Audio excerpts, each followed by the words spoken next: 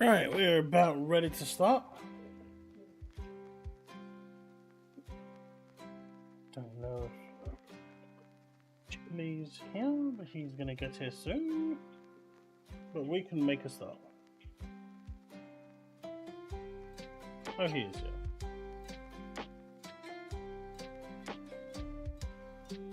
Your timing is impeccable. Hello everyone, welcome back to another stream. We are live. I actually tried to be ready from 7, but work is work. Work will always get in my way of doing things that I want to do. Pesky work. But how is everyone? Chille, how are you? Welcome to the stream. Thank you for, sparing the time today to co-host with me. There is a lot to talk about. Please let us know what you've been up to, what you've been doing, and chat. Same to you. Oh God, not already. Not already. Oh, it's a follow. Okay. I thought I was about to wear the pirate hat again. It's quite hot. That PTSD right there.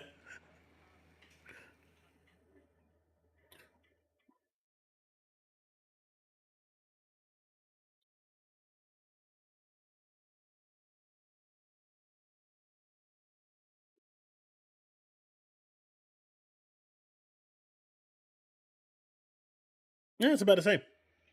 That's how it was for us in London as well. For us, it was 10 to 12.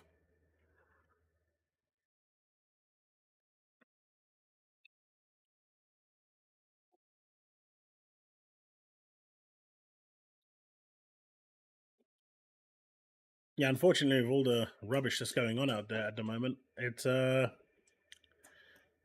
crazy, right?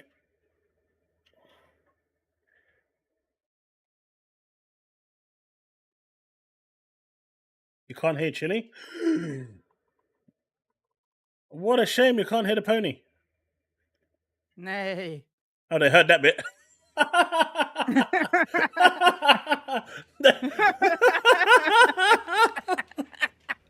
First thing they hear is him.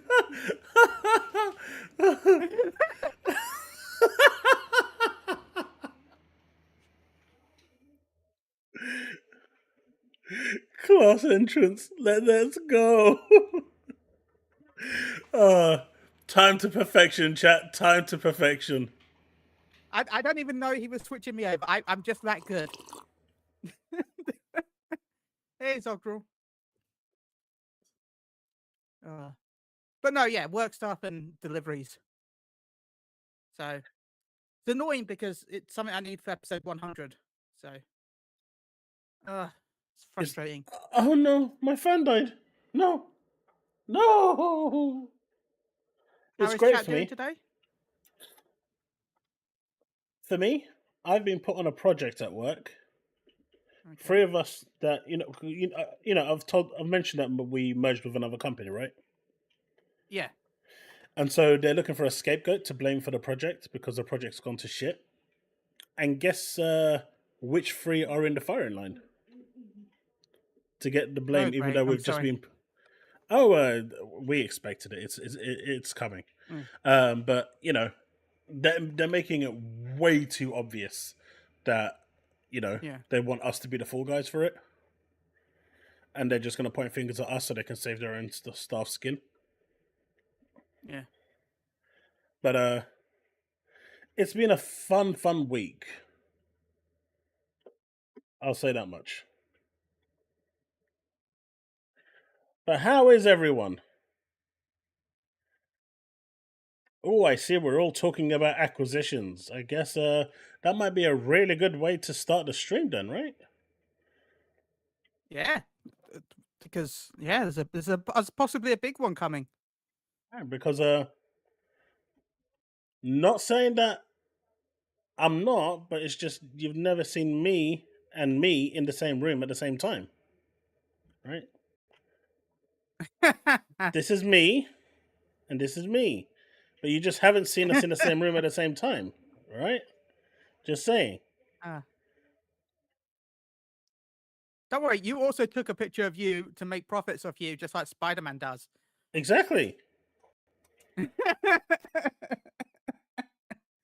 Man, I find it funny. No one ever finds that suspicious that like somehow Spider-Man's posing for the camera in the middle of the sky, and nobody questions that he had the. I guess nowadays with drones, it's not as bad, but like nobody questions that he somehow had it just perfectly set up, and Spider-Man decided to just pose for the camera.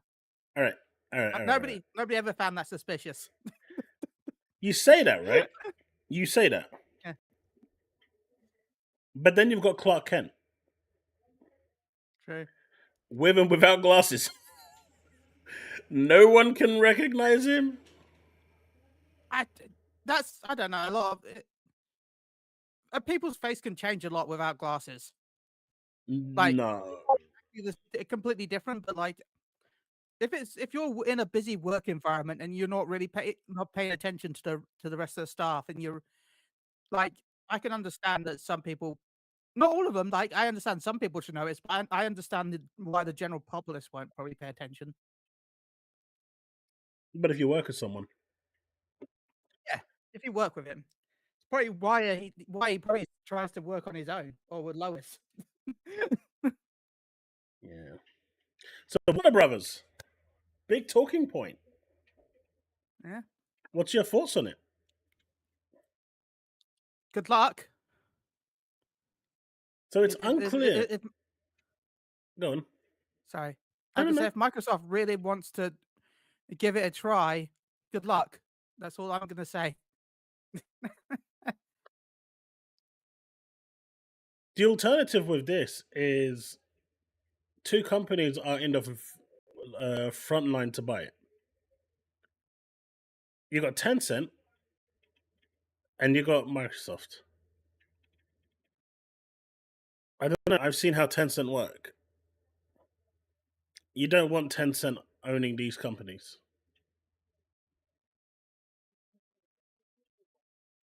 Yeah. They're just going to become gacha games, mobile games. I don't know. I mean, I'd say a Lego mobile game would probably be one of the greatest ideas that they've ever done. But they will monetize that to the living hell. $1.99 for a brick. Just like regular Lego. Yeah. How would it make digital Lego any different than physical Lego? Hey, look. At least with physical Lego, you can use it as a weapon of mass destruction. You just place it somewhere where they don't expect it, and the person that you don't like is going to step on it. You can do the same with digital Lego. What you can do is you can put someone else's debit card on someone's phone, and then that will cause mass destruction with their bank account. You are not wrong. That is actually a good point.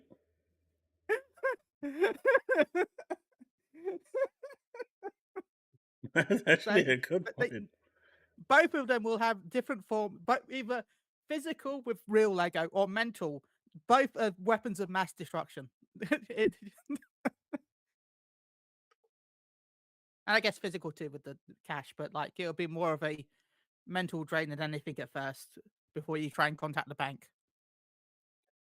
I don't want to do any of that. I'm just happy Apple was able to be kind to me this time. So who we got? We got Terry, we got Darkwind, we got Chille, of course, we got John, we got Byron Gaming, Brandon, BigMADMoe, Adam Stevens, Rog. Welcome to the stream, everyone. Ghosty, welcome to the stream. Scarlet, PS5 Blows, Shangri-La. Welcome, everyone. Jago6, welcome. Welcome to the stream. We've just started. We're talking about Warner Brothers, and it's clear that Warner Brothers has wanted to sell. I mean, Warner Brothers wanted to sell from a couple of years ago. They approached companies to buy them, but they were way too expensive. Not as expensive as ABK, mind you, but I don't think they just had the material. Mortal Kombat hasn't really been that popular for a while now. DC will print money if it's done right, and Lego will print money as well. But the others sides just haven't been firing on all cylinders. And there's a rumor going around right now that after the failed attempt to sell it the first time, Warner Brothers deliberately have doubled down on Suicide Squad purposefully to devalue the stock price of the company to make it more attractive to investors to come in and either buy shares, stock shares in the company to give it the liquid cash it needs, or simply for them to buy the studios that they need to offload. I wouldn't be shocked if that wasn't a thing that they were doing. Like that's probably why they greenlit Suicide Squad in the first place. To be honest, they probably had this as part of their long run. It's a shame, really, because I still I still like the idea of an online Batman game, but that's just me. It's just it was really done poorly.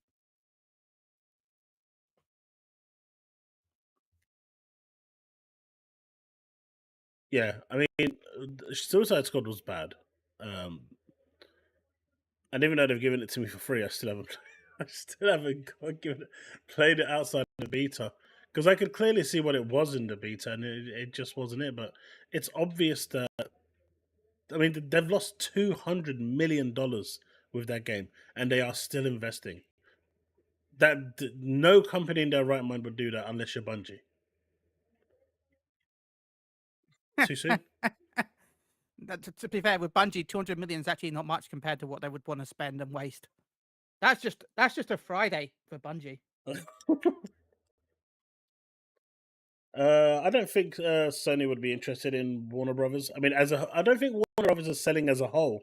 From what I understand, they're looking to sell the studios, a few of the And studios. plus, if Sony was interested in anything with Warner Brothers, in my opinion, it would just be the movies, not the games. They would be more interested in getting a movie studio than they would the game studio, probably. Yeah, I can Which, see of that. course, isn't the one. Which isn't, of course, the one that's the one not for sale. So, But also, but I right guess now, in some ways, if yeah, I was Sony, I would go for them if I could.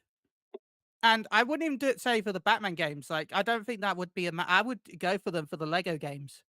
Because one thing Sony is lacking is a lot of, like, child-friendly fun games. platformers, like child-friendly games. And if I was Sony, out of all the licenses, I would drop Harry Potter, of course, because of the stuff that's going behind it. I'm not giving the reasons, but it's got a bad public image right now. So I would probably, What with but J.K. the Rowling? Lego, yeah, but the Lego games. No, I don't think J.K. Rowling is always I going to don't. be J.K. Rowling. Yeah. But for me, it would be the Lego games of course, I don't think Sony's going to do it because they can't afford it. But I mean, they've they'd got have to to get make up another. 3.6 billion now, don't they? Yeah. Plus, they'd have to get another. You know, Clan alone. Klarna line. I couldn't remember what the word. I couldn't. For some reason, I kept thinking of Timu. I'm like, wait, what? Timu No, it's loan. not Timu. Timu loan. Oh shit! You're supposed to be defending your team, not absolutely ruining them. Look, I can only defend the truth.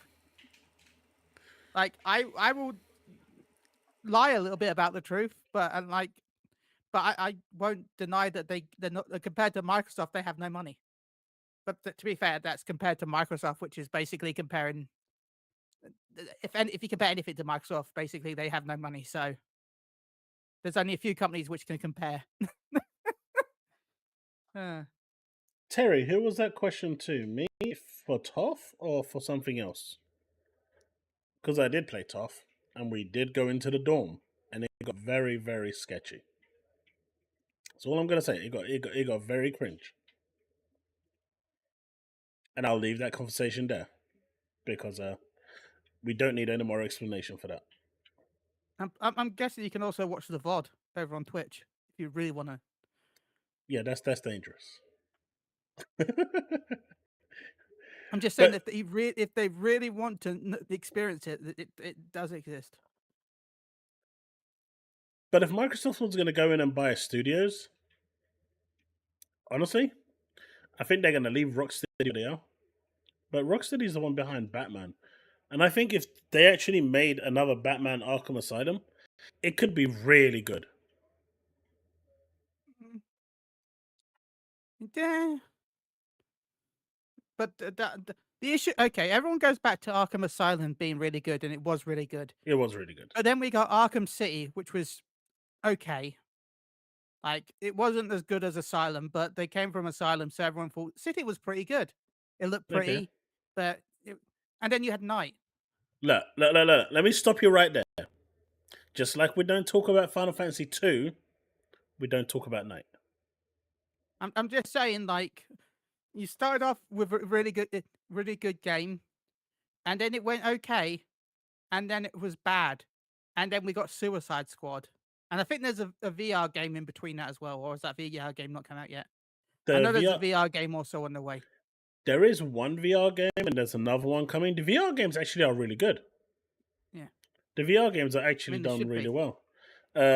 I just think the team behind the first game, the first game was kind of like streamlined, right? It wasn't an open world. When they went open world, it kind of Yeah, messed things up a little bit, but it still wasn't overly bad. It was okay. It was fun. Um, Knight just decided to do things that no one asked for, and yeah. they decided, hey, we're going to create the worst game ever because they clearly saw ET and took inspiration and said, right, we've been challenged to make an even worse game than ET, and so No, up no, came a you say ET. No, no, no, not ET. They were like, man, everyone really jokes about Superman 64. Superman 64 is what if we make a Batman version? and sign up Suicide Squad. Yeah. Hey, Woodpit,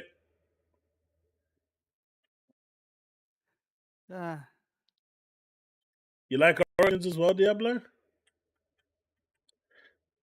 oh yeah, there was Origins, which was but that wasn't done by the main team, right? That was done by a different team.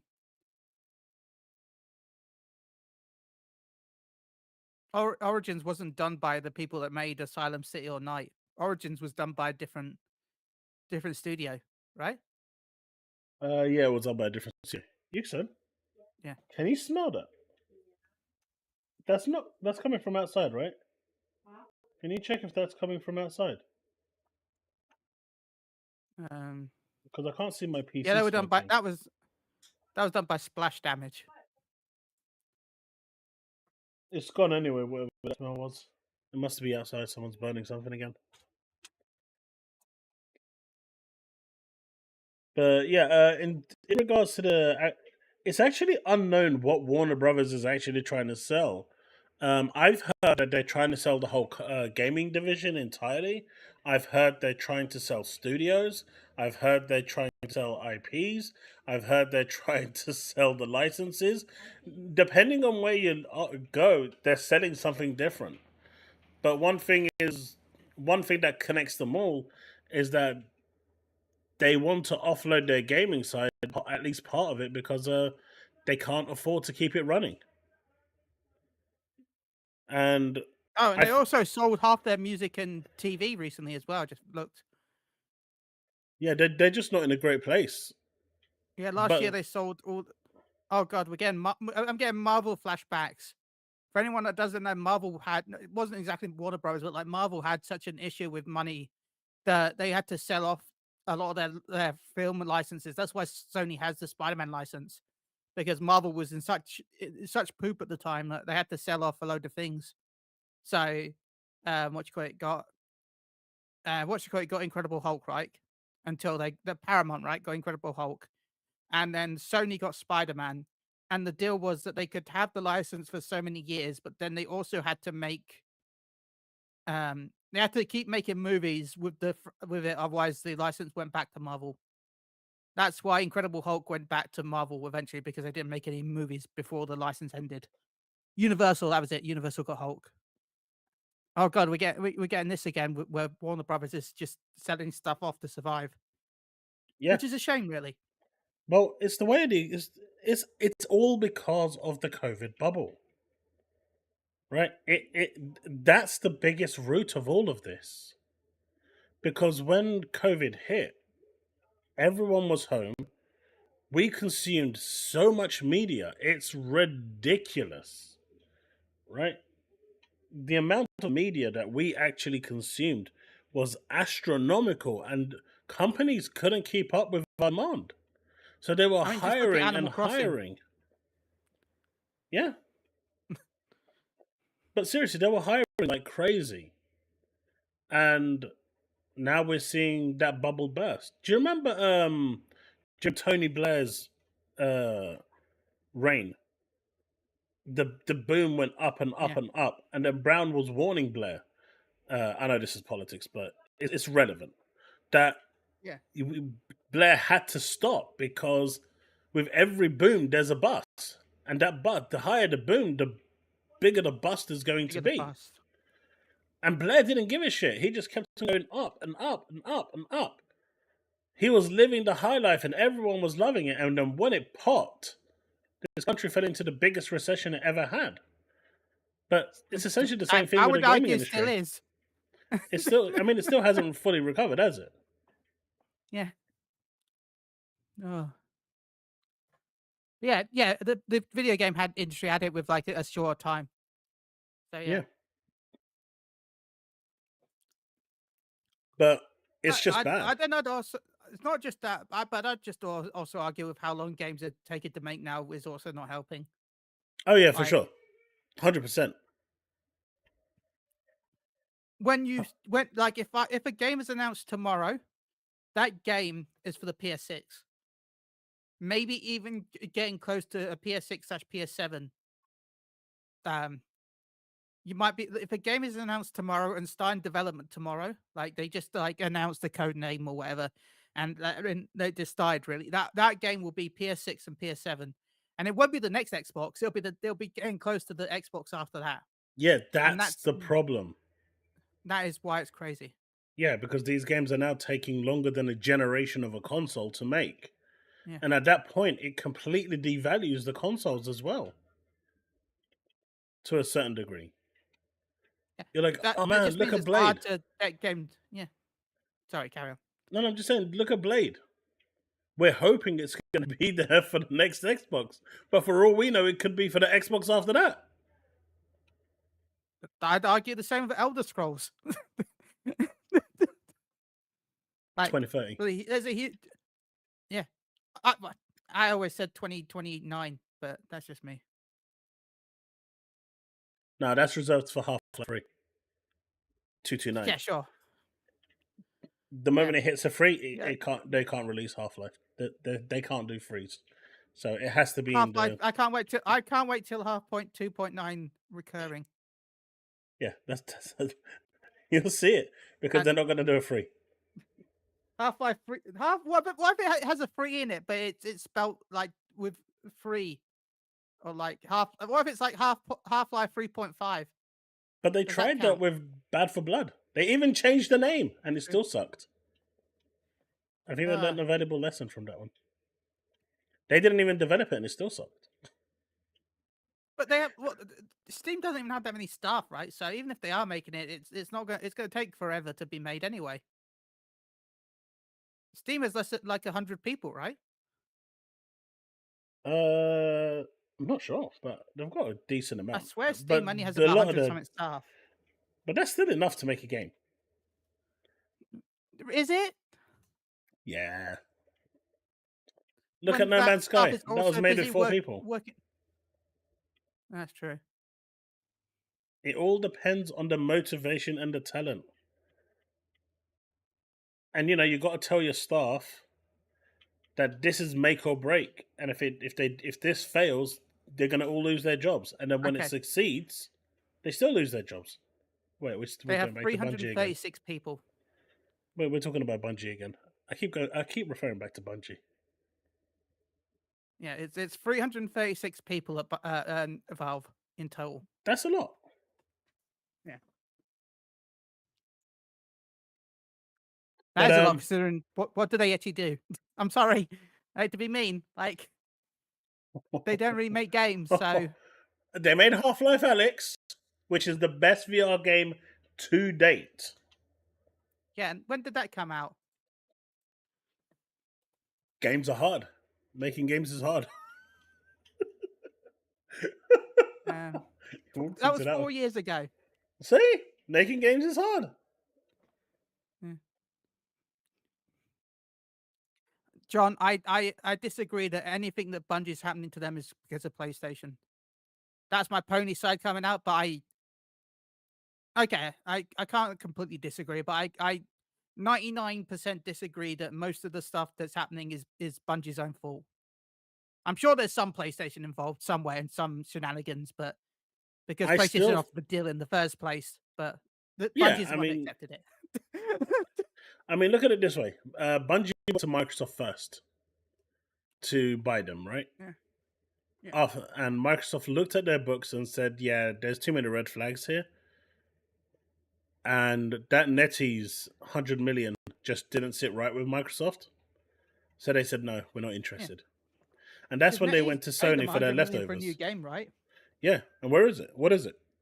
Yeah. That still needs to come. So Microsoft said no. So they went to Sony. Second dibs, second class citizens. They went to Sony as the last resort because all the good ones turned them down. But Sony looked at that and said, we're not interested in Destiny, we're interested in the talent. Yeah. And then the talent left.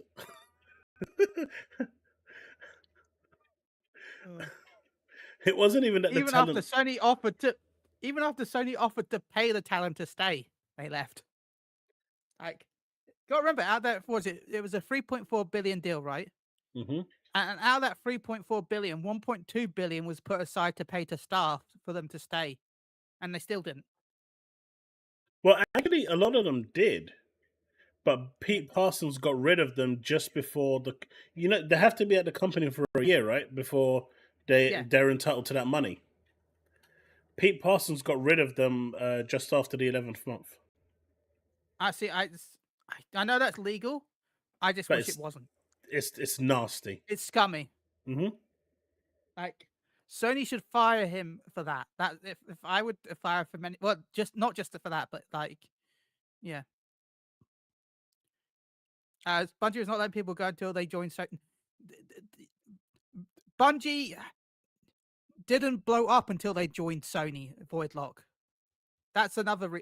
You got to remember, Bungie got incredibly big with Sony. Didn't they get to 1.3k staff?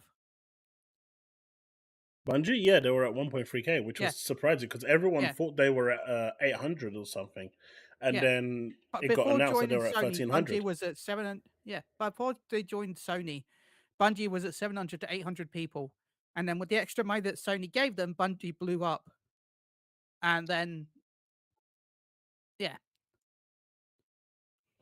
Yep, they decided to start. But I'm not saying that Sony didn't take any of the blame. Sony had some of it, but it's a lot of it's Bungie. A lot of it is Bungie. See, my thought process is this: Sony went into it hoping to make a quick buck. They believed that Bungie could actually make a successful Destiny. I mean, it had passed the test of time after all. But they also wanted to leverage the talent. They wanted to make movies. I mean, they said they wanted to do movies, TV series, anime with the Destiny franchise. They had big plans for it. Just for the movie side of it alone, the Sony Pictures side alone, they had big plans for it. But the problem was they weren't, that was what they showed on the front side. On the, internally, they must have been seething when Bungie turned around and announced that every game that they're going to make, regardless of whether it's an existing IP or a future IP, will be multi-platform and on everything. They were seething. And the only way you can say that this is true is because the first opportunity they've got, they've taken those incubation projects, made them SIE projects, which mean they're exclusive to PlayStation. And where they were originally going to be multi-platform, those projects are now guaranteed 100% PlayStation exclusives. And I'm actually hearing now people are calling for Sony to close, once they fully take over Bungie, to actually close down the Destiny 2 servers for Xbox. Please don't. There are people are actually calling on social media for Sony to do this. And I think Jay, I that said nobody forced Sony to buy Bungie. Yeah, nobody forced Sony to buy Bungie. But Sony was looking into the fact that games as service titles are a great way to make money big money. over time, like big money over time, so that can then that can also then help fund other projects. And as Bungie's had a successful air quotes, well, it has been successful, but not recently. Games as a service title with Destiny. That Sony was hoping that Bungie would be able to teach them how to do it for other titles. And so, though Sony wasn't forced to buy it, they were kind of in the pickle already. So it was their smart idea. I remember a podcast that I was watching some time ago. For those of you that remember me from the Anthem days, I jumped into one. I was watching it, and I can't remember his name. It's a white dude, but he was one of the lead directors on Anthem. He also, he was working for BioWare and he left. I can't remember his name though. If anyone remembers any of the people that actually left BioWare, chime out their names. If I see the name, I will definitely remember it. And they were talking about it, and he turns around and goes, Anthem itself was supposed to originally be like a single player co-op style game. It was never supposed to be this live service game, but live service games just bring more money and they last longer. And you make the game once, the assets are there. You don't have to rebuild the assets for a new game. You just build upon what's there. So it's a lot cheaper. And he explained how once you've got the initial cost for a live service out the way, maintaining it is a hell of a lot cheaper than it is to build a second game. And that's why live service games are actually lucrative. A lot of people say, maintaining a live service game and continuing going is really expensive. But he actually went into the nitty-gritty and was explaining, how that's not the case. Sure, you need to constantly make updates to it and content, but you're not rebuilding any of the engine. You're not rebuilding. Yeah, the engine's already done. It's just adding to it. We're reusing a lot of assets. Yeah. As well. So. And it's why I know a lot of people. I'm sounding more like a pony tonight than ever, but like it's why, even though I still think, but even though I'm defending it right now, I hate Last of Us, and I still think the idea of the fact that they remastered it was stupid. So I just want to clear that up before I say anything else. Why is this so weird that the pony doesn't like it and I like it? Continue. I still say that Last of Us 1 remastered was for multiple reasons. We all know that they were working, that it got cancelled, but they were working on The Last of Us Online, right? That was the thing that they were planning. So that would mean they would have to redo all the assets in Last of Us 1, so that because that way then they've got all they've got all those costumes and characters and stuff like that and zones from Last of Us 1 they can then implement into the multiplayer. It's all made, they just had to res it up. So my guess is they got everything being rezzed up and they were still working online. So they thought, okay, we've got the TV show. We've got all these assets already made. We'll just give it to another team to work on to actually just sell it so they can get more income while they're making the online game. And the same thing when the sequel, which was probably going to be trying to time with season 2 of the TV show. We're already up-resing all the stuff for the game anyway, for the multiplayer. If we're doing all these characters and outfits for the multiplayer game, they got cancelled, of course. Might as well just sell it again. Give it to the B team to work on while we work on the online, until the online, of course, got cancelled. That's why the PC version, even though it exists and it's fully done, is waiting for the TV show. So that's my view on Last of Us and stuff like that. Yeah, that's why they did the remasters. Well, the remaster was pretty much done for the TV, right? I mean, Jim Ryan openly said that they wanted to see if they could exploit the the player base to rebuy it during the hype of the TV show. I mean, he said it himself. I'm sorry. That's smart. I'm sorry, but it is. But you don't say I wanted to see if we could exploit an opportunity. You don't say that publicly. Come on. I'd rather be honest. No, you don't say that openly. And then that means the PlayStation community is like, yeah, we've been exploited. Let's go. You can't do that, man. Come on. Versus them behind doors going, ha ha, we've exploited them. I don't care. Just don't tell me that you're exploiting me. You think I don't know I'm getting exploited with these gacha games? Of course I do. They got big titties and ass. Same. That's it. Sign me up. I'm a simple guy. And yes, I would rather they remaster Jack or Daxter or Siphon Filter games, John. Especially Jack and Daxter. They won't sell. Oh, no, they won't. They won't sell. That's why they don't do them. Siphon Filter as well. That would be dead right away. Yeah. All of these games will die straight away. There's just no demand for them. Destiny 1 Remastered coming soon. Then Destiny 1 servers are closed down. I'm calling it now. I don't think they could remaster Destiny 1. Well, they'll go the what you call it route, Blizzard route, and call it Destiny 1 Classic or Destiny 2 Classic, and have all the sell a Destiny 2 Classic separate and have all the content that was vaulted.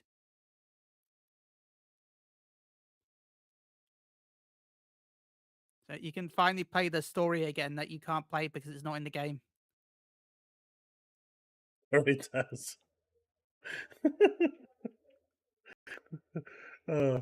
Sorry. He'll understand. But yeah, what is he sorry for? I'm confused. He's just doing me a favor in the background, and I'm constantly apparently logging him out because I wasn't aware he was doing it. But yeah, which studios do you think from Warner Brothers, if any, Microsoft would be interested in, Chille? Like, what would suit his portfolio? I mean, I'm gonna have to look it up because it's been a while since I've paid attention to Warner Brothers. If I'm completely honest, I just say everything. They should just buy everything. Randy, you said what would be important to their portfolio. So, portfolio, like I mean, what would if I'm gonna be okay? The Lego games, of course. Lego games, of course. That's not even a question. I think the Lego games. See, I think Lego games, but I think one that people are overlooking is Mortal Kombat. And do you know why I'm going to say Mortal Kombat? Can you imagine Mortal Kombat X Killer Instinct? That would be sick. That would be insane. A crossover with Mortal Kombat crossover and Killer characters Instinct. They have anyway. It could still probably happen. I know, but that would be crazy, right? Them actually making like a old, like, you know, on the old Sega Saturn where they used to have the Ultimate Fighters Mega Mix, where they had the Virtua Fighters and the Fighting Vipers characters in one game, and some randomly you had the Daytona car in there as well for no apparent reason, but he was like super sick. That would be so cool. But don't release it on PlayStation. Just release it on everything else. Well, this is the thing. If Sony decide to pull their games, the Bungie games now, off Xbox, even the ones that were incubating and kind of semi-announced, like Marathon and whatnot. They would own it. Oh, I just realized they would own another MMO. If Microsoft bought Warner Brothers, they would get another MMO. Which another one to add to that list of MMOs. Which one? At least one, right? What one? Yeah, the DC Universe Online. Oh yeah. I forgot that was a thing. They'll get another MMO to add to their list of load of MMOs that they have. Well, I say load, but they have what? Lego Mortal Kombat. Let's go! Imagine the fatalities. That would be so great. You joke, but I would like that. That would be so great. Decapitation. Even if it was just an expansion DLC that you could buy for Mortal Kombat. I think that would be cool. Everything besides who made that terrible Kill the Justice League game. They're the team behind the Batman Arkham Asylum games, no? Rocksteady. I mean, the name might be, but the company might not be. Yeah, that's true. What about all of Midway Arcade portfolio? Doesn't Warner Brothers own that? Oh yeah, Microsoft they have should. Hitman, right? Yeah, no, the portfolio is huge for Warner Brothers. Yeah, I'm They're looking at like the 7 Wikipedia. different studios. Yeah. Um. Feel free to share your screen if you want, or I can Nah, bring it no, I'm up. good. Uh, but yeah, as Void says, those devs are gone. Like it's not the same. It's the same as a lot, like, same as Bungie, where it's Bungie, but not really anymore. Oh yeah, Bungie's finished. It's like I hate going back to poop on Bungie because I owned Destiny 1 Collector's Edition. I own the original Destiny 2 Collector's Edition. I still have my Ghost. I don't know if I can ever charge it because I don't think I have a micro USB anywhere, but I still have the Ghost with the original voice actor. I have tons of Destiny 2 Iron Galahorn codes that don't work anymore because it's too old. VR.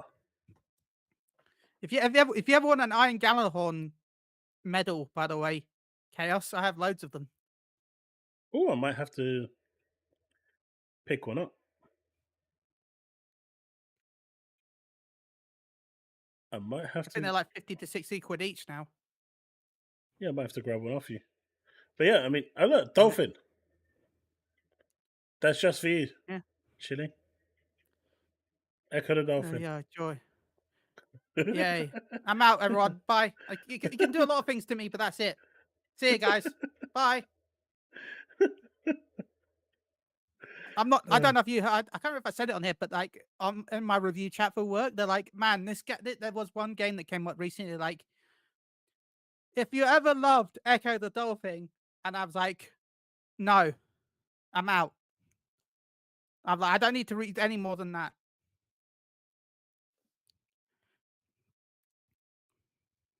Yep. What's wrong with Echo the Dolphin? I was a child and I couldn't work out how to control it.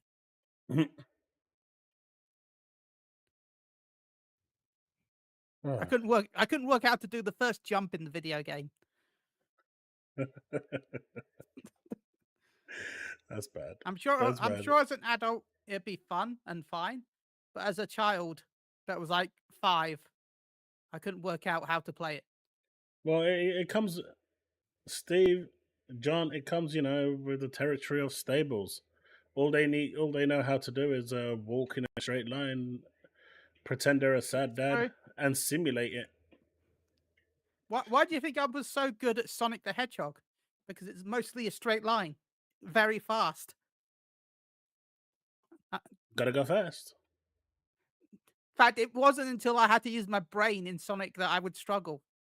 Like, and you all struggled on that level. You all struggled. You Yeah, all struggled. You can't Casino deny. level was dope.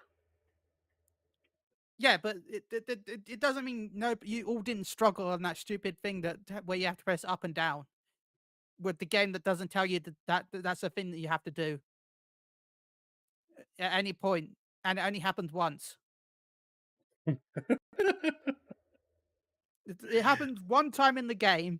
The game doesn't tell you how to do it, and it has no reference to it. Somehow you should learn that you got to press down to go up, and that you got to press up and down with momentum to go down.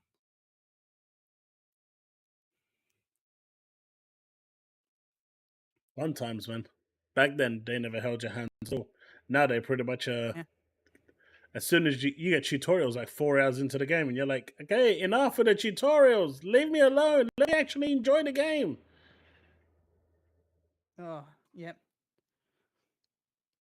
But yeah, I think NetherRealm would be a good one. Lego would be a good one.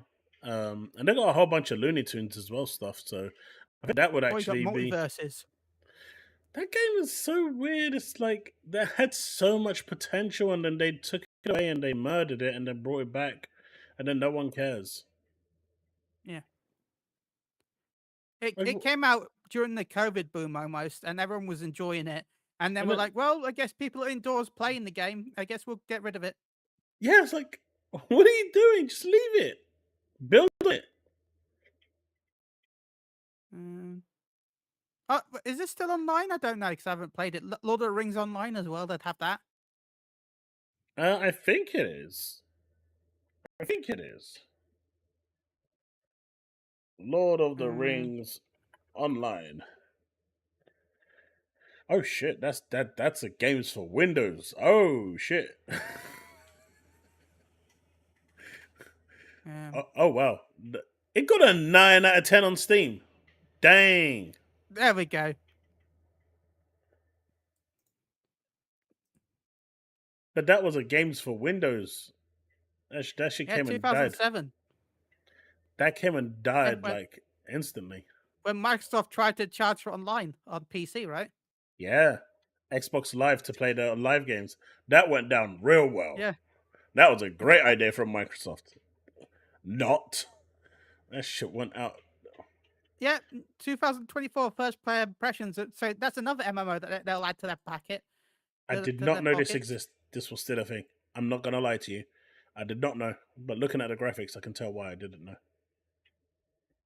Yeah, it's basically an slightly improved Final Fantasy 11 when it comes to graphics. I think 11 has better graphics. Yeah, I would agree. Especially with Reshade. Oh, that game looks beautiful. Yeah, but that's I can't disagree with that though, because I'm sure that this also has a reshade. Ah, come on. This is in 2007, 8. That was 2000, like 10 years before. We're talking prehistoric dinosaur years when 11 came out. 11 was what, 2002, 2003? No, 2000. 2002. That's when it came out in the East. I mean, the West. No, that's when it came out in Japan. Nah, it was out on. No, It came out on PC first. Right now. Yeah. I was playing. I saw it running in 2001.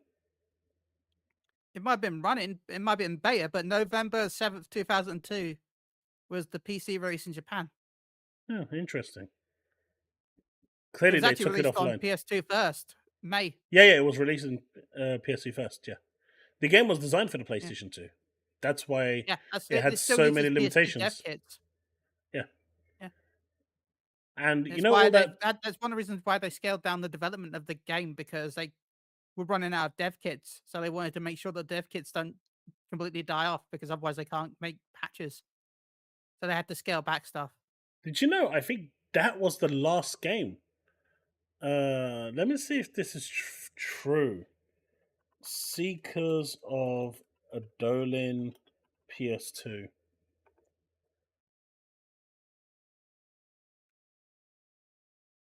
I think it was. What? Seekers of Adolin. PlayStation 2 support for Seekers of Adolin is available in Japan, although Square Enix was not dropping PlayStation 2 support for Final Fantasy 11 as a whole at the time of release. Seekers of Adolin content is not accessible for Final Fantasy 11 for PlayStation 2 outside of Japan. They actually still developed an update, right? They made this update for the PlayStation 2 in 2013. And this company will not do a pixel remaster for Xbox. Well, you do know that the PC version uses the PS2 dev kits, right? I don't care. What? Okay. You're saying that, right? Yeah. My emulator can run this shit. My phone can run this shit. My Etch-a-Sketch can run this shit. And you're telling me that they can't make this on Xbox, and they're re-releasing the Pixel Remaster, and again, Xbox is omitted. Well, to be fair, they're just releasing the ROMs that they've already made now in a physical version. These were already available in physical version anyway. What I'm saying is, I've got a physical version. I've got a physical version of this. I thought that it was only available in Asia. No, this came out in the West. And they sold out instantly, and now they're re-releasing it. Yeah. Oh, I guess that was why, because I think the Asian version had a lot more copies, and it was also still in English. So The one that came out originally. Let me see if I can find it. Hold on, I'm pretty sure I've got it. One sec.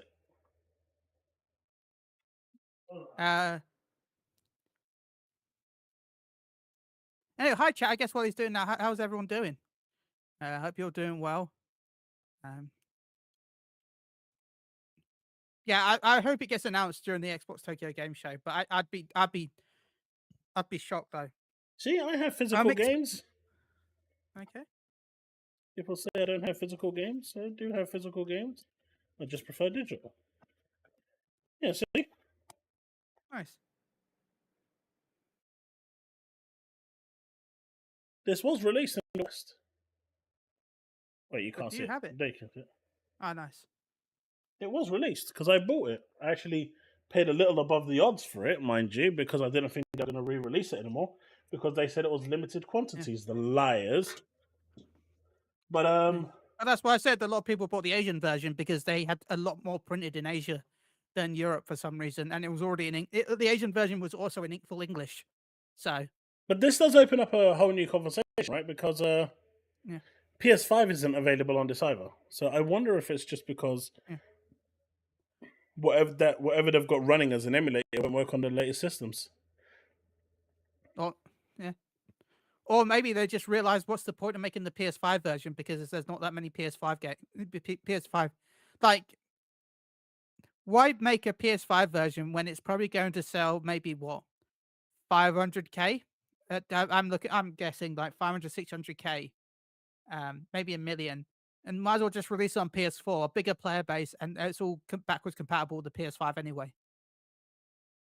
Maybe that's why they didn't release on Series S and X because they can't release it on the Xbox One. Yeah, I'm starting to think that Microsoft is blocking games going to the Xbox One, and that was preventing these games. I can't imagine for the life of me why they wouldn't do it. I mean, the actual cost would be zero. Outside of printing the box, I mean, don't even make it a box product, right? Make it digital only, so it's even less of a cost. It's just the ROMs housed in an emulator, and that's it. It doesn't make any sense to me. That makes no sense to me. By the way, I was tempted to buy it again, but it's like 60 quid. I'm like, nah, I'm good. It's actually £51 at the moment on PSN.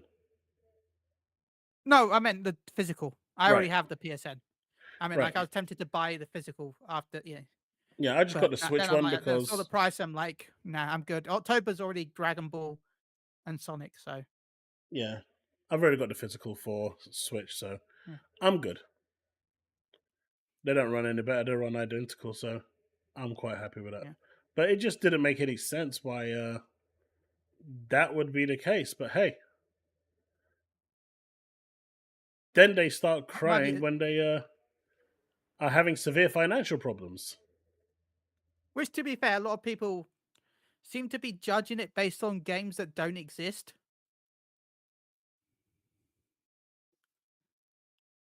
What's that?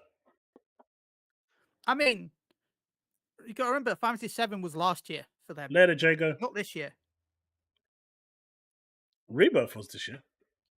No, Rebirth was last year.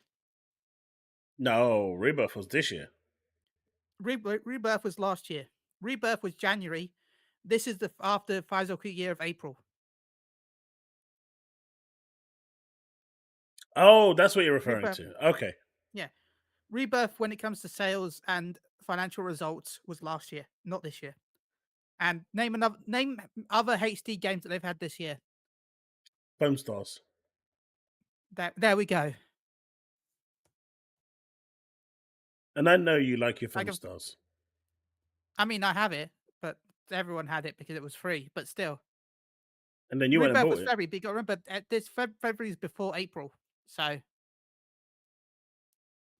it was this year for normal calendars, but for actual physical results, it would be last year. I'm not sure because they're still HD game net sales down due to the decline in sales of new titles compared to last year, which had Final Fantasy 16 and Pixel Remaster. So it is actually including Rebirth, because certain companies don't run their financial year by April; they actually start from January. Yeah. So it looks like maybe Square Enix does run from January as well. Yeah. Because I think Microsoft actually runs from January as well. They don't do April to April. Yeah, because some companies do April, some do Thanks, Taz. May as well, right? Yeah. But it's mostly April. Hey, Talos. But yeah, I mean, Final Fantasy 14 is pretty much keeping this up alive in the mobile division. Yep. All those exclusives going to PlayStation don't seem to be doing anything. I mean, it's not the first time that an online game has saved Final Fantasy and Square. I'm just saying that their exclusive plan just wasn't working because PlayStation players don't buy games, right? Yeah. They just don't buy them. Huh? If they did, then clearly the sales would prove it, and Square Enix would stop saying that they're disappointed in the amount of sales that Final Fantasy VII Rebirth did and 16 did. Yeah. I can't deny it. It should come to PC And Xbox and to PC and Stadia. and Switch too. Have you heard about the Switch 2? Not much. Release. Not really. Oh, there's some really bad news about it. Okay. Let's see if I've got it here somewhere.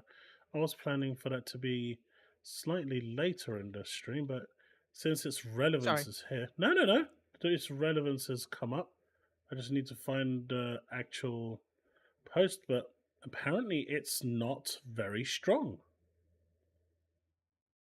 I mean, what are they comparing it to? Considerably weaker than what they originally heard the specs were going to be. It's basically going to be on par with a Steam Deck, and that's not very powerful. No, the Steam Deck's powerful, but the Nintendo Switch 2 will be almost on par with a Steam Deck, so it's going to be weaker than a Steam Deck, but software limitations could impact the system heavily. That's really bad news for the Switch 2. Oh.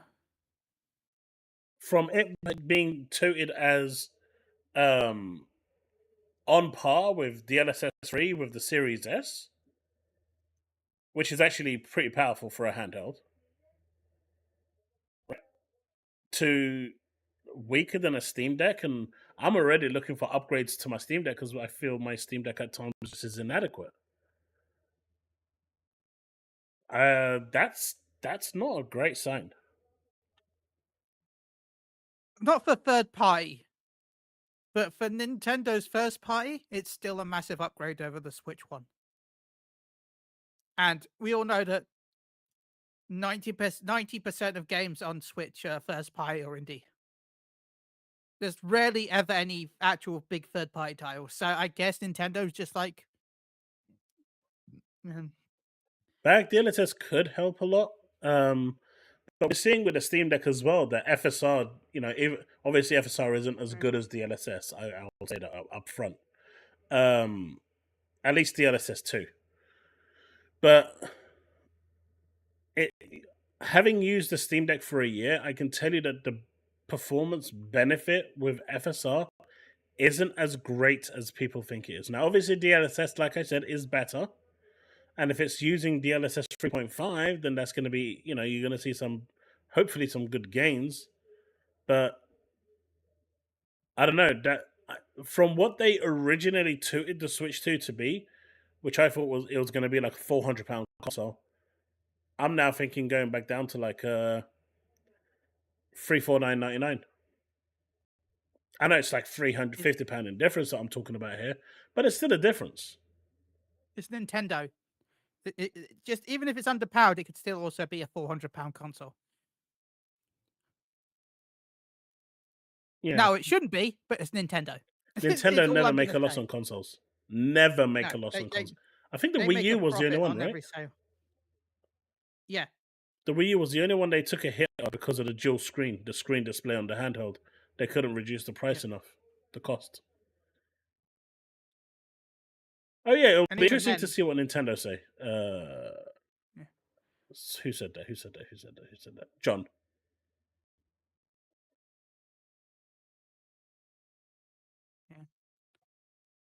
Yeah.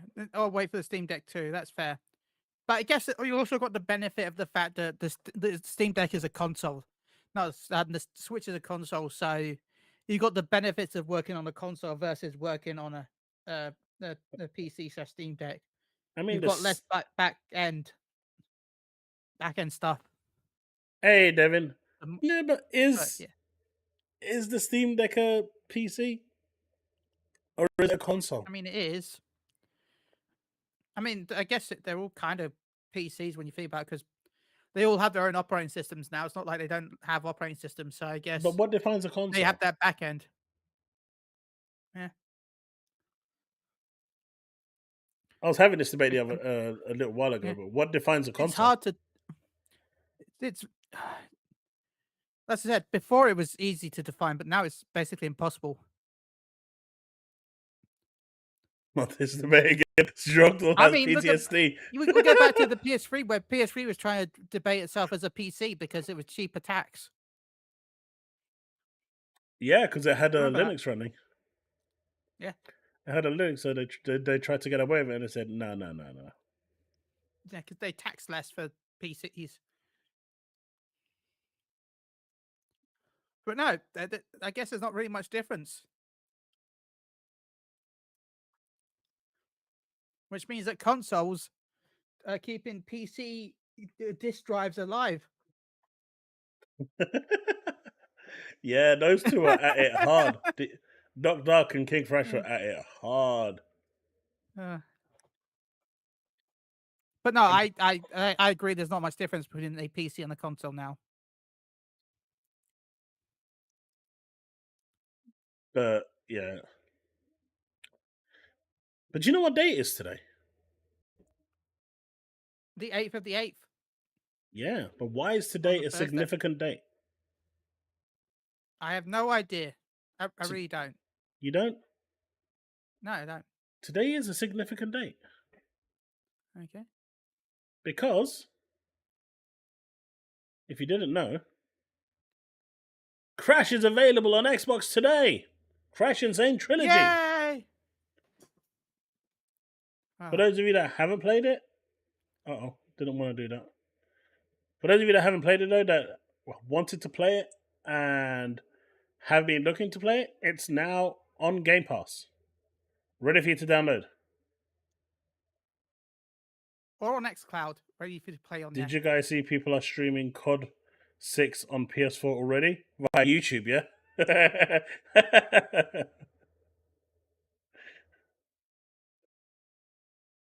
Crash is better than Spyro? Yeah, I'd agree with that. I prefer Crash. I disagree. I prefer Crash. Can I disagree and agree? Wait, how can you both disagree and agree? Wait, if we're talking as an overall franchise, Crash is better. But I think Spyro the Dragon 1 is better than Crash Bandicoot 1. But Crash Bandicoot 2 and 3 are better than Spyro 2 and 3.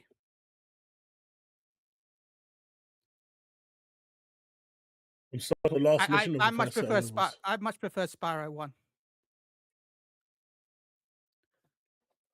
Already on the game and Crash Bandicoot 4, which I'm still trying to finish. What do you want my phone? Yeah, I found the charger. Get me a drink as well, please. Yeah. Cheers. But yeah, Crash is now officially available. In fact, there is one other game that came out to Game Pass today as well. I thought I actually had it here, but I don't. It's called Creatures of Avara. For those of you that haven't heard, it landed on Game Pass today. So if we just go to Game Pass, I've been meaning to try this out. I haven't actually had a chance to try it out yet to see what it's like. Creatures of Avara. Where is it? That was actually quite cool what they did and funny. That went on for ages. Creatures of Avara. Has anyone actually tried this? It's available on the cloud, Series X, and Windows PC. No real video for it, but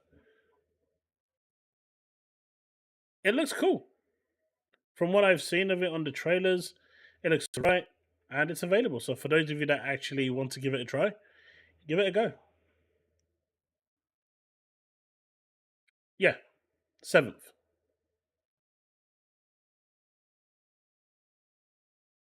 But I wasn't streaming yesterday, so it's still news.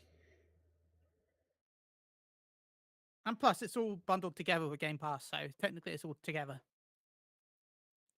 So. Did I say Avara? I don't, yeah.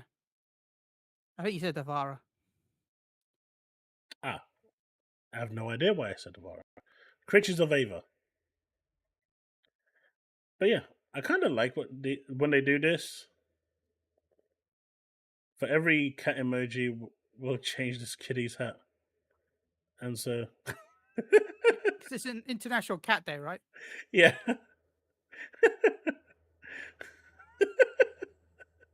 So people post. Oh, God. I like it. They did one with Sonic as well. They said they'll extend his neck for every time someone posts something. And it pretty much went out of the stratosphere. Uh-huh. But yeah, See, I this like is it. good. This is cool. I like it when they do social stuff media like this. interaction's good. Yeah.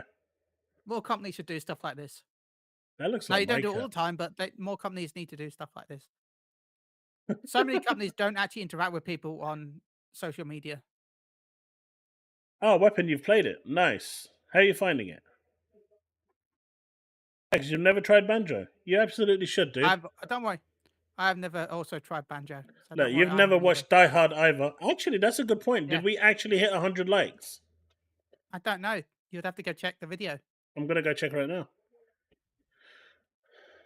And I'll have to find where I can Whoa, watch whoa, whoa, Die Hard. don't Wait, no, stop, I don't said stop. Indiana Jones anyway. I said Indiana Jones. I have to go find Indiana Jones, which is on Disney, I think. What's wrong, you said? Ram said the car was going to their mum outside. The what? Ram said the car was going to their mum outside. The call is coming from outside the house. No. It's a running joke I have with the missus. Ever since she was a young girl, when it's kind of the car. She's scared of cars rolling back. When she's inside a vehicle because her dad crashed. Well, when I say crashed, that's an overstatement. It kind of just rolled back 3 steps and hit the car behind her, but she kind of has PTSD. So now the kids, when they found out about that story, where we park is on a hill. So as she's getting out of the car, they keep saying, "Mum, the car's rolling." So she clings onto the car door like she's going to hold on to it and stop it from going. The laws of physics leaves her at that point, and she thinks she's some kind of She-Hulk. It's chat. It's at 96 likes. We failed. 96 likes if he gets 100. We failed to get Chille to watch Indiana Jones. You know what? I said by the end of the weekend, so you still got what, 2 days? I said by the weekend, so that's what I said. And that stream got demonetized. I don't even know what for. They won't tell I'm sorry, that was my for my voice. I don't know. No, they said there was content in there that was deemed unsuitable for Again, audiences. they just didn't like the pony being on there, so I was considered unsuitable for your audience. All right, we only need 4 likes on this, so get 4 likes on there, and we will make Chille watch Indiana Jones. Come on, chat, you can do it.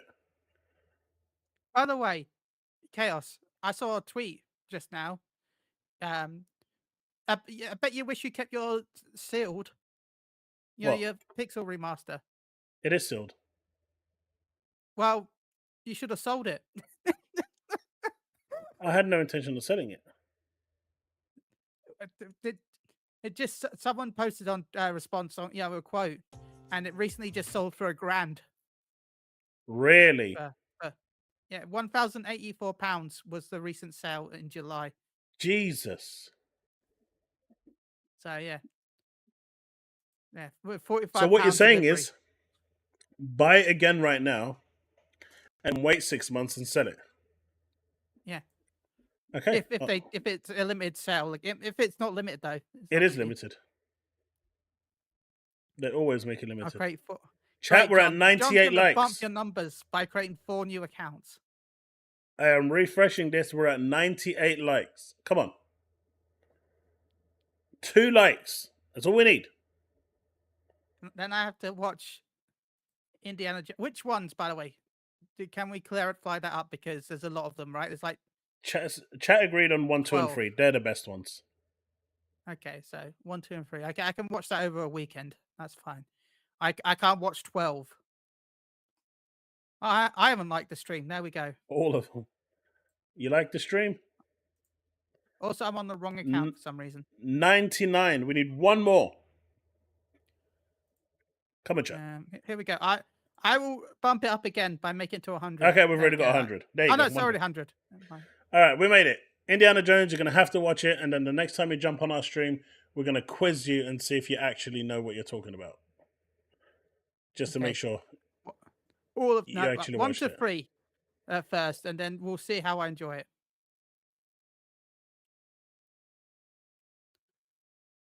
Damn straight. But see, look at me, Chaos, helping you hit like goals. Steve gave the hunt. Wow, you didn't even like it after all that crap I said about what is it? The dodgy Gears of War and Batista and playing as Marcus Phoenix and Vin Diesel playing Dom. I thought you would have appreciated that. What a and the efforts that I go through to please this guy. Right, Chille?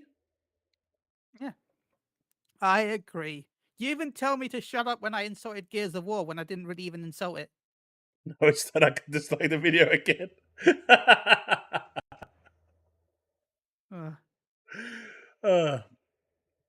So, some more gaming news, because we need to do more of that in these shows. Lollipop Chainsaw, for those that are interested, the remaster is pre-orders are now available, and if you actually pre-order it, you get it for a cheaper price than it does on retail. So on PlayStation 5, you get 10%. You get 10% off on everything if you pre-order it now. If you get it early purchase, I guess maybe a few days before release, then it looks like it's still the same price in most places. Xbox, for some reason, only gets a 5% discount. Steam doesn't get... Well, Steam gets a full discount. Xbox is the only one that gets shafted from an early purchase. Surprise, surprise. But if you pre-order it from now, you get it for $40. There's no physical. I can see why. Did you see the small text on the PlayStation version? PS Plus required. So, although it's 10%, you do need Plus to get the 10%. Versus Xbox, where you just get the 10% discount. And a 5%, yeah. See, Sony's still trying to nickel and dime even now. See, I see. You might have been pooping on Xbox for that, but like the pony defended Xbox once again. Chaos, have you played the OG Xbox of Indiana Jones, which was... Yes, I did. I did. I like Indiana Jones. I'm a big fan. Wow. Jesus, Chille.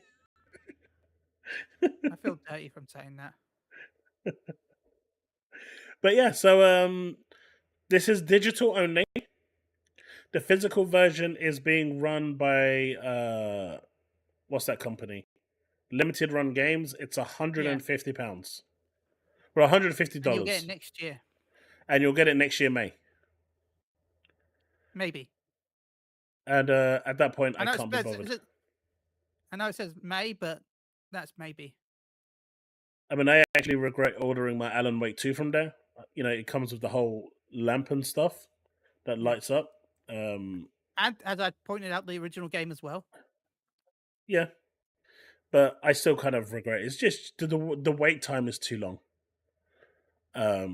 They need to speed up that process quite a lot.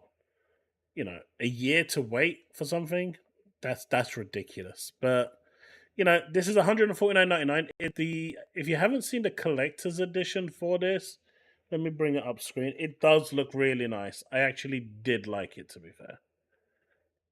And it was a fun game. I wouldn't say it was a great game, but it was a fun game. Which one? Lollipop Chainsaw. Oh yeah. Like, would it consider a masterpiece? No. Was it a good mindless game to play? Yeah. Yeah, it had no. It's not one of those. It's not the only plot is the character, Leaf. It has a great plot. What are you on about? Yeah, it has big juicy plot. Yeah, the plot's great. What more do you want? And yeah, So plot, this plot is is right in your face at times. what more do you want? This is the collector's edition from Limited Games for $149.99. Available on PS5, Series XS, and Nintendo Switch, which I think is actually this one isn't bad compared to the Alan Wake one. Alan Wake one, you just get a freaking Yeah. lamp for $200. This one, at least you get a figurine that you can put up that you might not be able to put out Oh, in you didn't public. mean Lollipop Chainsaw. I'm sorry, Leaf.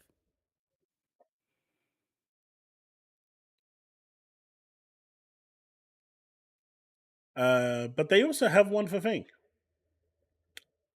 Beyond Good and Evil, for those that are interested.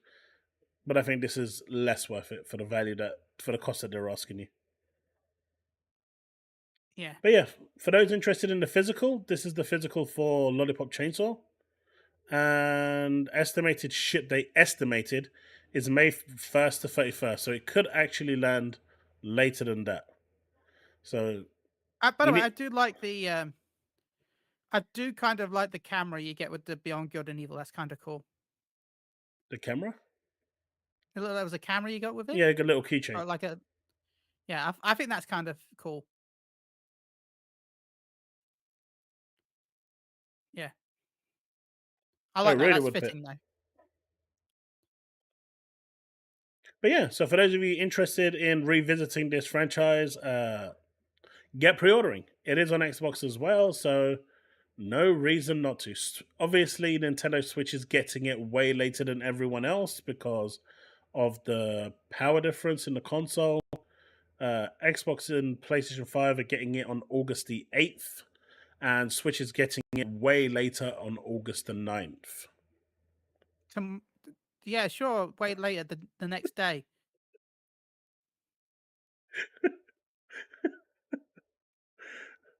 That could just literally be time zones. It's still later. That could literally be time zones that's causing it. Making me feel bipolar having Kellen's drug up. I'll work on the other tab.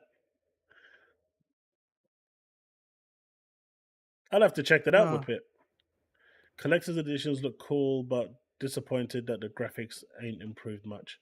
I think they've improved a fair amount over the original. The 361 was running at what, 480p? So it looks much nicer. Obviously, it's not next genified, but you know what? A lot of the games that are out today, I'd be like from yesteryear. I'd be happy if they just remastered them and released them with slightly with better controls than they had back then. I'm gonna say Fix the controls and then re-release them, and I think a lot of them would do really well. I think a lot of games from the past are just they don't make the games the same way, in my opinion. I think games today are so padded with side quests, collectibles, and most of 90% of them are just brain dead rubbish anyway. You just didn't have that back in the day, and so I think depending on the game, I think it would do really, really well. For those of you on GeForce Now, Visions of Mana is coming to GeForce Now. It's going to be available, so if you get the PC version, you can play it. You can even play the demo right now. I really enjoyed it. Yeah, I really enjoyed it. Yeah, it's a good game, wasn't it? I'm probably gonna pick it up, to be honest. You're gonna pick it up on Steam, I'm gonna right? be completely agree. I'm gonna see if I can get a code. No, PS5. But I'm going for PS5. but you're a pony. Why would you buy it on the PS5? What? Ow, my brain. I broke his brain. That hurt. That you made me think for a second there. Yeah, I'm gonna go for the PSP.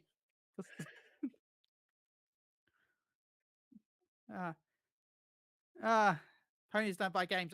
I'd buy them occasionally. The issue is I'm too busy playing Final Fantasy 14 to buy other games. But one thing that I've actually been realizing, right? Like me personally, Yeah. Because I don't get to game in front of my TV and PC as much as I'd like to anymore. Yeah. I'm usually just around the house. If I'm not working, I'm just chilling on the sofa because I'm just exhausted. And by working, I mean I've got a 9 to 5 job, which I'm slaving away on. Then I make videos, I do streams, I do these sorts of gaming streams and whatnot. So I get very little time to actually have some gaming time. I actually often find myself picking up the Steam Deck now to play games more often than not. And whether I'm playing through the cloud or through the Steam Deck natively, being able to play the games on a handheld PC or console, depending on what you want to call it, is actually very attractive to me now. And I actually get a lot of gaming done that way, even if it's just me remoting into my Xbox. Because if my kids are on the PC, then I'll have to remote into my Xbox to play it on my Steam Deck, or remote into my PS, I've always whatever. thought it's a good idea. Like, I've always thought the idea of I've thought native is always going to be an issue because of power. You're always going to have it's always going to be a huge power drain having all that hardware in such a small device. It's just battery lives. Batteries haven't improved at the same rate that hardware has. Hardware has leaped ahead of batteries, which means that batteries would die. But I understand. I think cloud gaming is a good idea. Like, I just think that's like remote play. I've always been the supporter of remote play on PlayStation, and I'm the same with X. I think remote play is good. I think it would, but that means a lot. But I think this is why the next, the handheld for Xbox can't come soon enough. Because I would use the shit out of that. Like if we could play native and remote play at the same time and play the cloud, that would just like be the ultimate system for an Xbox gamer. Where you could, play leveraging the power of your console through remote play if you want to, if you're not able to get to the console. Play it natively if you want to, if you've got the, if you don't have the opportunity to remote play, or, play through the cloud. And I think, I really think that the Xbox handheld that's coming, I really think that looking at the way Steam Deck is actually doing things, and the way it's actually increased, in my opinion, the uptake of games on Steam for people, and looking at that as a win and making sure, I really hope that they incorporate that into the handheld that's coming for Xbox, because I think that's going to be a massive game changer for them, like huge game changer. Oh, I agree. By the way, before we move on from Visions of Mana, I will say I do think it's a little stupid that they've got an early access pre-order bonus. What? Well, not pre-order bonus. If you buy the collector's edition of Visions of Mana, you get 24 hours early. Why? Yeah, so look up the Vision of Mana collector's edition. It has a 24-hour early access to the game. This isn't going to be something I'm actually going to want to buy, right? I mean, right? It's a digital collector's edition. All it comes with, have you played other Mana games? I have. Okay, the collector's edition comes with outfits and music from the old games. And I think it's like 20 quid more. Like I said, this is the first one I just found. Because I think it's It comes with a plushie. PlayStation, but I think I'm thinking of digital. I guess there's a physical collectors as well. I'm looking at digital collectors. It's PS5 Series X, standard edition, collector's edition. Oh, god damn it, I want this now. There you go. I got him. I got the pony. He wants to buy a winged pony. I knew it. The pony would obviously want to buy a winged pony. Who would have thought that the pony would want to buy a winged pony? I hate you.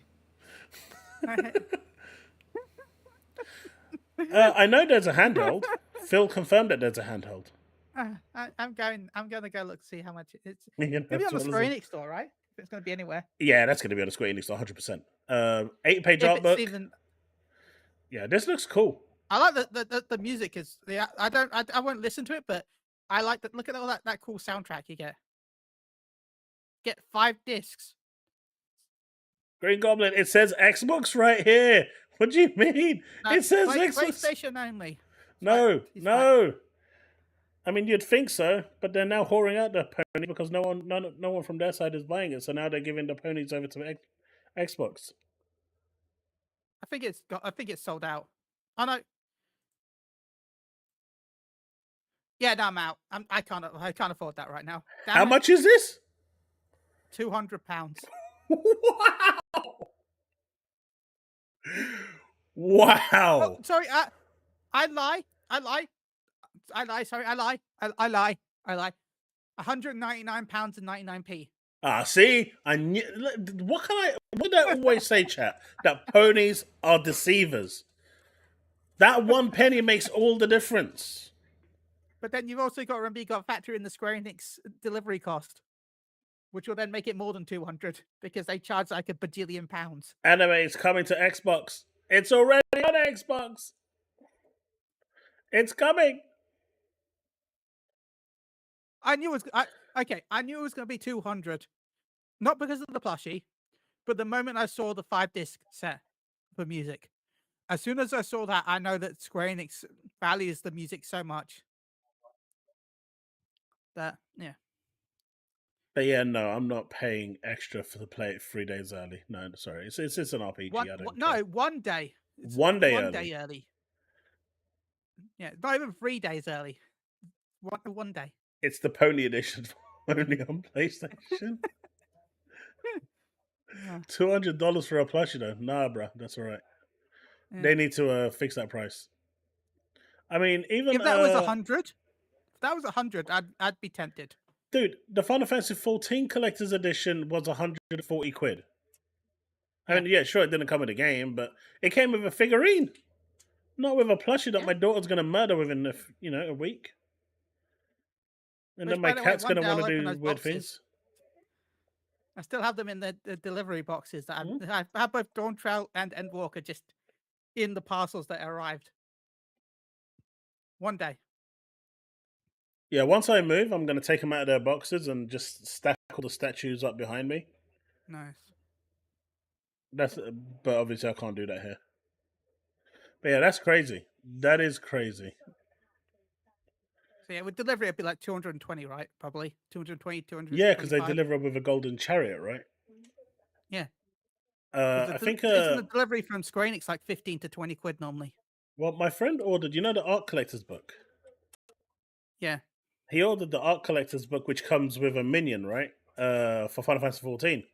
And so the book was like $19.99, but shipping to where he was in Poland was $34.99. Yeah.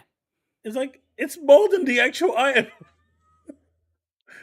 And then also the shipping doesn't make sense, right? I've got the little mini Aether, right? That they sold. It's kind of cool. It glows. It's a tiny Aether I've got on my desk, right? Yeah.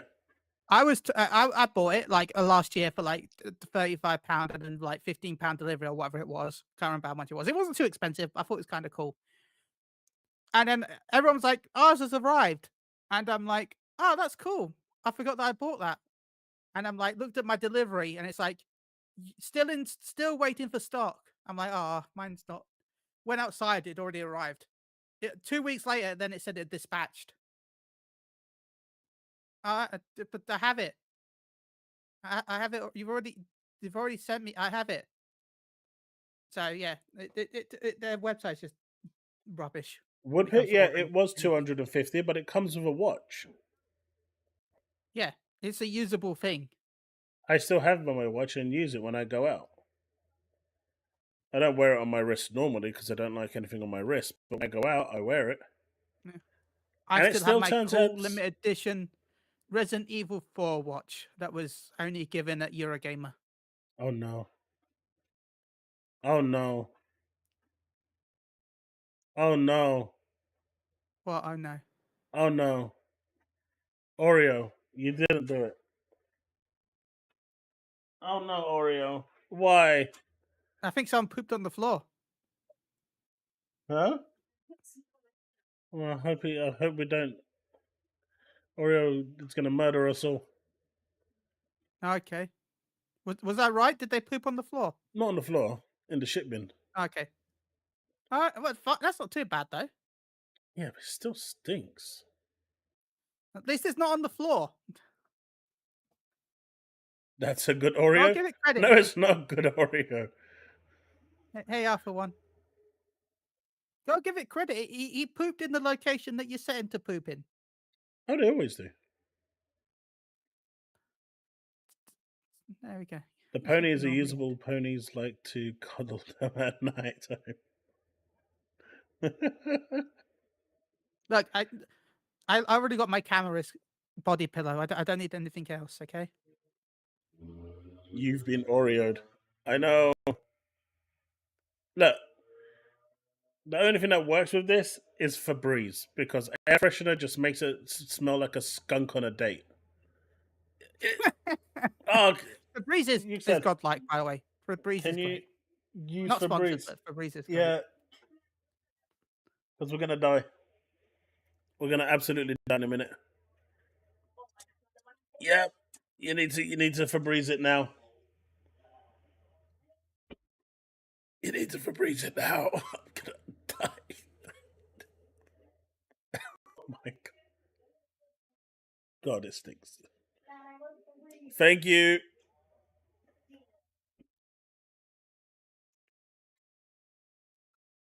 No, you need to spray the Febreze over here.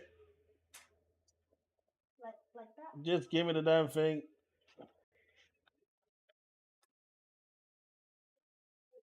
Okay. No, you can spray it over there near his thing as well. Okay, that's better. God, I literally did get Oreoed. Oh, God. But has anyone seen this news? I've been getting surveys from this company for over 2 years. And their surveys are pretty long. But they are now looking for investors or for someone to basically buy them. Because they can't afford to make the game they want to make. These is the same people that made Gears Judgment. So I think this would actually be a pretty good pickup for Microsoft.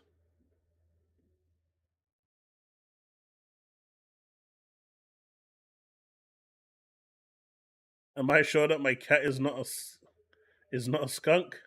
I do wonder sometimes, Green Goblin. I do wonder. I wanted to double check, but they also made another game, right? Bulletstorm. Outriders. That was what I was thinking of.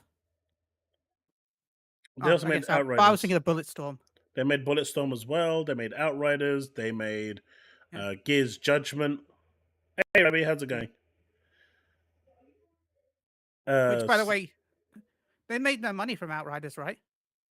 Yeah, because Square Enix screwed them over. Well, they kind of Square Enix screwed them over, but it was also their own fault for not doing the contract properly.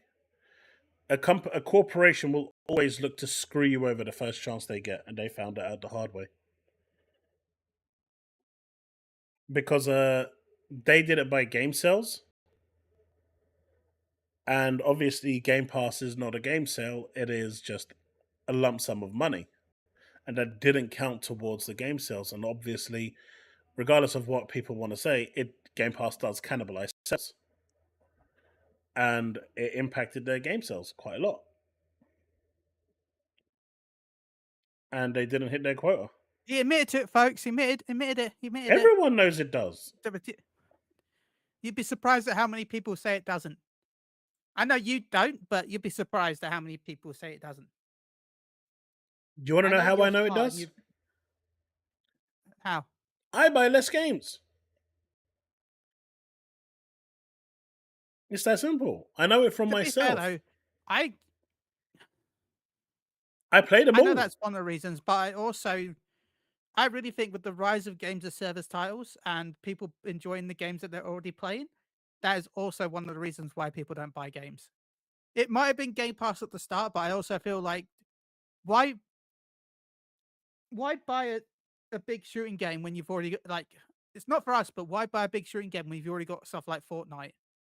Like, Uh, people are already invested the money and time into Fortnite. They're not going to invest into another game because they already Call of Duty is what, like, they've got Call of Duty. Like, there are so many.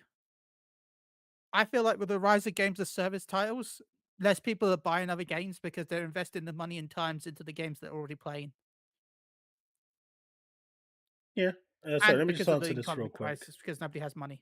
You're right, Steve. But Rebby, you can ask any question you want. I know you reach out to me on Twitter quite often. I just don't always have the time to respond. So when I've got time to respond, I do. Um, but I don't mind you asking questions. I don't mind anyone in my chat asking questions. If I know the answer, I can give the answer. But if I don't, all I can do is give an opinion. But I don't mind people asking questions. Anyone's free to ask a question.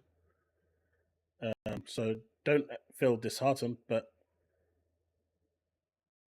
yeah,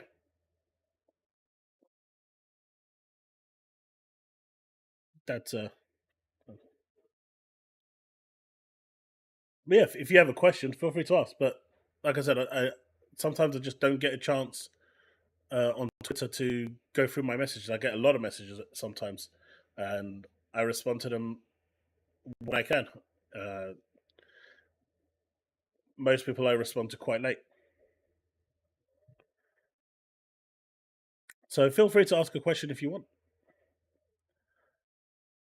But yeah, no, I agree with that. Like I play a lot of service games at the moment, outside of like a few single player games I'm running. Like I actually play a lot of gacha games at the moment. I think I'm juggling like 4 or 5 at the moment, and they consume a lot of time. A lot of my free time that I'm playing, and sometimes I just quickly just jump on to do the dailies and log off if I don't have time to play games, just enough to get my rewards and log out. And this is why I hate dailies, because I wish they didn't exist, and I hope dailies die a painful death. But service games get updated more often, and if you find one that you actually like, and these games, these free play games, they have to constantly update, right, to keep you engaged. Because if you leave, chances of you coming back are 0 to none. People that generally leave a service game don't come back. So they have to keep you engaged. They have to keep you there. Hence why they do those dailies, to kind of lock you in. But they have got an overall hold on people to consume their time. But that said, when it comes to like games in general, I found that I just buy less now, because with Game Pass, I don't need to. Alan Wake, the only reason I'm buying it is because they released the collector's edition. Otherwise, maybe if they released a physical, I'd probably buy it as well to go alongside my physical Alan Wake 1. But there's very few games that now I feel inclined to buy if it's on Game Pass. I just don't feel the need. I bought the collector's edition for Starfield because I just love the collector's edition. But I just don't feel the need to buy the digital version of the game when it's going to be exactly the same thing as my Game Pass version. And once I've played a game, I don't go back to games. I don't replay them. I don't, I know some people go and play the same game over and over again. That's not me. I don't have that sort of time. And honestly, I just don't care to replay the same game twice. So once I've played it, like Hellblade 2, for example, I played that on Game Pass. I'm happy. I completed it. I moved on. I don't really need to own it. I'm more than happy to, as people say, rent my games. But to me, ownership just isn't what it used to be. I'll be honest, I'm the same. I don't really go back and replay games. Um, there are a few that I do go back and play occasionally, but not often. Most of the games I'll buy once and then that's it. So D2DD, I'm the same with PlayStation. By the time I get around to playing the game, like The last game I bought on PlayStation was Rebirth, and I haven't got past Chapter 2. It was a waste of money. If I didn't actually get it for £40, I think I got it for just under 40 quid on release. It would have been a colossal waste of money, right? So now I don't buy games on PlayStation until I absolutely have to, when I know I'm going to play it. And at that point, it's coming on PlayStation Plus. So I'll play it on PlayStation Plus. So I don't buy it anyway. I don't see the need to buy it. Like my overall gaming expenditure because of PlayStation extras, because premium's just a waste of money. But with premium, with extras and Game Pass, my overall expenditure has gone down. The number of games I've played has increased exponentially. Like between the two, combining the two services together, I'm paying what? About £300-400, but I'm playing between me and my kids. We're playing like £1,000 worth of games every year, and so I'm easily saving money. So for me, it's well worth it. But I just don't find the need to buy them because the games that both services are offering, for me, I just don't see the need to buy. There are certain games I will buy. Like I just recently bought Bubble Bubble that came out brand new on Xbox. I bought that. Lollipop Chainsaw, I'm going to pre-order. That's not on Game Pass. If it's not on Game Pass, I will buy it. But if the game is on Game Pass, and I'm only going to play it once. Same thing with PlayStation when it drops onto the service. I don't see the need to buy it.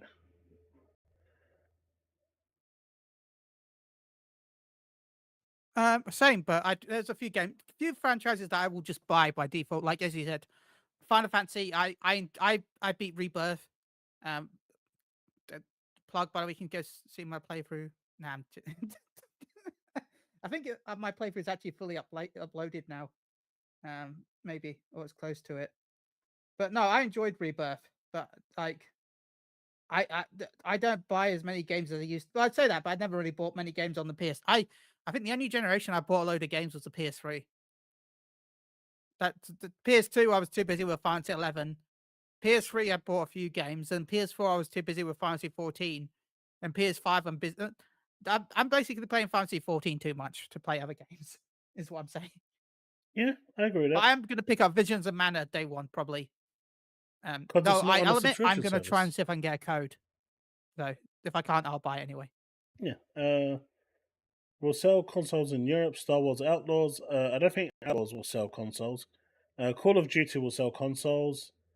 Stalker 2 may sell some consoles, depending on how they market that, because that is, for now at least, an indefinite exclusive until the developers change their mind. Despite Microsoft having a 3-month timed exclusivity, the developers came out and said that they've got zero plans to release it after for PlayStation because of the support Microsoft have shown them. So until that changes, it's an indefinite exclusive. Diablo 4 will not sell Starfield. I mean, those that have bought the game for Starfield already, expansions don't really sell consoles.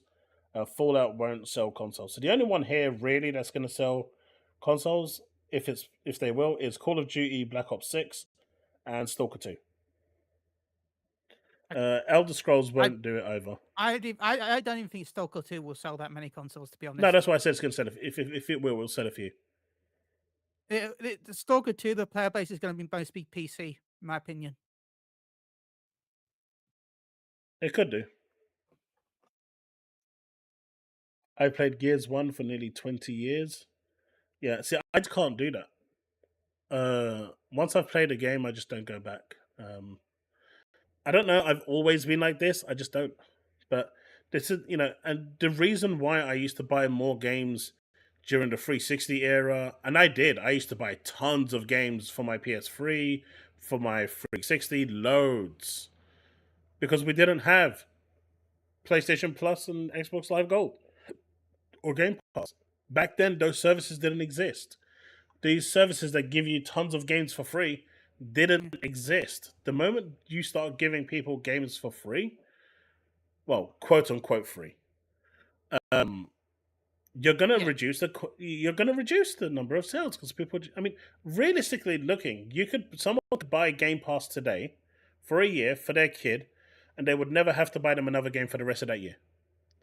There's enough content on that service for their kid to play for the rest of the year.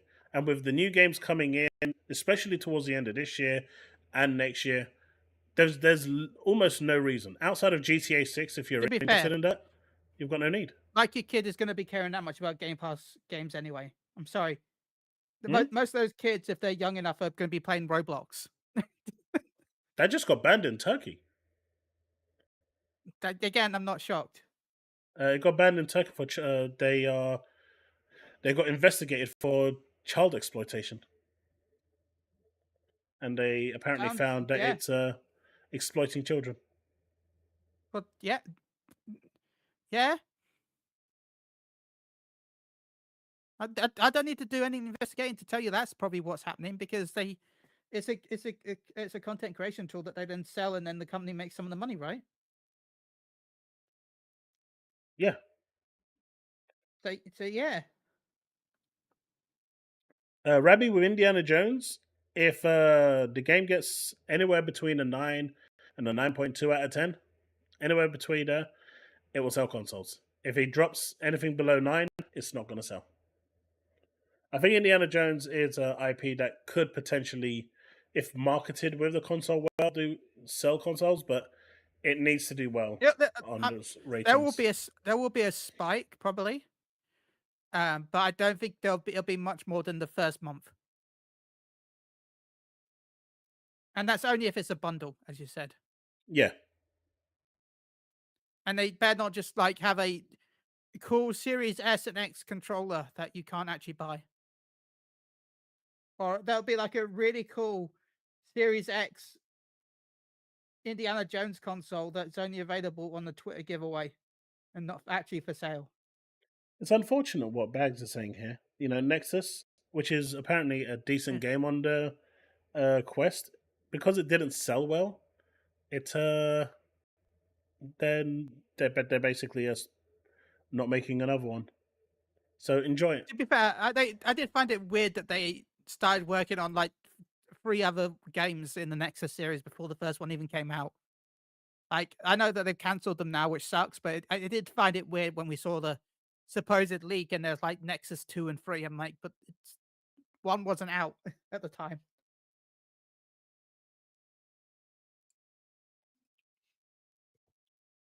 Mm. I don't see Indiana Jones being delayed to 2025. Not at all. Well, we'll see about that, Devin, but with the Xbox tax. I think. Is there an Indiana Jones movie next year? Not sure. But I also think this is the reason why they got rid of console. To get people to buy games again. There is an Indiana Jones movie coming out in 2025, it looks like. Yeah, but I don't see them delaying Indiana Jones. If they start delaying if they push any more games back to 2025, I think people are going to start raising eyebrows. Avowed is enough. That freed up enough window. And the only reason Avowed got pushed back is because Stalker 2 moved from September to November. That is the only reason Avowed was pushed to next year. Because Stalker 2 is landing pretty much in the same month, in the same window of its launch. But I think Xbox looking into People Can Fly would actually be a good thing. I think the studio is actually good. I've actually spoken with the developers. They're really nice people. They're down to earth, and they take the feedback from, they listen, and they're passionate about what they build. So it's I think this would be actually a really good company for them, since they want to sell, because it looks like they're going through some financial trouble. I think this could work. I think this would be something that Microsoft should definitely look into.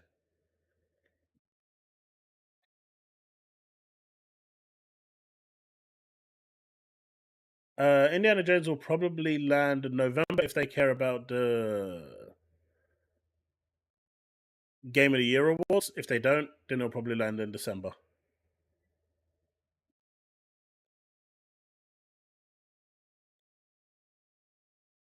Oh, Steve, the new Indiana Jones movie has to have Harrison Ford. If it doesn't, no one's going to watch it. No, I suppose it doesn't. If it is happening, it won't have it. Then I'm not interested. It's not Indiana Jones without Indiana Jones. You can't call it Indiana Jones if it doesn't have Indiana Jones in there. It's like, hey, we're going to have a Superman movie without Superman. It doesn't work. Right? It doesn't work. Yeah. But okay, now we're gonna see the true side of the pony now. Everyone brace yourselves. Okay. Because this is about to. I mean, I already scared a load of people earlier with my pony stuff, so. I know, but this one's gonna. That left earlier. This is gonna bring out the dark side of the pony now. I'm excited. The PSN requirement. Yes, it's a good thing. How despicable of a human being are you to request us to have PSN on our PCs? Isn't Microsoft accounts enough? If only you needed Ubisoft accounts for Assassin's Creed games and EA accounts for certain EA games and Microsoft accounts for certain Microsoft games. The monsters at Sony asking for a PSN account. Such evilness. Someone now, clip I that. agree that having it for single player titles isn't as. I don't see the point in having it. I guess it's for trophies and maybe for PlayStation Plus rewards support. Yeah, PlayStation Stars, but like, yeah. I didn't get this comment. First PSN, now this. Wait, this is PSN, right? First PSN, now this. Pure garbage. You're better off pirating this. I don't understand what that means. Yeah, but they're both PSN. No, but what does he mean by first PSN and now this? What is on here that I'm not seeing?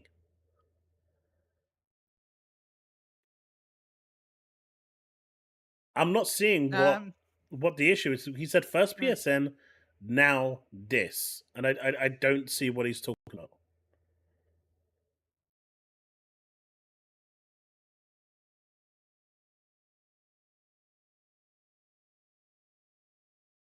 No, Rabbids, the game's going to be first person all the way.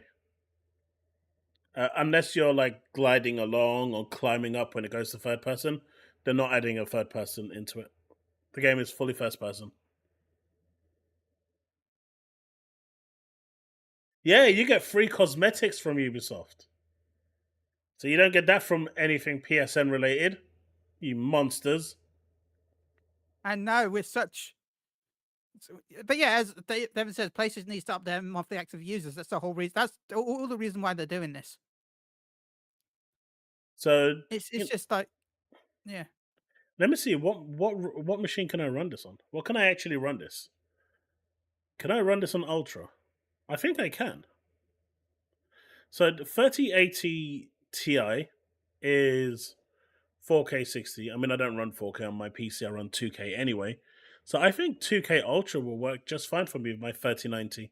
And I'm using an i9 CPU, so that should be fine. I've got 32 gigs of RAM. And I may or may not have 200 gigs spare. Yeah, the hard drive space would be the hardest thing for me. I do not have 190 gig spare. Rabbids, they're not going to add a mode. My laptop only has 500 gig SSD. And so, yeah. Machine games don't do third person. But yeah, I'm not seeing what he meant by that, but no, I just think he's outraged for some reason. What are people saying? Now this?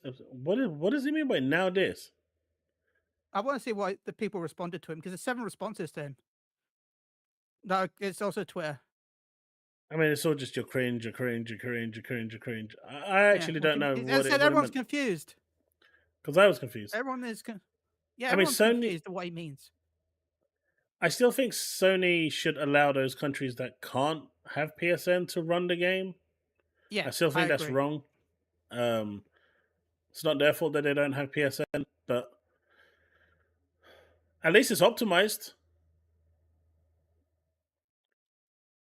And now all of you that want to play it on GeForce Now can play it on your Xbox. I thought Sony games aren't on GeForce Now. Huh? All right, they're not, are they? Boosteroid. Yeah. That'll work. Simply because they just don't make third-person games. They just don't want to, Rabbi. It's a design choice. 2018 was great. Ragnarok I found very boring. I didn't finish it. I'm gonna go back to it at some point. I'd go back myself as well. Same. I never finished it.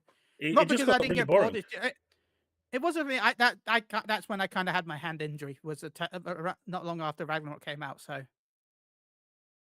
I kind of yeah. But yeah, the audacity of Sony to actually require PSN. See, The because of them, I monsters. got hacked on my Apple account, innit? Because they released all my bank details out. Sony, man. Totally blaming them for that. Rabbi, who knows what the future will hold? Someone said 10 out of 10 for Ragnarok. I agree. I kind of agree with you, mainly because of the fact that only because ProZD voiced the squirrel, and I love ProZD.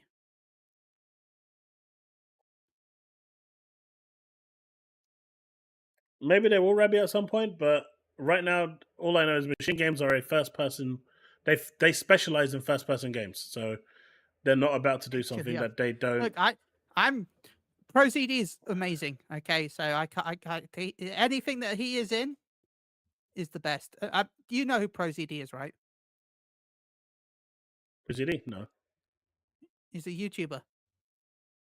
No. He does like skits and stuff like that. He does some voice acting in some games. Like I'll have to check it out. Song Wong Chao is his real name. But like he's done some what games was he on? Done some anime dubs as well. But like his Grand Blue Fantasy Relink, Like a Dragon. I was an American Dad. Didn't know that. But yeah, he's done some games, and I think he was in like one of the new Borderlands as well. But yeah, he was also Borderlands 3. He was Flak. He played a Flak in Borderlands. Oh shit! Yo, Stevie, you still here? Yo, Stevie, you still here? Oh shit! Big news. What's that? I'm gonna guess it's Gears of War related if it's Steve. Yeah, it is. What a twist! Bags just said all Gears of War games are 10 out of 10. Shit. You got a pony on your side. Oh.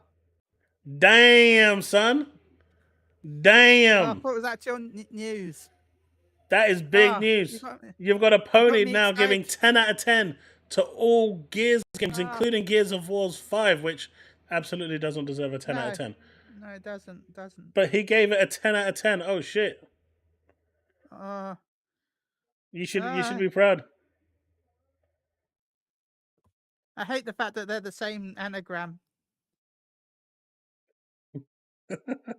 And no, all God of War games aren't 10 out of 10s.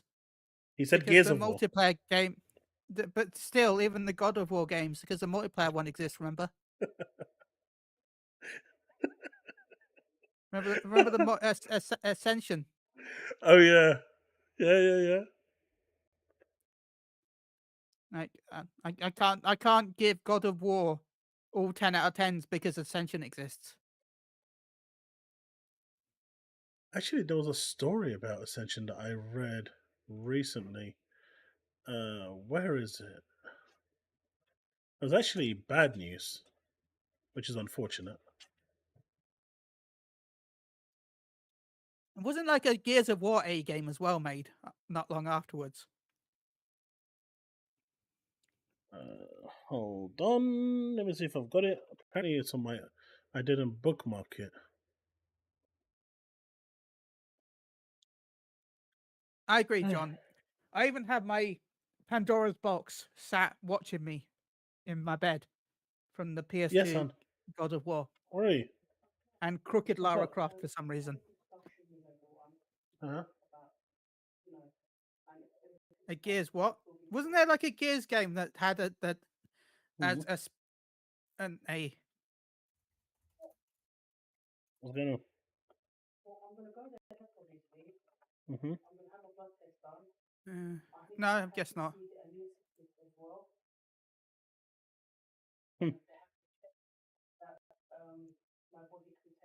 For some reason I thought that no, I'm thinking of Judgment for some reason. Hold on. You off the bed? You off the But I bed? thought it was spelled differently. Oh, okay. Come on. Yeah, this is what I was talking about because Okay, I I'll have found it. Like no, for some reason, Steve, I thought Gears of War had a game that started with A around the same time as God of War Ascension. Because Yeah. for some reason I thought there was like some confusion between the two. Like jokes between the two at one point. But no, I think I'm thinking of Judgment, not anything else. I thought they worked on Ascension. They did not. They worked on God of War: Chains of Olympus, Ghost of Sparta, Daxter, The Order 1886, and Lone Echo, which apparently is a really good VR game. Yeah. They were shut down by Meta. They are gone. Ready at Dawn is no more. It's a shame.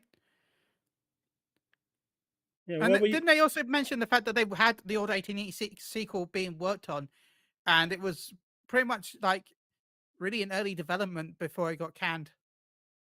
It was in early development. Apparently, they were going to use the same engine as Order Yeah. 1886 and build on it with gameplay. But it just goes to Yeah. show that, when PlayStation fans don't support the developers and buy their games, this is what happens, man. I bought the Order 1886 because it was a really good game. Why is It was it a bit asking me to ask expensive for Brock? the time, but Uh, that's that's Twitter AI, right? yeah, it's a Twitter AI. Rabbi, the question. I reckon it'll come out in August. I think it's going to be shadow dropped at Gamescom. I also think we're going to get Final Fantasy 16 announced at Gamescom. Yeah, but if 1886, if the PlayStation fans bought 1886, Sony would have been, ooh, look at that. We need to acquire them, but clearly none of you ponies supported, the developers that you keep on saying. And, you keep saying you're buying your games, and you clearly didn't buy the game, and then they had to go elsewhere to survive, and they landed at Meta's door, but nothing's surviving when it goes to Meta. I mean, they even made a few more games, and no one bought those either, like God of War, Chains of Olympus, and Sparta. They didn't sell either, but what can I say? That was because they were on PSP, right? Yeah, but you buy your games, right? PSP and Vita. Can you imagine if they Daxter had was that also a good PSP Game Pass title, money? right? That would have saved them. The Game Pass money would have saved them. Yeah. Lone Echo is a VR game. Apparently, it's really good. I want to check it out. I didn't even hear about it.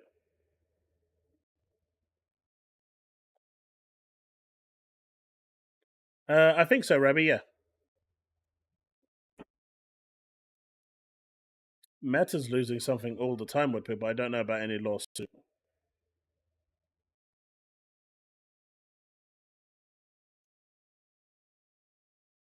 But Gamescom is just around the corner. 16. Yeah. I'm expecting the Fantasy 16 announcement for PC at Gamescom.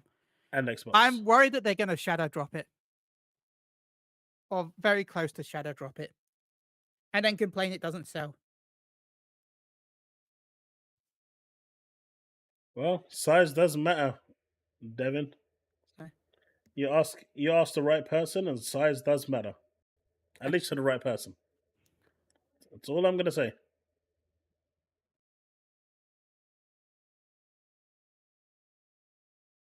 Gamescom will show the Batman VR game. I'm looking forward to that. It's a shame. I wanted to stream the Gamescom stuff, but unfortunately, it happens at 1 p.m. my time, and I'm not going to be available around that time at all. I mean, you can still react to the stuff afterwards, later on. Yeah. I thought this was is this what I think it is? Let me just play this for a second. Yeah, by the way, Diablo, I also own Order 1886. It's one of the few PS4 games I bought day one. I think 'Cause it was this a is what I think it graphical- is. Yeah, the Order 1866 graphically looked amazing for its time. Yeah. It did. I don't know, Rabbi. I said I think it might be shadow dropped. That's what my assumption is. Otherwise, we have no information. Is it going to But be shadow dropped? It's going to be announced for like early September. no, Like, I the mean, first if first Tailborn day. releases in September, I think is going to be bad. Because you've got a few games coming out in September, right? Yeah, but the Gamescom is the 21st. If they say when's Gamescom, right? 21st. I mean, the whole purpose of a shadow drop is literally shadow drop, the same day. Yeah. So That's I true. think they'll drop it. I think personally that's what they're going to do. That's what makes sense. But we'll see. But this one was actually weird. The guy, if this is the clip I think it is, because I just had a quick search, he lost his marbles and he said he's going to sue Microsoft.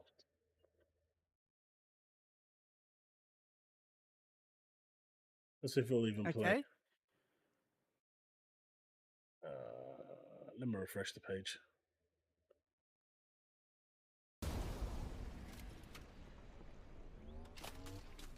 Oh, look, my hands are not on the controller. Look, I'm clapping. My hands are not on the controller. A cheater has taken over.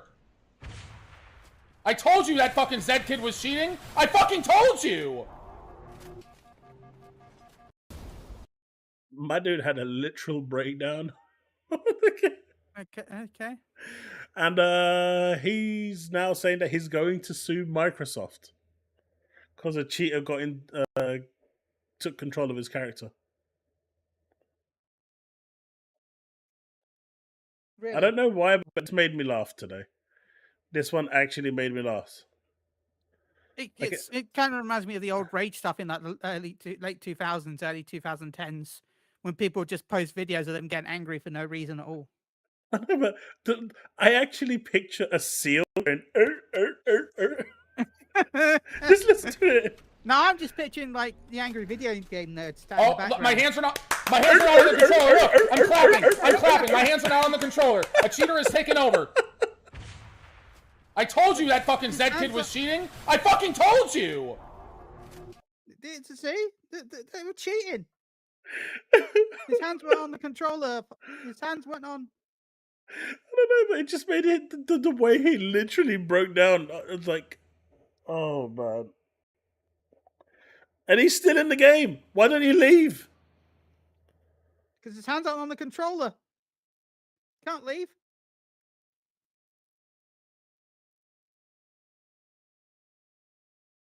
Tailborn is going to be on at Gamescom, yes. I know, John. I know. It's like I just didn't understand. I was like, my dude, if I see that in the game, I just leave. If that's happening, I'm out. Why are you even sitting there? It makes no sense.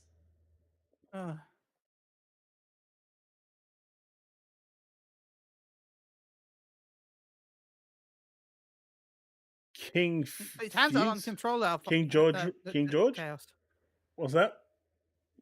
His hands aren't on the controller. Chaos. I wish I had the clip still. I think it's gone for good. Do you remember a guy that I used to play with called Mad Cow Tully? Kind of. So we were I'm playing bad Rainbow with names, Six. We were playing Rainbow Six, Yeah. and we went up the building. We was inside defending. It only sparked a memory because Steve had talked about Rainbow Six there. So you know how you barricade the windows and stuff? Yeah. So we turned around. I said, all right, you go into that room. barricade the windows. I'm going to be in over here, setting up the traps down the hallway. So we're all on mic, all on thing comms. You know, we're actually taking it seriously. We're playing. So 6 seconds in, player down. I'm like, what? What the hell happened? And because it takes 30 seconds for them to even kick off. They haven't even actually got into our area yet because they're still blocked by a wall. So they can't actually come into our zone yet because they still are in their prepare phase. But because they have to use those little radio, that little camera thing, they'll go and scout the area first. And I'm like, how did they shoot us? We thought someone was cheating. So anyway, we ran into the room where Mad was, and he accidentally vaulted himself out the window from the roof.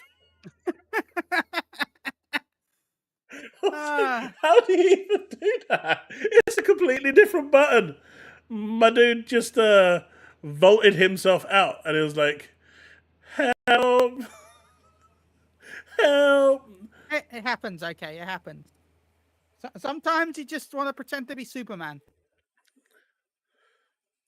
It was hilarious. It was funny. He wanted to fight the most difficult enemy in Ghost Recon, gravity. Oh, that guy was prone to it, I swear. We was playing the Division, threw a grenade, and it bounced off the enemy. You know those big heavy-duty enemies in the Division? Yeah. It bounced off his helmet and then went and landed straight in my friend's face and blew him up. By the way, one of my funniest stories, right? As anyone knows, I write for a PlayStation website. They don't know, but what website do you write for? If you're allowed to say it, I can say psu.com. That's right. Review bomb it. Just joking. Anyway. Do you remember when the first Division came out? It was at Eurogamer Expo, right? When the Eurogamer Expo it was still pretty big back in the day. My boss was at that. By the way, he's not. He doesn't work there anymore. But he's my old boss. The site now has a new boss, but he left. Well, kind of. Anyway, about any event he'd been to, I saw him. He turned up in a suit. It was always ridiculous. Like I saw him at FanFest 2014.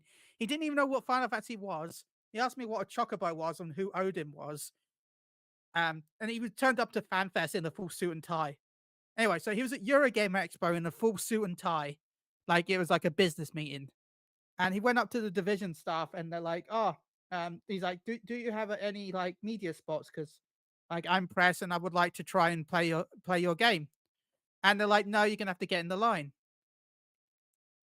And then I met him later, and he said, "Oh yeah, I tried to get a media thing," and they told him no. They probably thought it was crazy because he turned up in a suit and tie. And then later on, I'm like, "Oh, okay, there's like half an hour until the event ends. Let's go see if the Division." Anyway, the queue was full, and I'm like, "Oh, they're shutting down the systems." I'm like, "Oh, I'm pressed. Can I have a chance to play your game?" And they're like, "Yes, sir, come in." They rebooted all the machines up for me so I could jump on and play. And he was in the corner getting really angry because they wouldn't let him on. That's harsh. happened well with what's good. There's another game because there was more systems. I told him like he's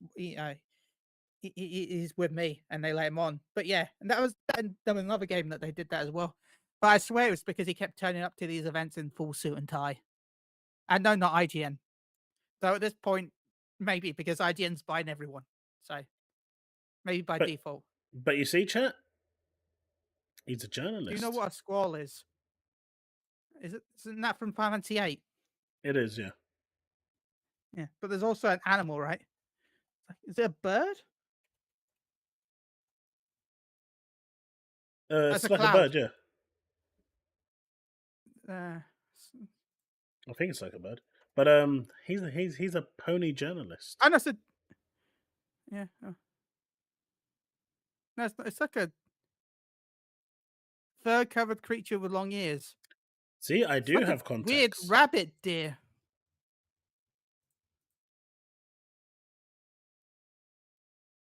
I don't know what school. I know it's from Pharmacy 8, and he was the most beautiful one in the room. Because he told you to speak to a wall. Yeah. Yeah, I don't know most of these things. Yeah. Yeah. What do you think But of no, that? yeah, I've been with PS for over 10 years now. I mean, Steve's favorite guy, Colt Eastwood. There's new Borderlands movie in theaters.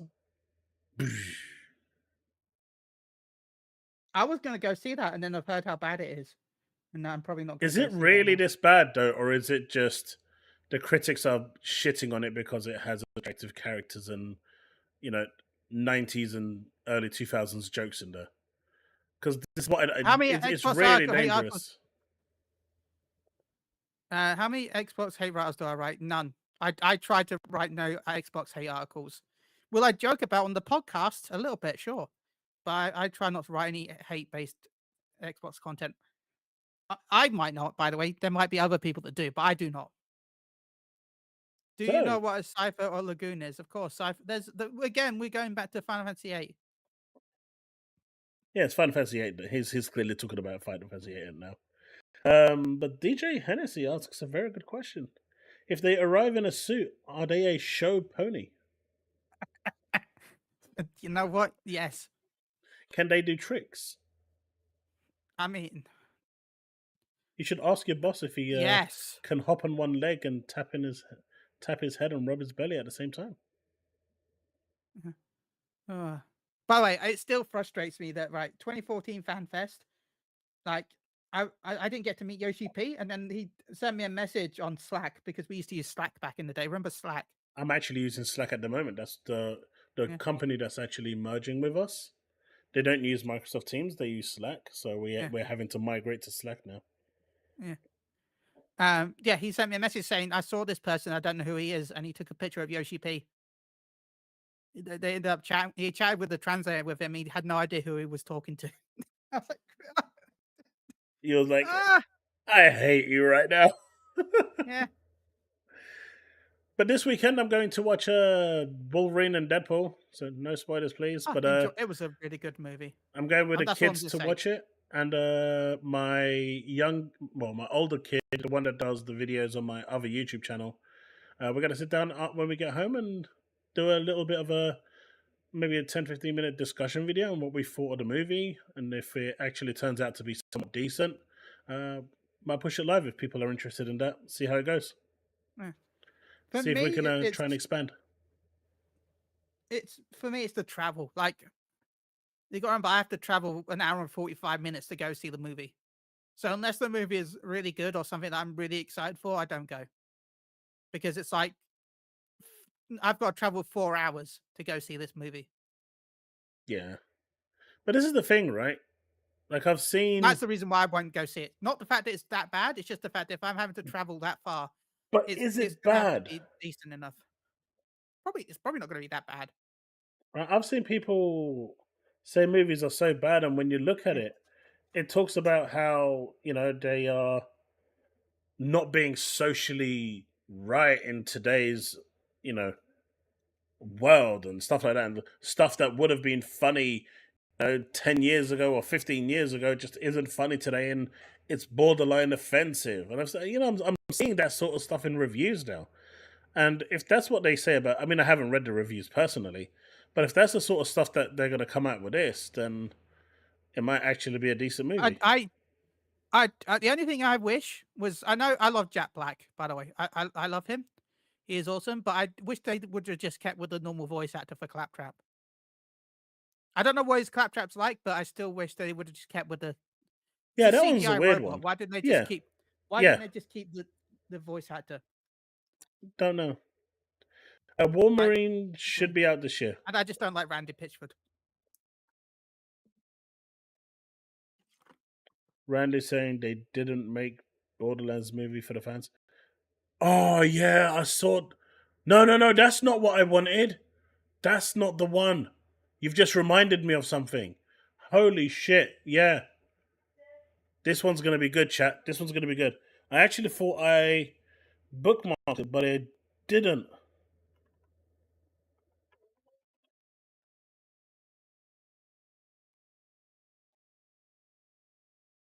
Let's see if I can find it real quick.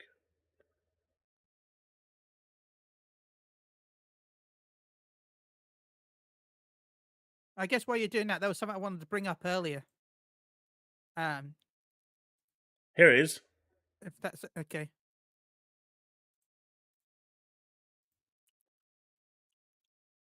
So, as you know, Yakuza is actually making, you know, a Yakuza. Well, not Yakuza, but there's a Yakuza TV show coming along. Yeah. And the team that's actually making the TV series do not want to play the video games. They've not played the video games. And they are going into this completely and utterly blind because they want to put their story for the TV show. Their take on it. Well, it's like the Naruto. There was with Comic-Con, the people that are making the Naruto live action movie said that they've never watched any Naruto, and they don't know who the villains are. And they said the situation at the studio is equal to Dragon Ball Evolution. So yeah, just a warning. But this is, Bags put it perfectly, yeah? Then make a different fucking movie. If you don't want to watch if you don't want to play the games and keep it at least lore, keep the lore at least intact. Follow the story. Do a different TV series. Why do you have to take a beloved franchise IP and absolutely ruin it? Did we learn nothing from Halo? Did we learn nothing from Halo? I mean, they did. That's why they're doing this. They learned. Oh, fun fact. They didn't pay attention for Last of Us. Fun fact. For Ghosty, there's a person in chat right now. His name is Tasman. He absolutely loves Evolution. It was one of his favorite movies of all time. He tried to get me to watch it. He even tried to get me, which I did actually watch. His other greatest movie, second greatest movie, was Resident Evil 2, Raccoon City. But Raccoon City and Evolution. I would argue if you ignore the Resident Evil part of the Resident Evil movies, they're not as bad. But they're Resident Evil. Yeah. And he absolutely loves Dragon Ball Z Evolution. He will put his name towards it. And he told me that Raccoon City was the best Resident Evil movie he's ever seen. He absolutely loved Leon's depiction. He said it was perfect. I mean, in his defense, if you've only watched one movie, then it can be your best Resident Evil movie because you've not watched any others. If you've not watched any others, then technically it's the best one because it's the only one. Space Marines is not going to sell consoles, but it will get people buying games, I think. By the way, I hate Dragon Ball Evolution, but if I'm right, the Dragon Ball Evolution got him so pissed off, that's why Dragon Ball Super came to be. So, we got new Dragon Ball movies because Akira Toriyama got so pissed off at Evolution that he started making new Dragon Ball content because he was so angry. But Taz loved it. Sorry for exposing you, Taz. I'm sorry. That exposure was needed because... By the way, I've got a question for you. Are you excited for Dragon Age? No. Oh, okay. Never mind then. Why?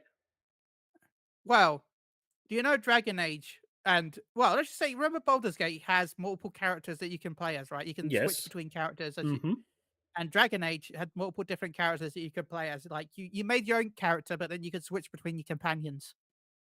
Right? You can play as all different combat styles with all the different companions that you can have. Not in Veilguard, because they've said that it was too complicated to have your companions be playable, so you can only play as the main character now. Oh, that sucks. So you have no ability to control your companions at all. So you can't even send that. You can't even. It sounds like there's not even like buttons where you can like like tell them Guardians to of the Galaxy. skill chain or whatever, because that's the word I want to use with Yeah. your main ability. So That's actually disappointing. yeah, Remy, there's few games in my mind that will sell consoles. It's consoles. Not every game is a console seller. In my mind, Halo is a console seller, even if it's bad right now. A new one coming out, if it looks good and the hype is great, it will sell. GTA is a console seller. Call of Duty is a console seller. If you're looking further in the Far East, Final Fantasy is a console seller. there. But right now, like the number of games that are actual console sellers are diminishing. I would Like, slightly disagree with Final Fantasy being a console seller. I think it still is. I think it's still got enough there. But It is, but not as much. Now, if you said Dragon Quest is a console seller. hey, we got a sub. I keep getting triggered thinking it's pirate time. Every time I hit in the face. Dragon. Next week, I'm going to. PTSD. I've had a lot. I've got a lot of money coming out this week. So, well, recently with rent and stuff like that, the start, the end of the month, start of this month. Like, but next week it's 5 subs, right? Yeah. Yeah, chat. We're gonna next time if I'm on next week, which who knows, I might not be. If I'm back again, I will do it. I will gift 5 subs, so that we get Pirate Hat. I'm gonna leave that's a promise here. Okay. Thank you, Lorne, for the sub. I appreciate it.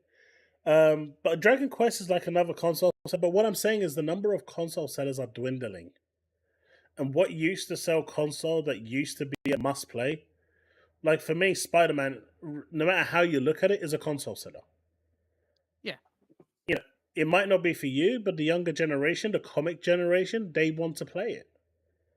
So it will be a console seller. I bought Spider-Man 1. I bought Spider-Man 2. If I didn't have a PS5, it would be one of the bundles I would go for. But I wouldn't say I didn't.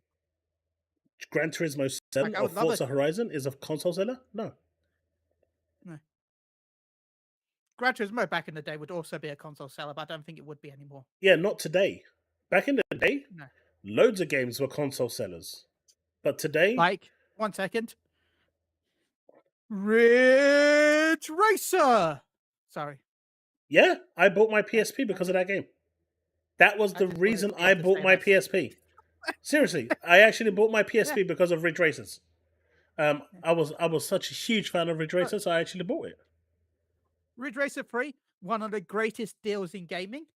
Like, not only did you get Ridge Racer 3, which was an amazing game, they also completely remastered Ridge Racer 1, which you got free on a separate disc. Spider-Man Online would have been great. What the percentage of Xbox consoles? Oh, that's a difficult one. This is the gamble, isn't it, Rebby? This is the big gamble by Microsoft. I know they're putting all their games and they're making sure that it's only on Game Pass Ultimate, but that's the gamble.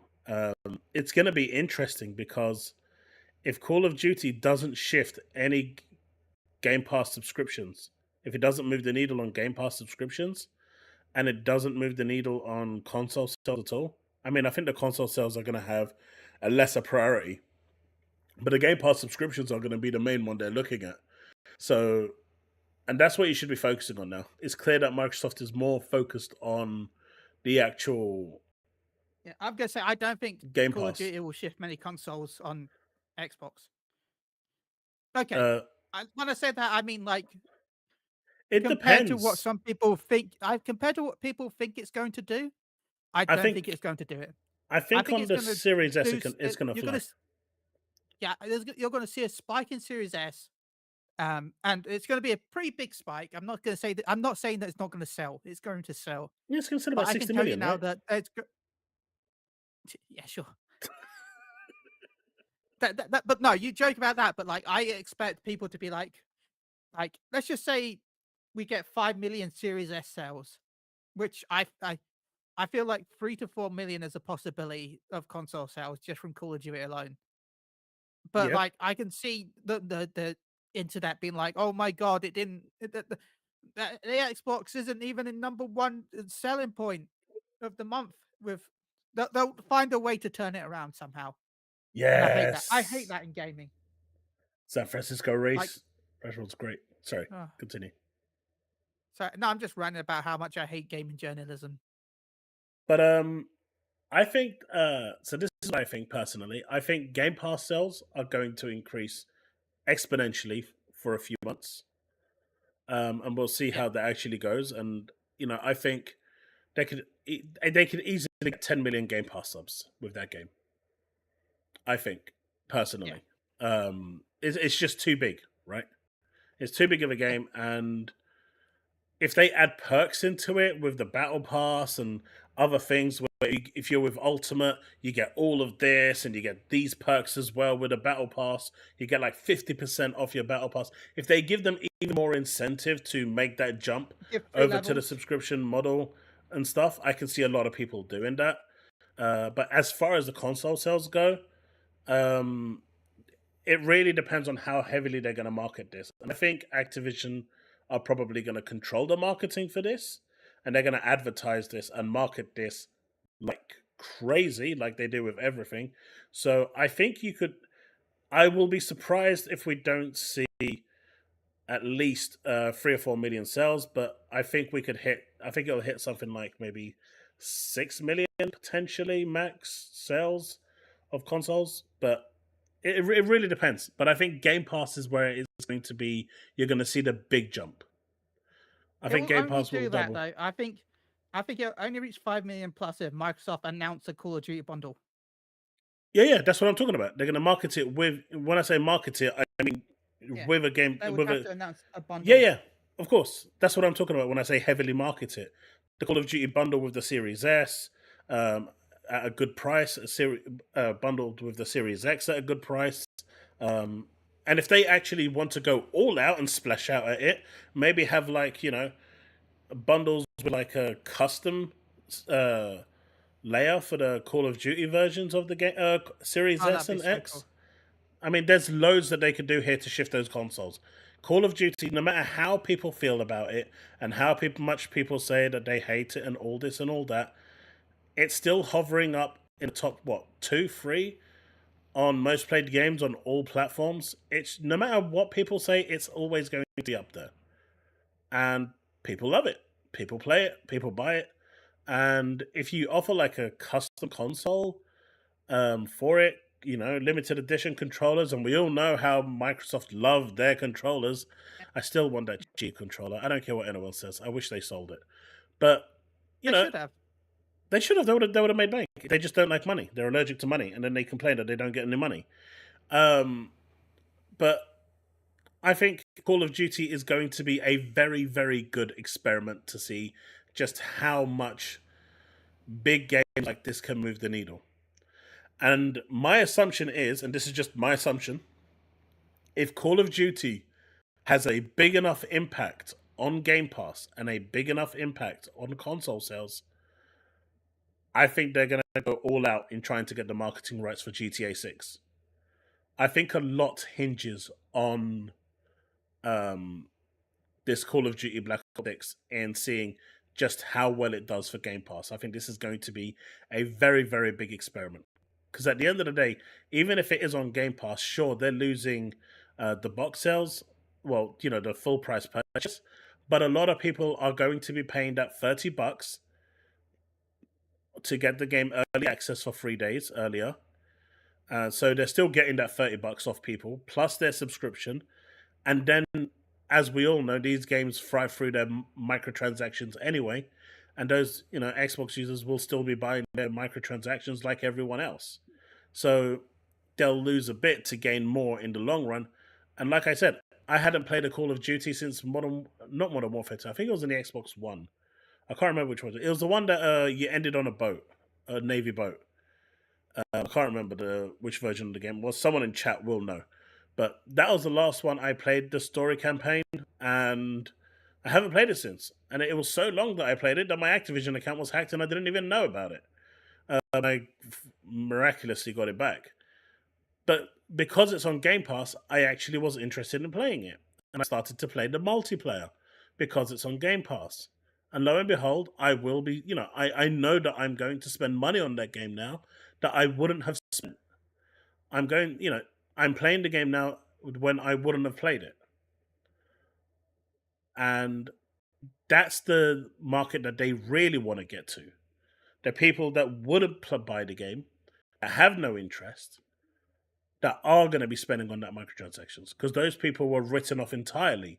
But now, if they can get $20, $30 off 10 million people, that's a lot of money through microtransactions, right? So that's how this all works. But Call of Duty is going to be, in my opinion, the make or break. But games like Space Marine, yeah, Warhammer's got a good heritage, right? It's got a good name, it's got a good cult following. But to me, is it a console seller? No. No.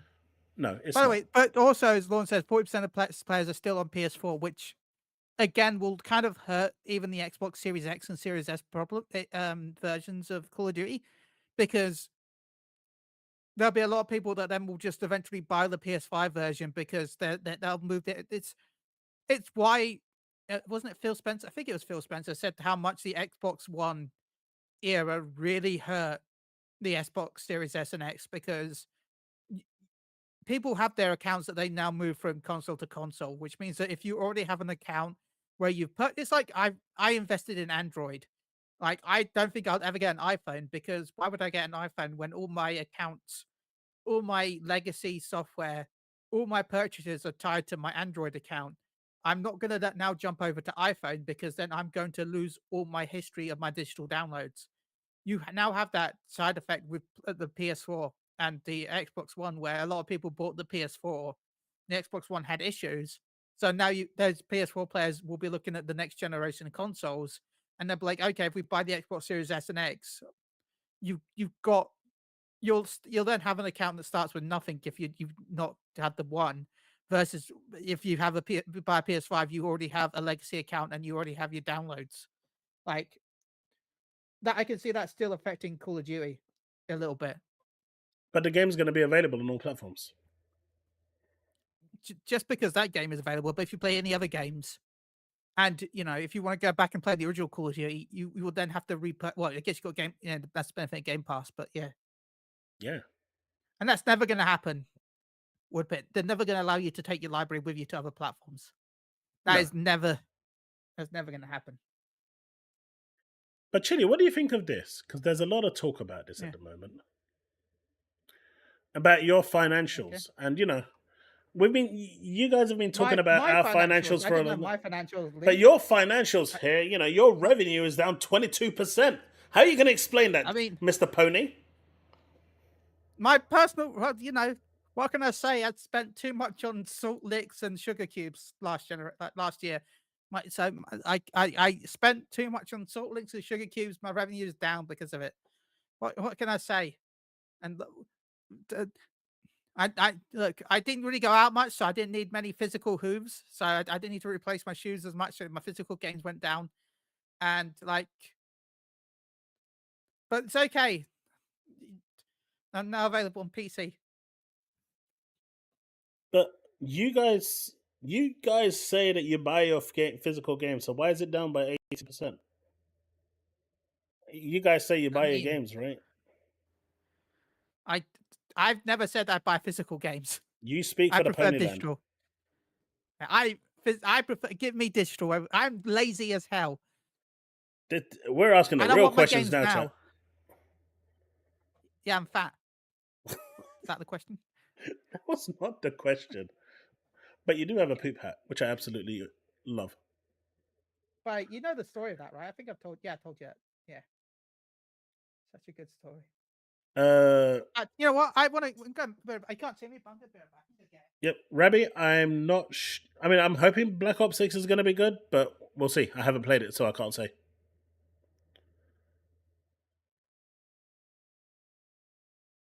Call of Duty 6 is going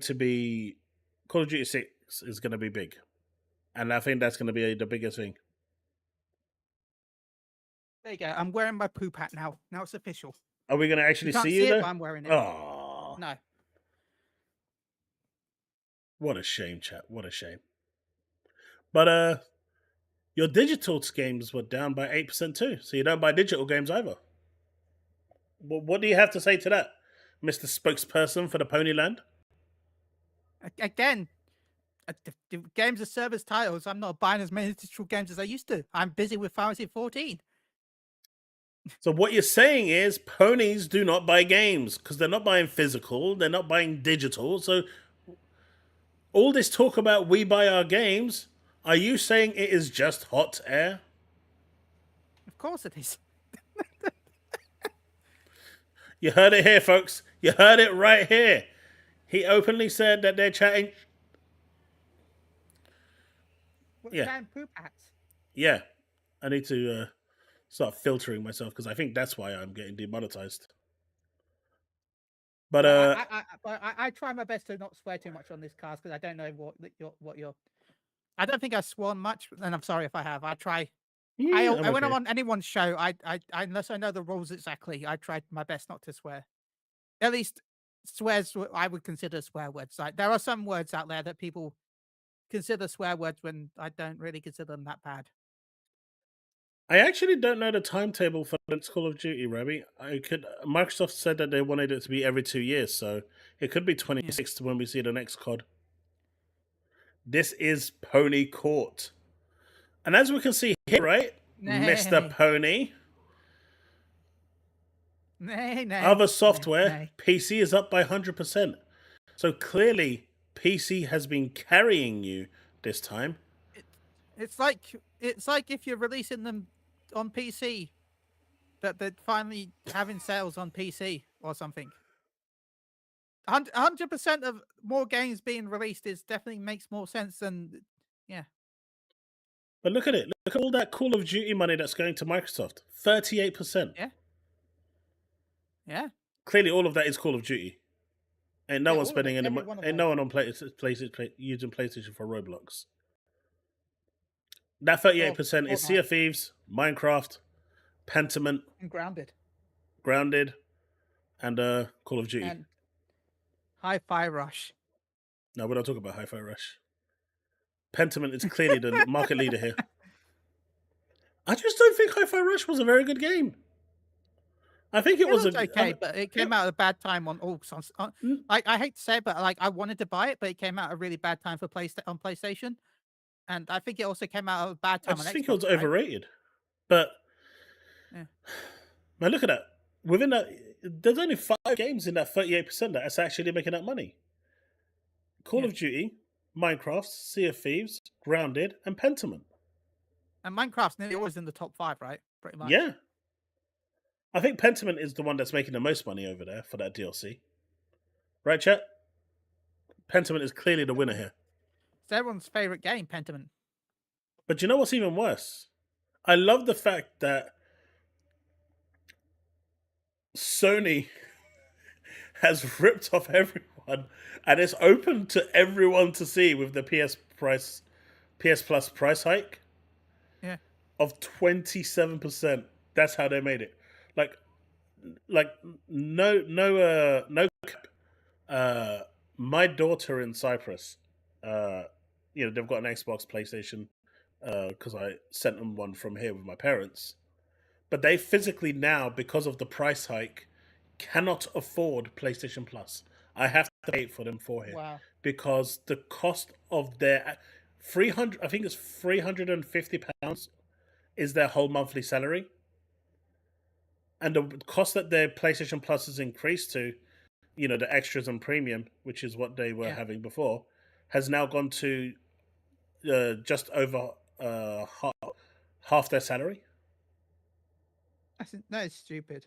Right? Like, the price increase that they've done in other countries is totally irresponsible. I understand why they've done it. Because people from the UK, the US have been creating accounts in Turkey. Do you know what's the easiest thing to do? See where the console is and see where it is for like the best part of 9 months.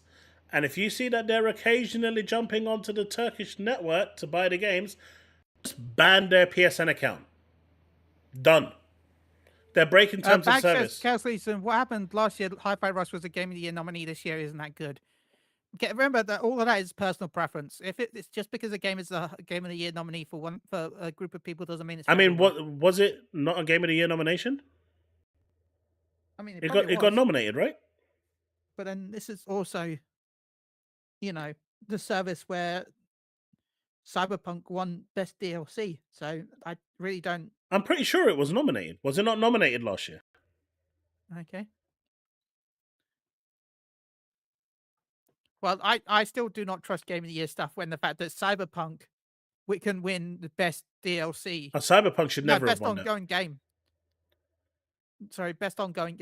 Best DLC wouldn't make more sense. Or best ongoing game. Yeah, it should never have been categorized for that. And I don't think Resident Evil 4 should have been a Game of the Year either, considering it's just a remake of something that was released 16 months ago. But yeah, like my family in Turkey or in Northern Cyprus, they physically can't afford to get PS Plus. I have to pay for them. Yeah. Because it's cheaper for me to pay it from here than it is for them. It will cost them half their salary. That's what the price increase has done. And what Sony should have done is that where I mean, you can easily see, right, when someone is in, I don't know, Italy, and then suddenly for 10 minutes they're in Turkey, and then back to Italy. You can clearly see through geolocation what they're doing. You don't even need to do that, do you? Like, Sony's security is so bad that you don't need to VPN, you can just set them. Yeah, but what I'm saying is they can see it internally and just have an algorithm to flag it, then have someone manually review it. And what you do is you ban that PSN account from PSN, right? Yeah. And then they're going to go on social media crying. Everyone's going to laugh at them for basically breaking terms of service. And then the other people that are thinking about doing it won't do it. But you're still going to get a few idiots that will do it.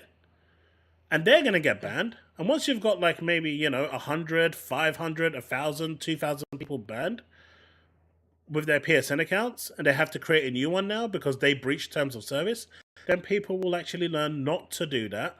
And at the same time, not screw over a country where they can't now actually afford to play games. When previously they could. Because, previously it was priced towards their economy. Now it's gone ridiculous. But that's my opinion. By the way, nice, you're 81 likes for this video. Thank you, everyone, that's hit the likes. As Trey said, mash that like button. You want this one, Jesse? Show this to a pony. But yeah, so your console sales are down 27%. And if you're looking at it from quarter 4, it's actually down 44%. Yeah. Which, by the way, Sony was expecting. Oh, here we go. Here we go. Come on. No. They said last year that they expect sales to start going down because we're getting to the end of the life cycle. We're nowhere near the end of the life cycle. You're about to release... You're continuing the console sales... The PS5 for another 4 years. We're just past the middle part of the life cycle. Yeah, getting close to the end. That's not. Consoles last for 6 years. Yeah, we're at 4. Yeah, so that's not towards the end. Year 5 is towards the end. Year 5 is the Year 6 is the last. Yeah, Year 4 is definitely not the middle because Year 3 would be the middle. So Year 4 is further ahead than.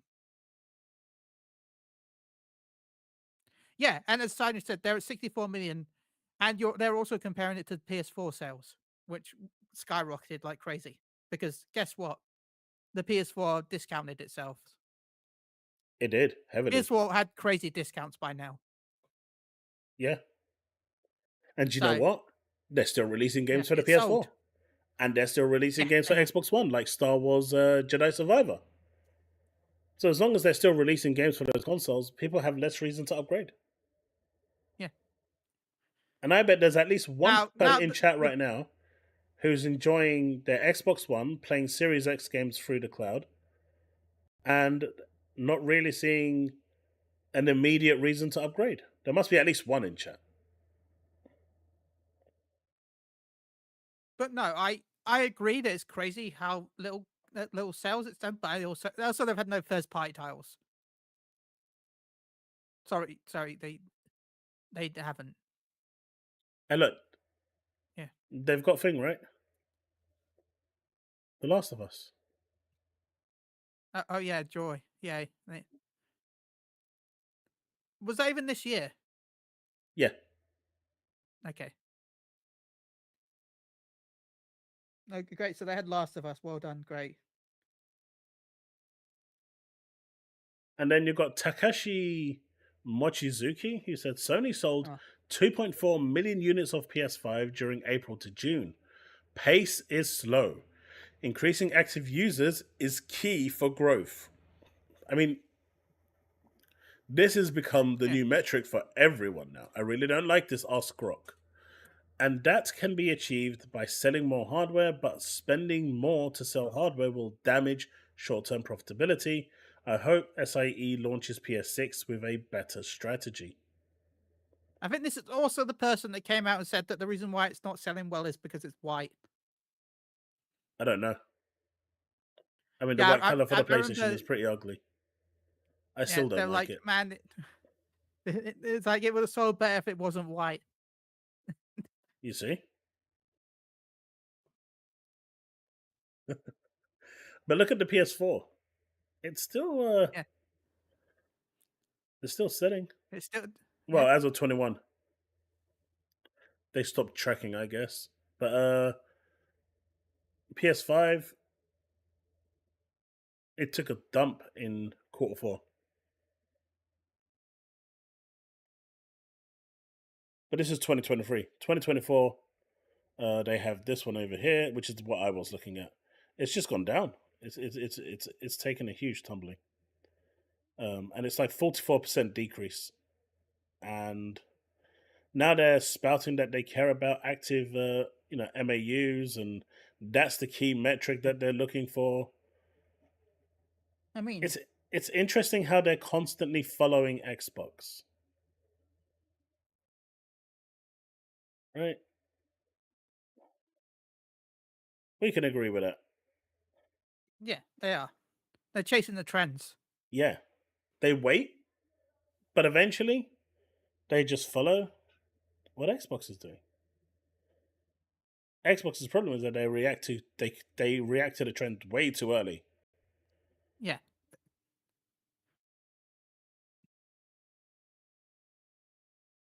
Monthly active users doesn't translate to money directly, but you're right. But it also helps with getting deals with third-party companies.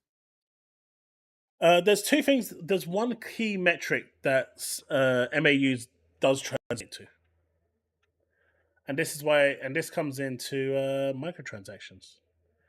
And the way businesses look at it is, if Chille has 100 million monthly active users, and they want those customers to spend in their microtransactions, the average uptake for microtransactions is about between 3 to 5%.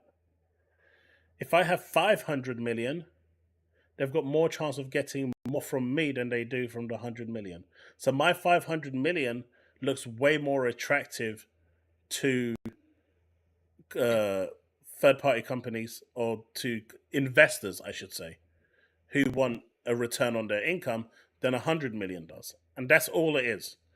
It's all about microtransactions. It's not about how many games you're selling or all of this, because the game's selling at a set price. There's always a cost to it, right? They're losing money. And there's always going to be discounts for those as well. You're not going to get as many discounts for microtransactions. Right. You'll get them occasionally, but games will discount far more and for a bigger amount than they will for. Like, they'll release a skin for $10, and then they'll add a little decal onto it, and then change the color, add a little feather on. That's another $10, but that literally took them 30 seconds to do. But zero effort, maximum gain. And so that's where the money is. Microtransactions is always where the money is. And the bigger the pool for you to go and exploit, the better. And that's what they're looking at right now. And that's why these companies are all looking at live service games. Because if they land a good one, they do well. The problem with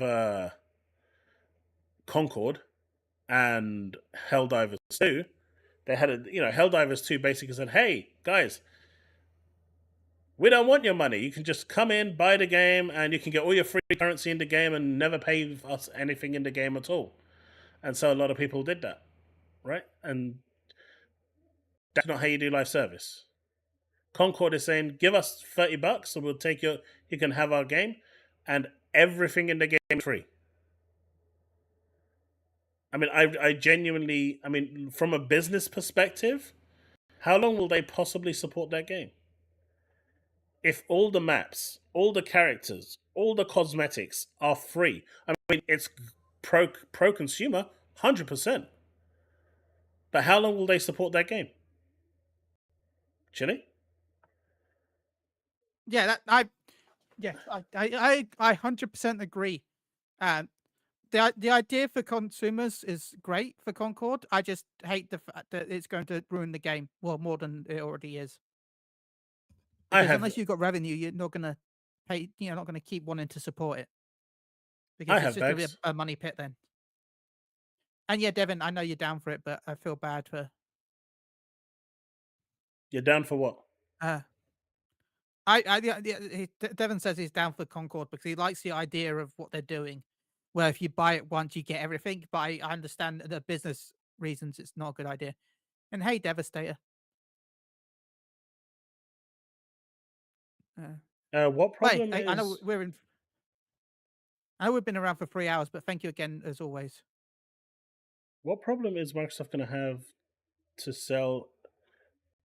Oh, Rabbi, don't worry about that. They're not going to have any problem selling Xboxes with Call of Duty. See, Lorne, I actually think the opposite. I don't think Concord is a money grab at all, which is why it's going to fail. I mean, that's the reason why it's going to fail. But yes, Bags, yeah. I've actually bought microtransactions for games that I have on Game Pass, personally. Because I feel like if I haven't bought the game, I'm enjoying the game. My Game Pass subscription is unlikely to expire. I have it now until 2026, I think. And Black Friday, I'm going to extend it by another year because they dropped down to, they dropped cheaper. It's cheaper to buy during Black Friday. That's what I do with my PSN as well. Sony gives a 25% discount.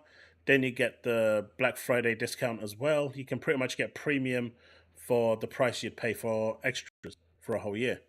So that's what I do yearly for PlayStation. So if you're smart, or you can just go to CD Keys and get it from there if you really want to. But if you're smart, there are different ways to actually, make sure you don't pay the full whack. But I genuinely don't see myself not without Game Pass. End of this year, I'm going to have it extended to 2026, 27. So if I'm now in a game that I'm playing and it has microtransactions, I don't feel bad about... I generally don't like spending money in microtransactions, but in a situation like that, I don't feel bad about it. I'm right. I don't pay for my subscription. How much am I enjoying the game? Yeah. If I'm enjoying it, I'll buy it. As long as it's reasonable price. Warframe because I was enjoying the hell out. I was paying a lot of hours into Warframe, so I wasn't like, if I'm playing your game so much that I'm not buying other games, then I don't mind spending the money that I would normally spend on buying other games on your game. Like, that's always been my viewpoint. If I'm not playing anything else and buying anything else, then I'm fine dropping money. Because yeah. I've seen it. And Edward said, by the way, this is what I agree with Edward 100. Edward is 100%.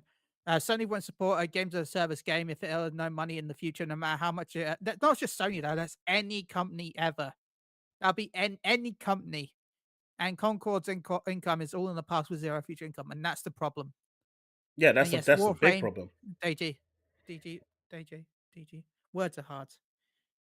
Bags, you'll be surprised how many people are more inclined to actually spend microtransactions because the game is on Game Pass. So this is the thing. Though you're not getting the box sales for these games, and you're not seeing because they're on Game Pass, those people, not all of them, it's still going to be a much smaller percentage of people, but you'll find a decent percentage of them are going and spending money in the microtransaction store because they haven't spent $70 for the game. Psychologically, if they're really enjoying the game, they say to themselves, well, I haven't paid anything for the game. I will buy this battle pass, or I'll do this, or I'll get that, because I haven't spent that $70 for it. Most people pay for their £160 for the year, and they don't. That's it. The cost is out of their mind. Once you've paid for that, it's gone. That cost is paid for. It's done. It's no longer factored into your equation. For the rest of the year, everything you're getting is free. So when you see like a map pack or a car pack, you know, people like buy it, right? Like I'll use my brother as an example. He likes Forza Horizon. He likes Gran Turismo. Forza recently released those classic cars with the DeLorean, the Jurassic Park car.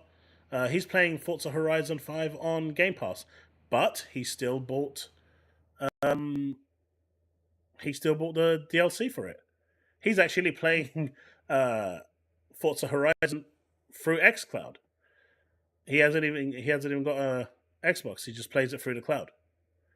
Right? But what I'm saying there is Microsoft is still now getting him onto the service to play Xbox. He didn't want to buy the console because he's a PlayStation fan, and he doesn't feel he needs to buy an Xbox because he gets most of his enjoyment from PlayStation anyway. But Xbox has provided him another avenue to game, so he's now got a year's Game Pass subscription. So Microsoft has now got £160 off him for the year for Game Pass, or whatever he paid for, however he got it. And on top of that, now they're getting microtransaction money from him as well. You see how they're still... So, though they're not making box sale money, they're making the money through microtransactions, which, when you think about it, is more. Is way more. Yeah. And this is why their services and stuff are going up. Their console sales might be going down, but they're giving people the opportunity to play the games. And as long as you have the opportunity to play the games, you are a customer that can potentially spend money.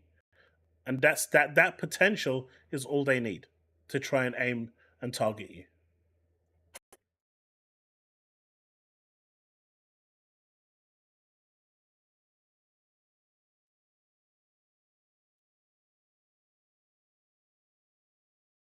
Just wait for Microsoft's going to make bank with Black Ops 6.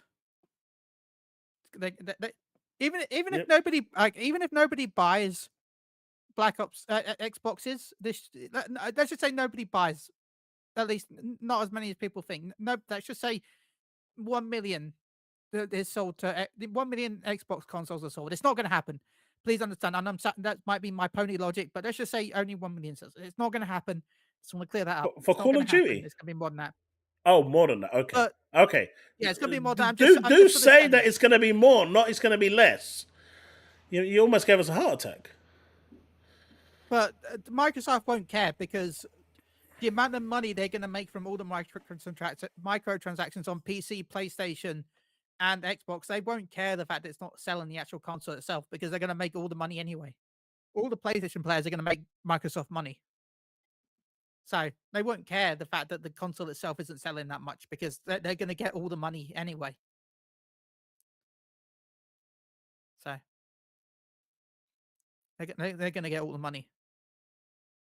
The hardware itself is not anything that matters. And as far as like these companies, Microsoft and Sony are concerned, they're losing out on hardware. Well, I'm not sure if Sony is still losing out, but they were Sony losing was out. making profit at one point. At one point, but then the prices went up, and then they increased their price, and they haven't actually announced if they're still making a profit. If they were making a profit, they'd be singing it from the high heavens. Clearly, they're not singing it, so my guess is they're now not even breaking even. They're actually making a small loss on those hardwares, which is fine because as far as they're concerned, as long as you buy a controller or one game, it makes up for that deficit. That's generally how it works. I thought it's either a controller or the PlayStation Plus subscription. It depends how much of a deficit, right? Yeah. So when Microsoft, during the holidays, they did those really heavy discounts. Yeah. You needed to buy like 2 games, to actually 2 full price games to offset the cost. Yeah. So it really depends on the actual amount that is reduced. Well, supposedly May 2024, despite declining hardware sales, Sony has said that the PS5 is still one of their most profitable console generations. Well, it might be, but it's continuing to decline. The Yeah. question now is, how are they going to get growth? And have they peaked? I think they peaked on the main sales. I don't think we're going to get another 100 million console sales. Maybe, I think it's going to hit maybe 80 million by the end of the life cycle. And I can't find it now, but I actually had it on my other machine. There was an article. I was reading it today on my laptop. Dude was getting murdered. But in actual fact, you know, Sony says that they've sold 61 million units. Yeah, to They retail, they actually haven't sold 61 million units, and the guy proved it. I just don't understand why I didn't think. It's actually 55 million. Yeah, I'm guessing 61 million is sold to retail, right? It's shipped. Yeah, 61 million is shipped. 55.7 million. So basically it runs up to.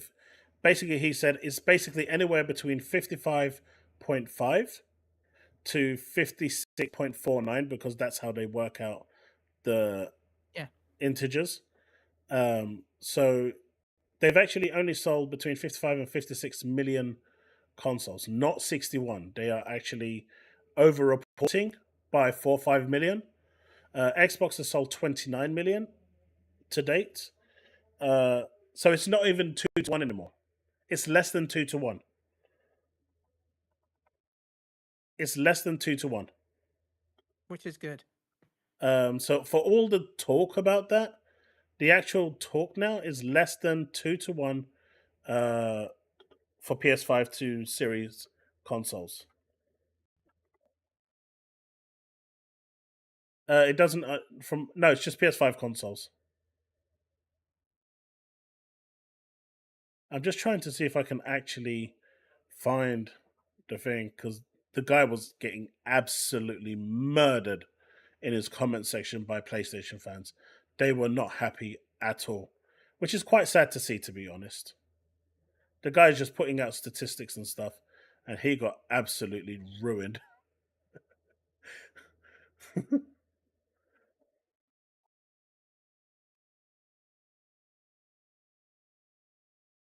But it is what it is, right? No. No, it's not anywhere near 35 million Automata. What's not? Xbox is not at 35. No, it's not 35. The 29 million was from, I think it was March, April. So you've got May, June, July. So at best, I'd say maybe another million, maybe 2 million at best. At best. Yeah, so, Dark One has put it 22 million in 1 year is almost the same as Xbox has sold in 4 years. Yeah. But then they've slowed down shows you that even then drastically.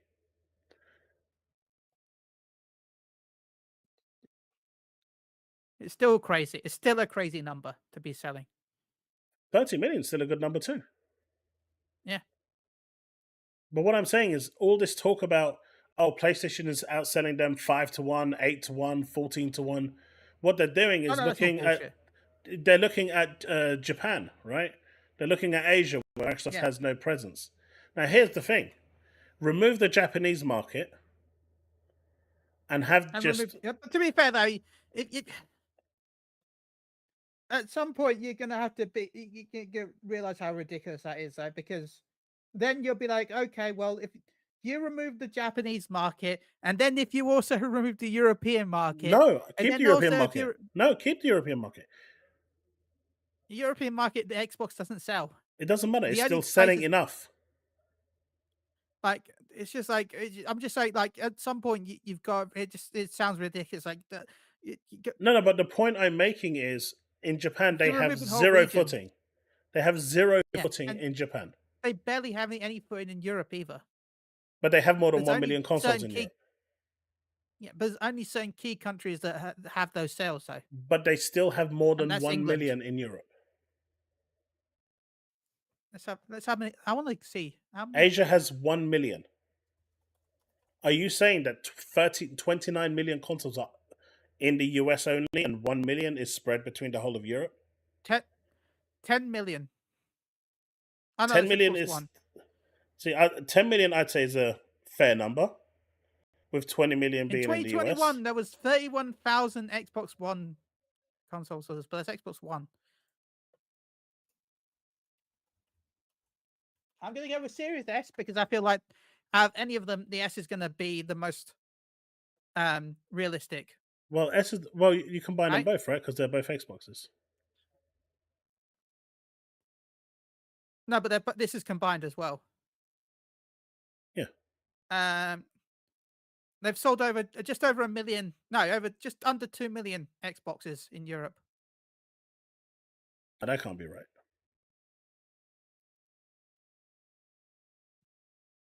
And through May sales, supposedly 2021 548k, 2022 653k, 2023 583k, and 2024 360k.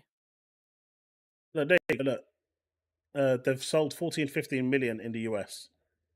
The other 15 million is around the world. 1 million is in the Asian countries, and Europe will have the other 14 million.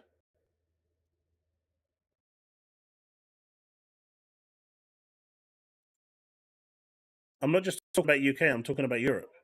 Yeah. But where you're looking at them competing in the two markets... VG Chart says that they've sold... The VG Chart said they haven't sold that much. But then, of course, that's VG... Oh, no, VG Chart, 7 million. There we go. That's the lifetime cycle. 7.6 million of Xbox, 19 million PS5, and 35 million Switch.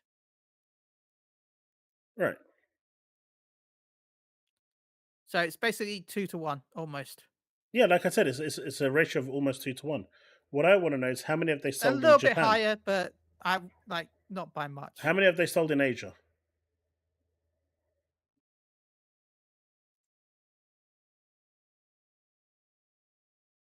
Two, maybe. 2 million PS5s. Don't be silly. I don't know. Because I know the number for Xbox is 1 million. But the question is, how many have they sold in... I really don't think PS5s have probably sold that much, to be honest. But would you say 10 million? I wouldn't say. In Asia? No, I don't. Doesn't. Okay, VG You really Charts don't is, think again. so? This is VG Charts. Okay. In Japan, it's 4.5. Supposedly 4.5 million. No, 4.7. Supposedly. Don't know if that's total though. Yeah, this was in November 2023. PS5 had sold 4.75 million in Japan. In Japan, but what about China and It's Korea? This is what I'm saying. very hard to When I find. say Asia, I'm combining it all. That's why I said 10 million. But let's just say 7 million. Right? Let's just play devil's advocate. I've seen that. I'm going to put that on the air in just a second. Let's just say 7 million. So from the 55 million, or let's say 56, it goes down to 49. If we're taking Japan out and we're looking at just the Western market alone, which is where Xbox is competing. It's not competing in the East. It's only competing in the West. I think we can all agree. I would argue it's not really competing in most of Europe. I'm sorry. And that's not because they can't. It's just, as we've always talked about before with Microsoft, it's the marketing. The marketing is the issue. And I feel like most of the sales are North American and UK, which is kind of the countries that have always Well, carried. European markets And have France. 14 million I think. consoles sold.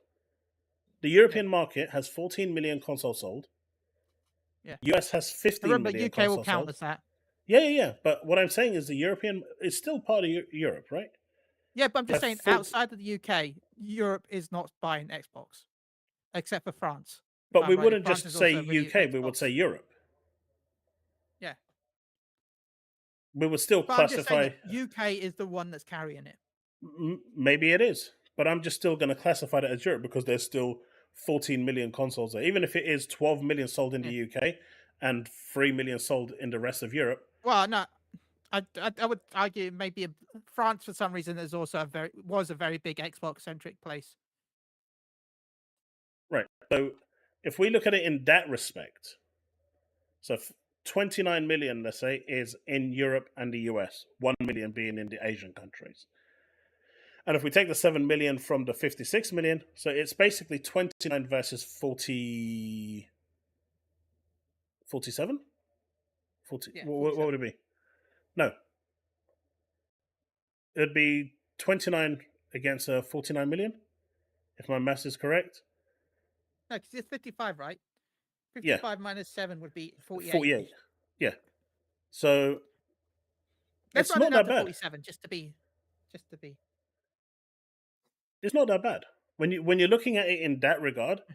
But this also means like those Japanese games, the John Korean. says Microsoft does not count the UK as Europe. Europe is counted as its own market.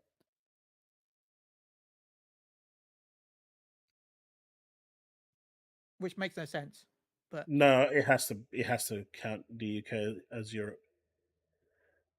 Otherwise, if there's 14 million sold in Europe, the UK sold nothing, which I don't believe. Yeah, so that ratio of that they were saying from 14 to 1 now goes down to 1 to 1.5. So when you're looking at it in that regard, but this also means like those companies in the East are less likely to release their games on Xbox. That's a byproduct of that. If you've not got a strong presence there. Sorry, and Gorsey does announce sold and shipped. That's why we removed some numbers from the amount that was sold because there was. They said it was 62 million sold, but from what we've heard, it was actually 55. The 62 that they said was the shipped number. 55 is what was actually sold. I'll give it say 56 just to be on the safe side. Yeah, well, it's about 55. Yeah, they could. Well, the number is between 55.5 and 56.49. So I'm going to hit it bang in the middle. You're never going to have a 56. completely accurate number. Yeah, but if we do a medium, it will be 56 million. So I'm giving you the benefit. I'm giving you more sales. So 29 to Xbox. 29 to 49. So the difference there becomes a lot smaller. Right? And it's no longer a 2 to 1. It's like a 1.1 to 1.6, 1 to 1.65 ratio. Microsoft just has never bothered to. They've never cared about Asia. They just haven't. And all this talk about them wanting to penetrate I argue Asia. They don't care that much about Europe. They used to. I think CMA really fucked them up, pissed them off. You say they used to, but then this is the place this is the remember with the whole Xbox One where they're like, well, we're going to release yours later. We are European, but technically we're no longer in the European Union. Yeah, we're still in the Europe region. This is still Europe. We're still Europe. Even if people don't want us to be, we are still here. But yeah, so when we look at it in that regard, just based on statistics, Xbox as a whole is still behind Sony by quite a bit. But it's not the picture isn't as bleak as it is. But like I said, as a byproduct of not caring about Asia at all, they don't release their games on Xbox. And, you'll get the big companies like Capcom still doing it. And Square Enix is weird because, Pixel remasters will never, ever, ever make sense to me as to why it is not that makes no sense to me at all. Like that one, I would I never wonder if there's any understand this. licensing issues with that game. It's maybe. just an emulate. Like you can actually go into dev mode on your console on your Xbox, right? You pay $20 to get that's a lifetime. That's different than licensing. No. What I'm issues. saying is that you can actually. It's not a case of they can't run it. There's no reason for them not to actually have it. I don't even understand what licensing issues they could have, considering they had all of these games at one point on Game Pass. Yeah.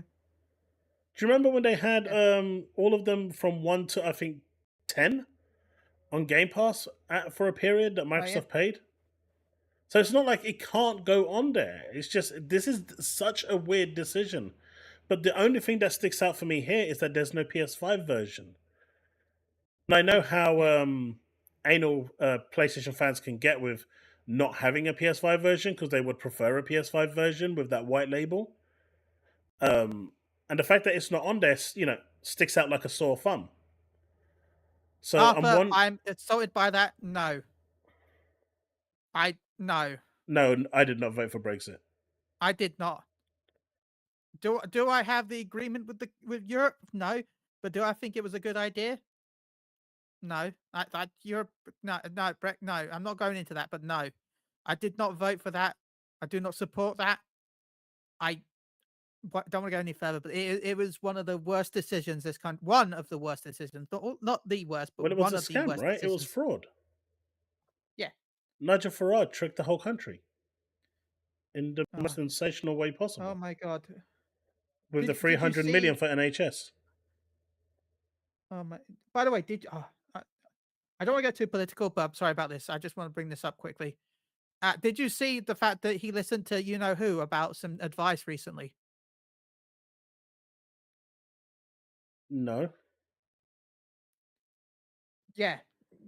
There's a person you should never listen to advice when doing anything with this country, and this person is someone you should never listen to, in my opinion. I'm not going to mention their name on stream. I'm going to send you in a Discord message, okay? Because I do not want to mention them on stream. I'm going to send you in Discord, okay? Because that's as much. Okay. Yep.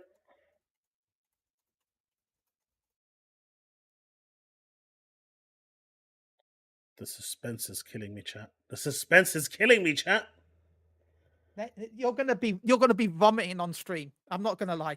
You are gonna be vomiting in both rage and the sentence.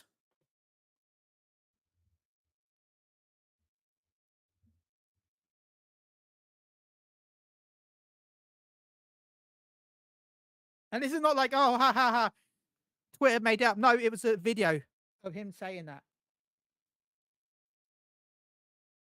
How is he not in prison?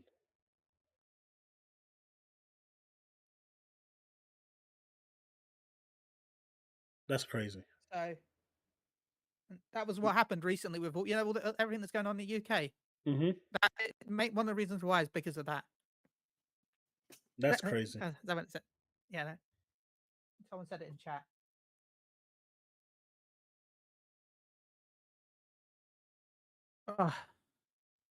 Yep. But yeah, no, I don't want to go too much into it, but yeah,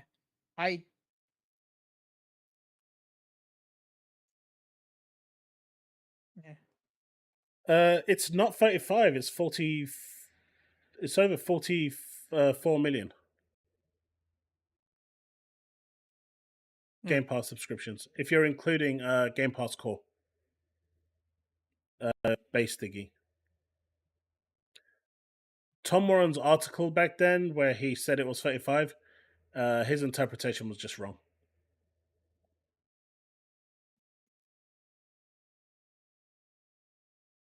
And he twisted. How much what was that was said. Fantasy Collections? 62, I think, for the physical. 65. Okay, 65.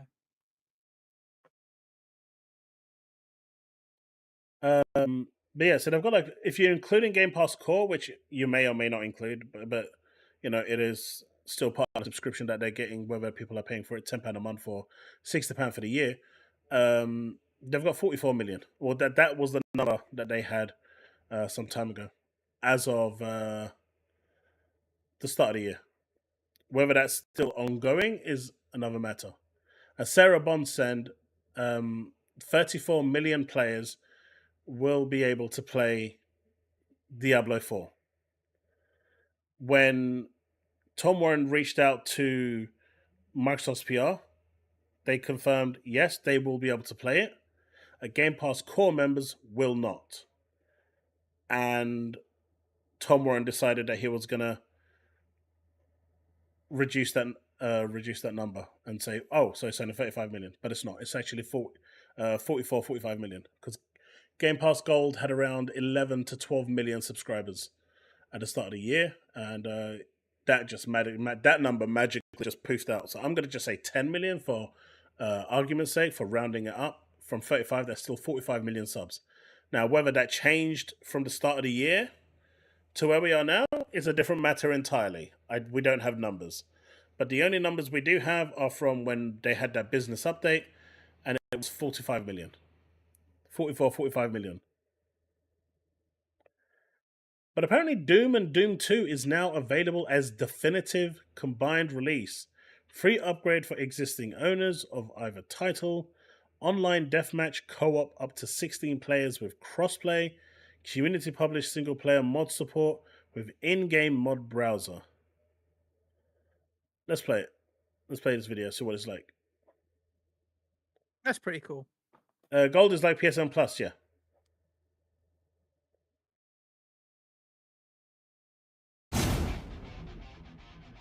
But it's not getting day one games, right? So they wouldn't get the Diablo game.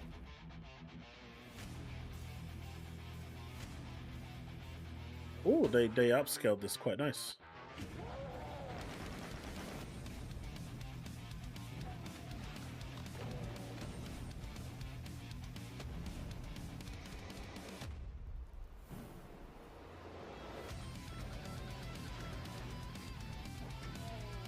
Oh, that music there. Yeah, I wonder if it's going to get me demonetized. Oh, new Doom content now. Yeah. That's crazy, right? And mod support. And co-op.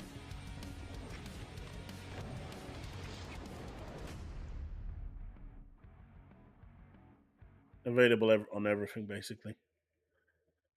I mean, yeah, it's Doom, so yeah. Up to 120 hertz in 4K.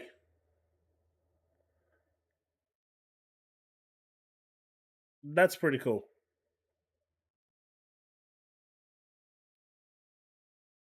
That is pretty cool.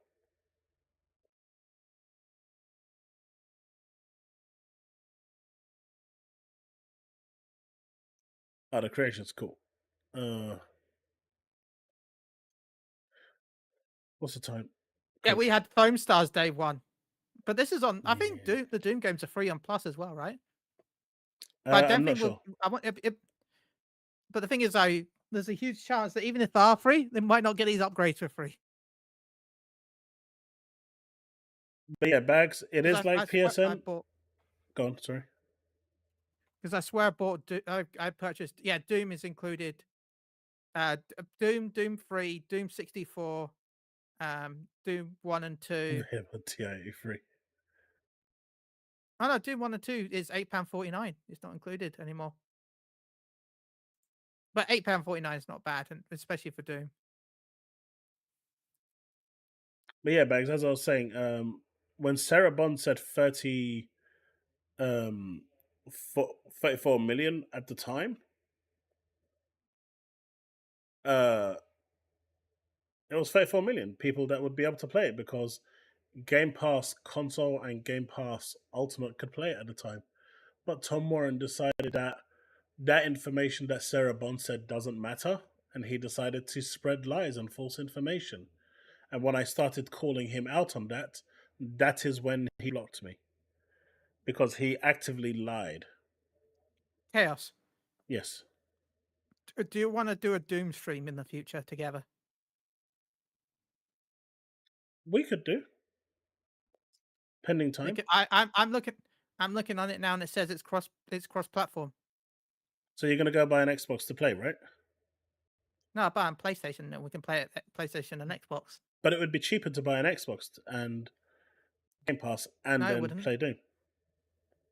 Chat, wouldn't it I be mean, I would cheaper have for to. him to buy an Xbox Series X and Game Pass Ultimate for a year and then sit down and play Doom with me? How many in chat feel that that would be cheaper than Why just does that buying it be on a Series PlayStation? X? Surely it'd be cheaper to. If you're going to be surely you're trying to sell me this, you'd be saying the Series S. Just buy Because an I don't play Xbox. with a 4K screen anyway, so I only play on a 40. My PlayStation's on a 1440p monitor, so I mean, to the be Series fair, S would probably the be a next better generation, investment. the next generation consoles don't run in 4K. Most of them run sub 1080p at this point. So They're like being upscaled to the max. See, Cygnus is getting it. About $600 to play Doom. See, my dude is hardcore. I mean,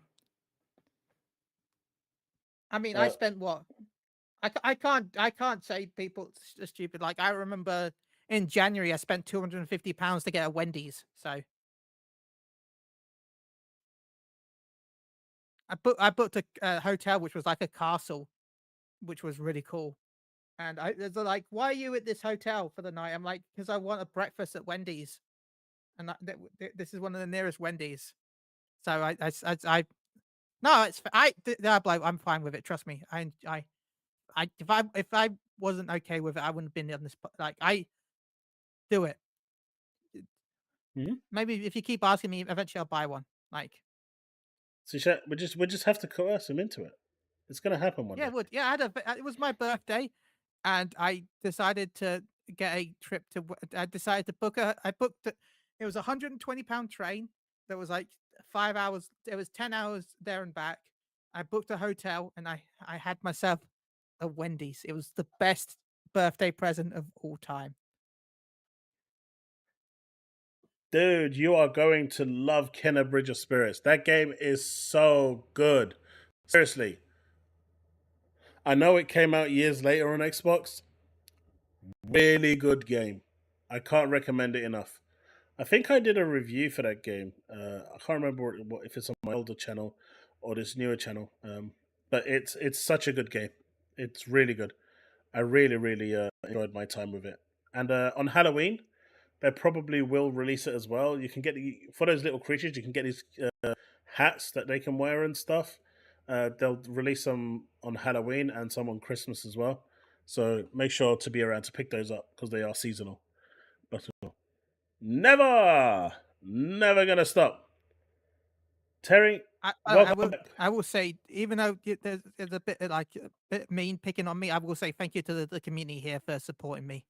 Seriously, you make me enjoy being on here. So thank you, everyone. Seriously, thank you to Chaos for having me as always. But thank you, everyone, for seriously, you make me feel welcomed, and that means a lot. Seriously, You're welcome, dude. And Terry, I hope you feel better, dude. I hope you feel yeah, better. feel better soon. Waited 3 years. I was actually who's the company that actually made it? I can't remember now. I can't remember what they're called. What was the company for Kenner Bridge of Spirits? Ember Lab. Ember Labs. They actually reached out to me through Sony and asked if I actually wanted Nice. a review code for it. They liked my content on the way I broke stuff down and were eager to hear my opinion on it. They liked my review when I submitted it to them. So I appreciate Nice. that. I appreciate them. Really nice people to work with. It's really funny because I get like so much.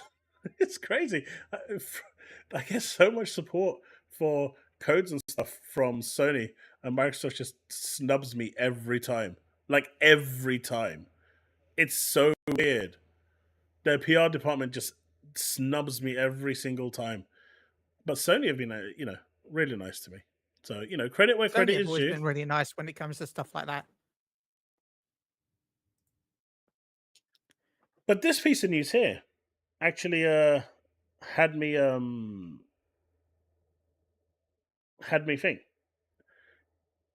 Jez Corden says there will be no hybrid next-gen console. The upcoming release will feature a traditional console with a separate handheld add-on, plus the potential end of paywall never happen. multiplayer. I think Microsoft. No. I mean, it will, because the consoles are going to disappear eventually, right? So they're not going to put. I guess that will kill it, but until then. Do you know what it is? Do you want to know? Honestly, they don't need the paywall. They can honestly. No, they've got Game Pass. They've got Game Pass, so just leave it at $20 and just remove the paywall. And then those people at $14.99 don't get what they're getting without the needs for the paywall, and then just let everyone play online. Just remove the paywall requirement. Obviously, that means that you're getting less for your service, but I think in the grand scheme of things, it's okay. I think they should just get rid of it. But apparently, next Xbox won't be hybrid. Now, I've always questioned whether the next console is going to be a hybrid. And you understand what that means, right, Chille? Hybrid? Half PC, half console. Yeah, but that isn't all consoles nowadays, basically. No. We're talking like being able to run x86 applications like Steam, Epic, and stuff like that. Yeah. So it'll actually have a Windows operating system death mode customized behind it. Yeah. So Xbox next. You're saying like the Dreamcast? Sorry. No, not like that. I'm talking like a full fat Windows. Well, technically, you had Windows CE. Yeah, but that wasn't a full fat one, right? No, it was a custom OS for the Dreamcast. I think there was a full fat one released, but it was separate, right? Yeah, it was. And he says, handheld will be an add-on, predicts end of paywall multiplayer. Now, the hybrid is a really tricky thing for Microsoft to get right. I know they want Steam on Xbox, but Steam will murder their sales, and Microsoft is aware of this. So it's very tricky for them to traverse this, because let's say, for example, and I'd argue some companies would then pull their game out. Why would they pull their game out? Mainly Sony, but I can see them they're pulling their games from sale from Steam because they don't want it on the Xbox. Why would that even matter to, say, Black Wukong? Now, you're overthinking it. You should go much more granular and much more simplified. You're going about this the wrong way. If Steam is on my Xbox and I can natively play the Steam version of that game, it gives the publisher less reason to make an Xbox version, because they can just make the Steam version and it will work on my Xbox. But at that point, what benefit is there for Microsoft to continue doing that? What benefit is there for Microsoft to even release a console at that point if they're making no money off the software sales? As a third-party publisher, you'll be more inclined to just release the Steam version, right? If it works on the Xbox natively, and you can just have a profile, you've got low, very low, low, medium, Xbox, high, like the Xbox handheld, then high, then Series X2, then very high and Ultra. And, when you boot it up on your Xbox, it's going to automatically set to that profile for your Xbox. I mean, it's very easy to do, right? It's just a profile setting in the end. It's nothing difficult. How much of that percentage is Steam going to give away? Is Valve going to give away from 30%? Like Monster Hunter Wilds, Capcom will take 70% still. Right now, Valve are taking 30%. If they put their thing on Xbox, how much of that 30% is Valve going to want? And how much will Microsoft be happy with it? Because most people won't buy from the Microsoft Valve will want all store. of it, right? They're going to want all of it, but they can't get all of it. Do you see the logistics here where the problems start to come in? As a third-party publisher, it's better for you because you just have to release it on Steam and PlayStation, and Xbox will get it by default. And for Xbox gamers, it's happy day. What I'm saying is, it's great for Xbox consumers, but it's bad for the consumers as well at the same time, because this then gives Microsoft even less reason to release a console. At this point, it's just a PC. It's just the Steam machine, basically.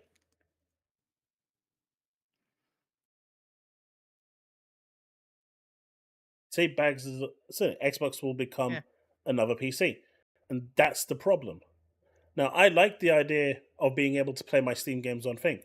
People generally think I'm being obtuse about it and anti Xbox, but it's anti Steam, but it's not the case.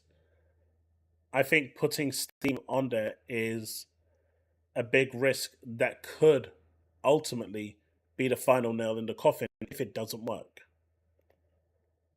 And again, I ask, what incentive will users have to buy from Xbox as opposed to Steam? Where if later down the line you want to expand to a PC, that catalog is there as well. Yeah.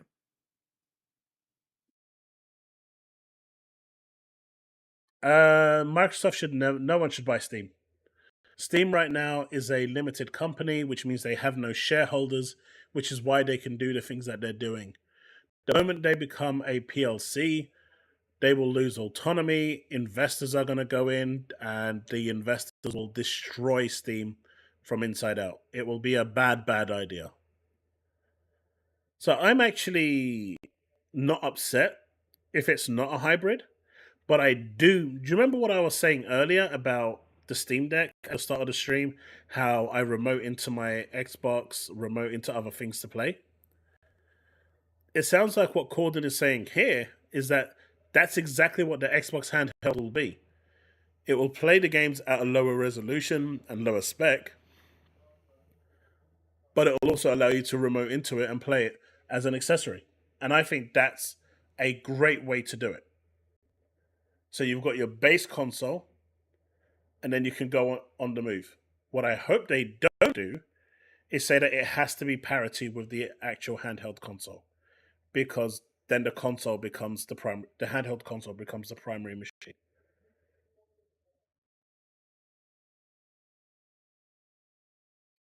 Yes, Woodpit. The moment you turn it into a PLC, investors are all over that, and bye Steam.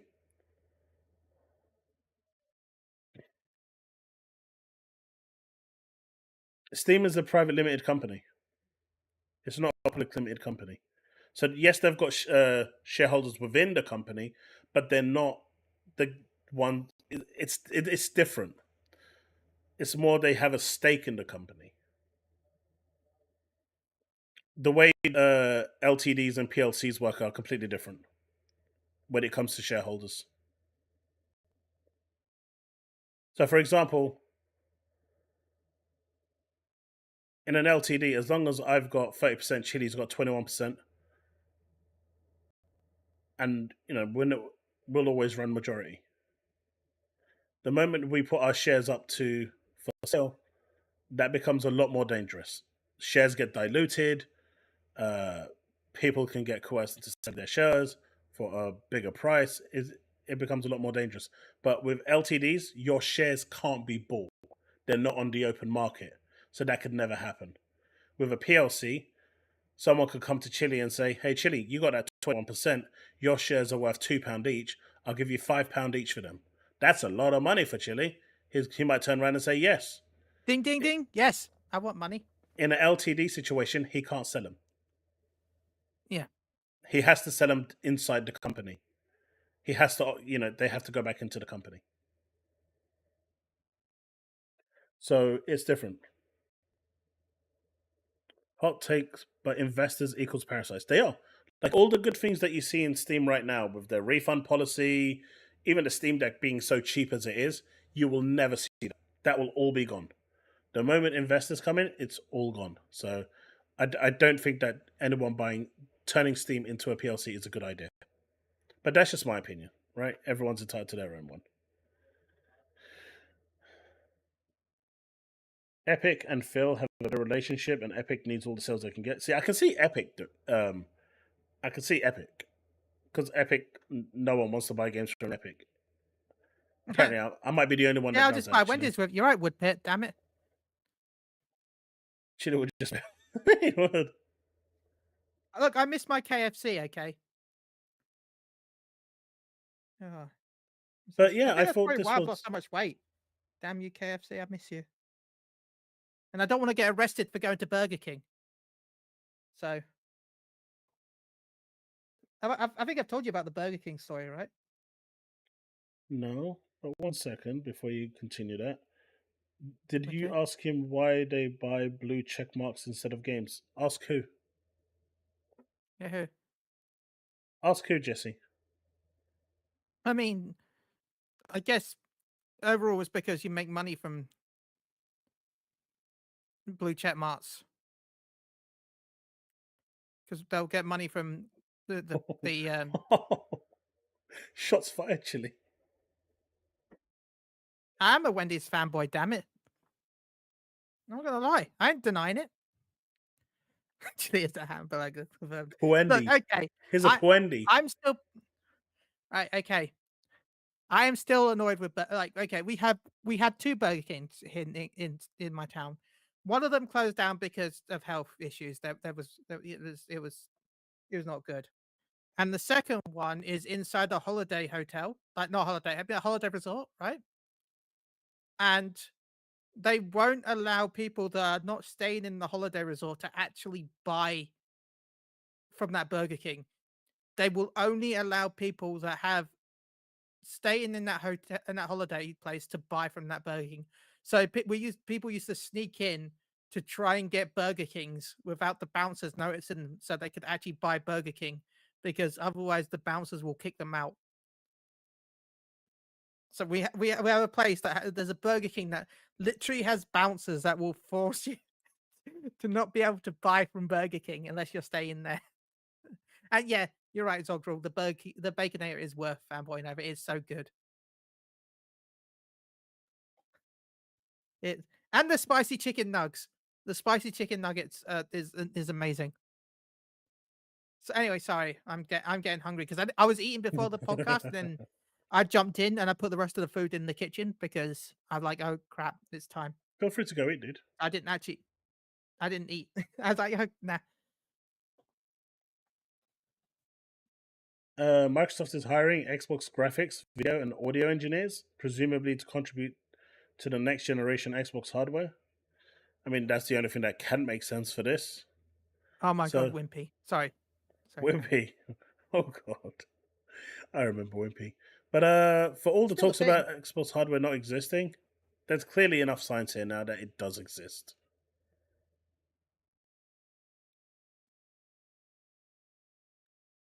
Only bouncers I've seen at fast food places is the Mackey's by Liverpool Central Station on a Saturday night. Only I haven't tried bouncers I've Popeyes seen. either, Woodpit. I've always wanted to try Popeyes. I looked in their for some reason their burgers have a may contain nut warning, so that's why I haven't risked it. May contain. Yeah, may. I still don't buy anything that may contain. I know, but why is it may? You either know it contains nuts or not. It'll be because it'll be made in a location that would have been producing with stuff with nuts, so therefore they cannot guarantee no cross contamination. But then that's also on everything. Like have you ever looked at a packet of KP peanuts? On the back of the packet of KP nuts also says may contain nuts. So, you know.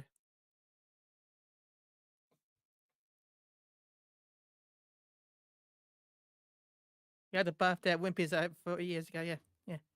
Yeah, they do, Kevin. Nuts say may contain nuts. It's hilarious. But you joke, but like there are people out there where like luckily my niece isn't as severe as me and my sister, but my niece has like an intolerance to nuts. And when she was like 2 or 3, my granddad like bought I can't remember what chocolate bar it was off the top of my head, but like the chocolate bar had nuts in it. So he bought her this chocolate bar and she had an allergic reaction. He's like, it didn't say may contain nuts. I'm like, it's because it contains nuts. So he looked at the ingredients, didn't see may contain, gave her the bar, and it actually had nuts in it. So that's why they have to add may contain. So we do have some bad news. Well, Oh, depending on how you look at it. No, that's fine. It looks like Bungie is pretty much systematically over. I know we were talking about this earlier. I was looking for this slide and I couldn't find it. because one of the things I wanted to talk about.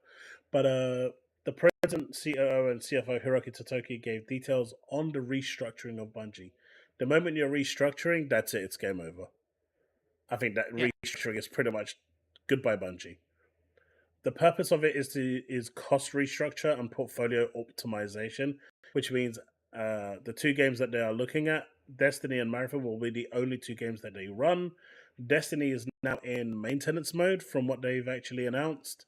There's one small update that they're going to have that lasts for 6 months. And then the second update for the rest of the year will be a new light-sized update, which is very, very, very small. So Destiny 2 is basically on maintenance mode.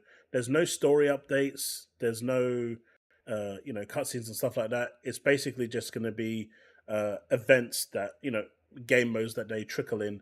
There's not going to be strikes because they got rid of those, right? No strikes today. But basically, Destiny 2 is on maintenance mode, and everything now banks on Marathon. And if Marathon fails, that will be the complete end of Bungie. We have to enhance efficiency of the business. Bungie back office functions will be integrated into Sony Interactive Entertainment. So Bungie have lost complete autonomy now. They have no control over the actual company. Bungie headcount and resources will be concentrated into Destiny 2 maintenance and Marathon. Other title developments at Bungie will be transferred to PlayStation Studio. So all the other projects that they had that were in incubation or on hold, all of those will now be PlayStation exclusives, and they will optimize overall studio structure, which basically means they are going to integrate more people into Sony Interactive Entertainment and lay more people off to reduce the size, depending on how Marathon and Destiny 2 go and how many people they actually need. So layoffs are far from done at Bungie, and it's a shame, but Bungie's finished. I see no way for Bungie coming out of this at all. They've lost everyone anyway, and honestly, who's talking about Marathon realistically? Who's talking about, extraction shooters in this day and age? Extraction shooters were big a few years ago, but now, I mean, sure, people still play Tarkov, but it's not the rage it used to be. During a period, that used to be like the be-all and end-all, and everyone was playing extraction shooters. Now, who talks about them? Who talks about PUBG? You just don't hear it, right? You don't hear about these extraction... Well, PUBG's a battle royale, but extraction shooters just aren't big anymore. So they're basically building a game, banking the whole of their company now. Well, not a company, but the staff retention on a genre that just isn't popular. I do feel sorry for the staff. It's really horrible. And honestly, I hope Sony does right by them and integrates them as many as they can into SIE, and that the job loss count is going to be minimized because of that. Because there's just I don't see a way out for Bungie at this point. What about you, Chille? It's a shame because Bungie itself is. It's just a shame for the company. Like I don't know what more to add than what you've already added, because I just feel bad for Bungie. Like I feel bad for the staff. All because of the leadership. It's all because of the leadership. Yeah, the leadership screwed this company over. As much as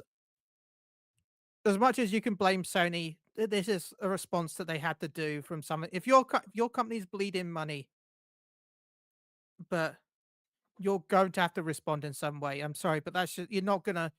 Activision and Microsoft looked away, so they pushed their luck by thinking that third time's the charm with Sony. That's all that's happened. They thought, we got away with Microsoft, we got away with it with Activision, we're gonna get away with it with Sony. And Sony was like, no, you're losing money. Why would we spent all that money on you? Why would we keep that? I'm hoping that they, as you said, I hope that a lot of the staff at least keep jobs in the Sony company. And I have mean- no excitement for Marathon once Who they announced it's does? Extraction. It's an extraction shooter. And you know what they've turned us into? This Off a might dead actually fan. interest you. Off a- It's actually pivoted away from an extraction shooter slightly. It's a hero shooter extraction shooter. So it's going to be Concord. As an extraction shooter. Yeah. That's like Destiny. Not Destiny. That's like Division, right? Division was technically an extraction. Yeah, but it wasn't like when you say hero shooter to me. I'm not saying hero shooter, but like no, that's what they said. That's what because they got a new guy. Now, but originally it was extraction, right? And then yeah. But it's still an the original extraction version would have. Yeah. But now you got set loadouts. The moment you tell me heroes, it's a set loadout. So you're gonna have an extraction shooter with set loadouts, which doesn't really make sense. But okay. Devastator, think Tarkov, and you're almost there. And look, who's excited for this game? You know, when and it's not like it's a like I hate to say it, but how many people apart from really hardcore people have really even heard of Marathon? It's a long it's a really long dead IP. Bags is always a Series S's fault. 100% without a shadow of doubt. Even when it's not, it still is. Marathon was 1994. Yeah, it's an old game. Sorry. It was also on your favorite console, Stadia. Marathon, the Pippin in 1996. Yeah, it was on Apple. It was. Yeah, Marathon was a Macintosh exclusive. Yes, Halo it was. Wasn't Halo a No. Apple exclusive originally? No, that was a new franchise. No, I swear Halo was not Halo. I swear there was a game that was being made by someone.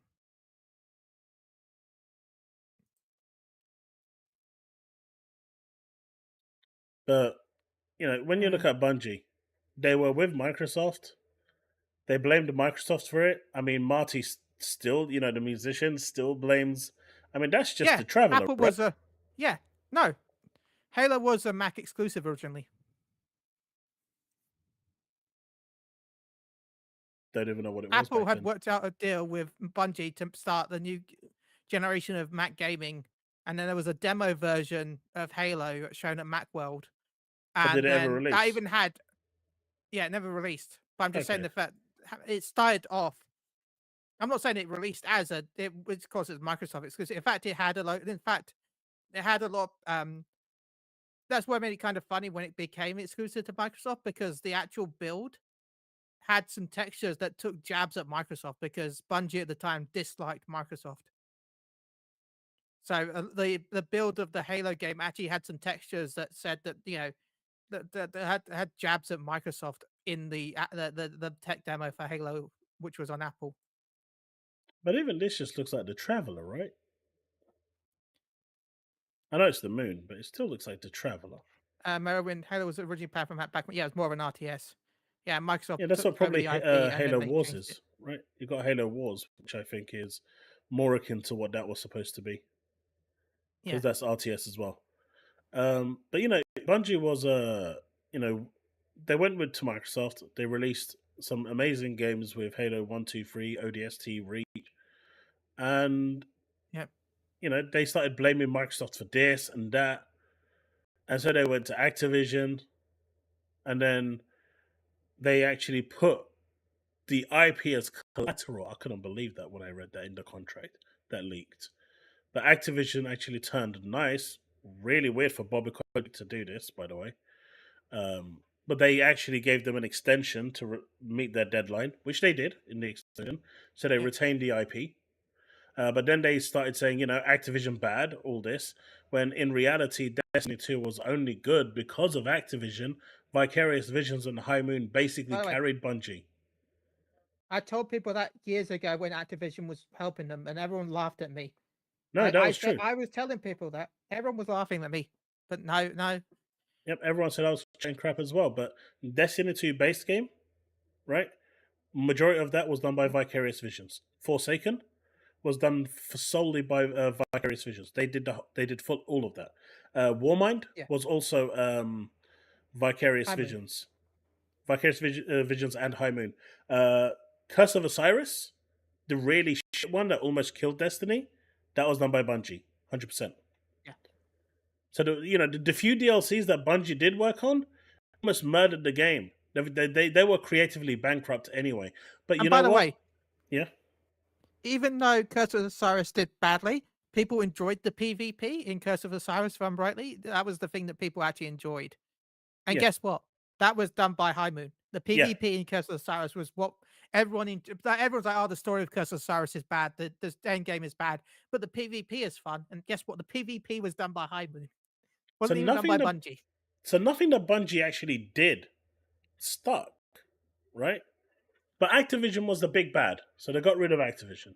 And then they came to, they tried to offload it to Microsoft. Microsoft said no. And so they went to Sony, and Sony said yes, because Sony needed to react to the ABK purchase. They needed something to show their investors that they mean business. And part of the reason, that was a big reason why they actually bought Bungie. And it's cost them dearly. But on this occasion, Bungie couldn't prove to everyone that Sony was the big bad. And Sony just said, screw you. You've cost us $3.6 billion. We want our money back. And if that means we're going to take your company, we will. I'm going to go off topic here. Devastator said High Moon Studio did the Transformers War for Cybertron game. I just want to say a big shout out to High Moon again. I know this is a long time ago, but I did the review for Transformers War for Cybertron for PSU. And they liked the review so much that they sent me a custom image of Optimus Prime with the quote from my review to use as promotional material for the game, which I thought was quite cool. So big shout out to High Moon for doing something like that. That made me smile seeing a picture of Optimus Prime with my quote. Nice. So, big shout out to High Moon for doing something like that. That was So cool. I know that's something difficult, but it meant a lot. I think where we are right now, in just the way the things are going, I think it's too late. I think it's too late for that, personally. I mean, Apple already has their old console, the Pippin. They just released the Pippin 2. And Samsung... Are you serious? Well, we know that the Pippin was a real thing. Yeah, but Pippin 2. No, it's not a real thing, but Okay. they could. I mean, if they can sell the same iPhone every year, they can sell the iPhone hardware as the console. It's not even I guess it is a live service marathon. It's just an extraction shooter that they're going to try and update. Yeah. But I just don't see it surviving. I don't see this doing well. I don't see it. This is what they're banking everything on. If this fails, they basically, Bungie as a name disappears. Right? It's going to be called Sony Interactive Entertainment something. Just like Cygnus they changed their name to Sony Interactive Entertainment Liverpool. Yeah, but it's a shame.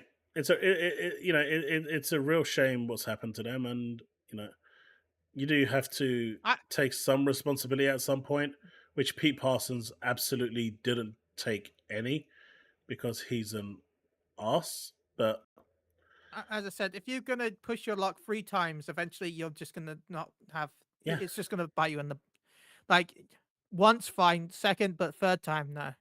Yeah, they just thought they could continually get away with it by saying, "Oh, look, it's the big bad," and Sony just said, "Nah, mate, we had to take 3 loans out with Klarna to get this deal. We ain't gonna sit around and deal with this shit. No way." But it's a shame that the once beloved franchise company is now gutted. It's no longer Bungie. Anyone that actually was working there that was Bungie is gone. It's like Rare. Rare wasn't Rare for the longest time as well. It was Rare in name only. I was hoping Activision would get Destiny IP and give it to High Moon, to be honest. They had the opportunity and they decided to play nice, which is really, really weird for Activision. Anyway, stream, I'm going to be right back. Cool.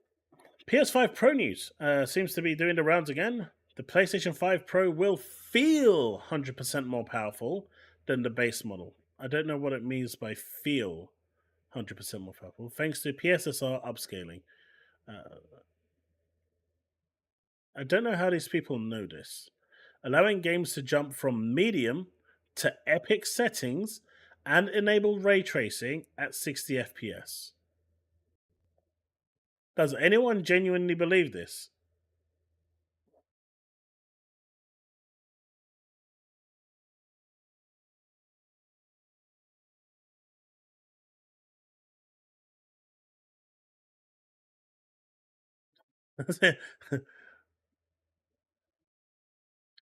Running it on epic settings, so basically ultra, with ray tracing at 60 FPS.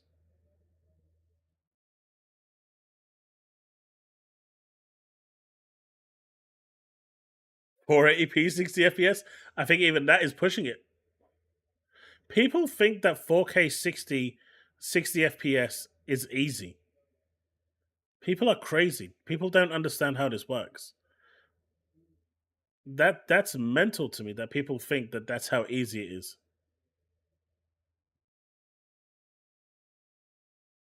I don't even think 1440p at this point. If you're adding ray tracing is extremely demanding.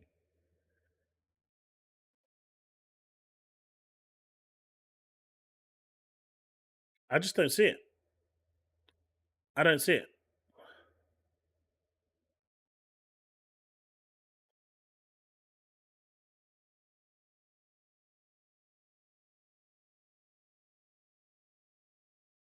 Right?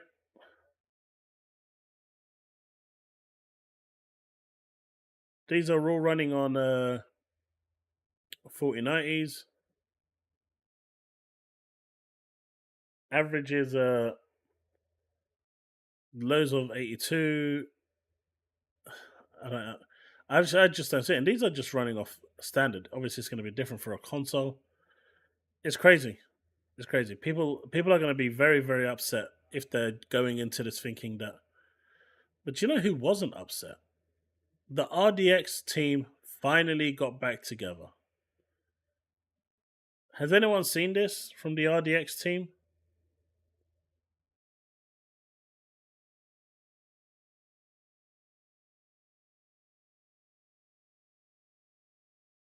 Ah, that's what I was looking for. Yes. It's been bugging me all night. And I couldn't remember. But I finally remembered. Is this the company? No, it isn't.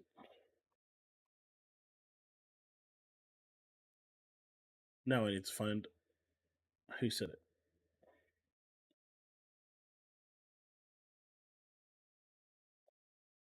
But let's have a listen to what they're saying. Because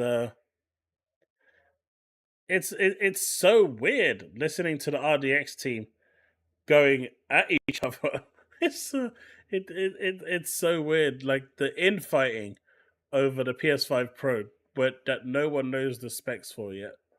The PlayStation 5 Pro is rumored to have a 10% boost in performance on the CPU. Yes, and that is AI correct. upscaling is not going to push a game up to 60 FPS. If it has dedicated hardware on there it's not going to be 4K 60. Nobody's fucking saying that. But at a 1440p 60 with upscaling, let's just wait and see, man. Because I think performance-wise, CPU-wise, it wouldn't the PS5 Pro can't be that much better than the Series Okay, I X. gotta stop you right there. That's super cap because it doesn't have the same hardware.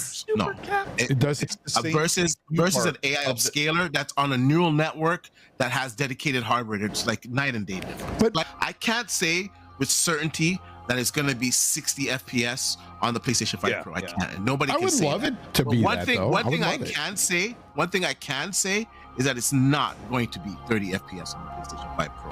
It will most definitely I would have say an unlock that's mode that's because a it just bold- has extra GPU power alone.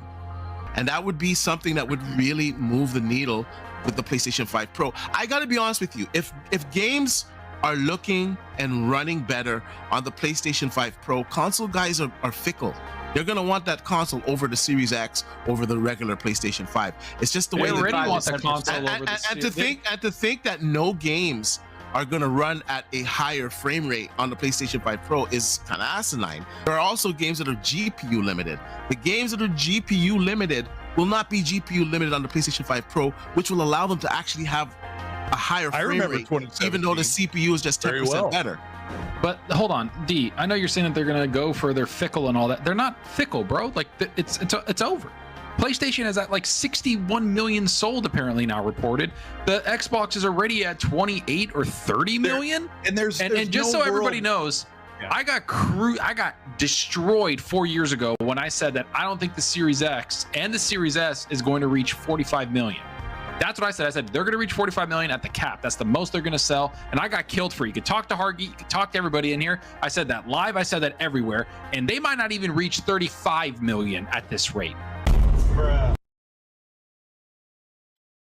That's a bit of yikes, right? The first time they get back together and the amount of discourse that's going on is surreal. I mean, you've got Colt there, so I'm not surprised. Come on. The first time they're together, they're just infighting about a PS5 Pro. That, again, no one knows the specs for.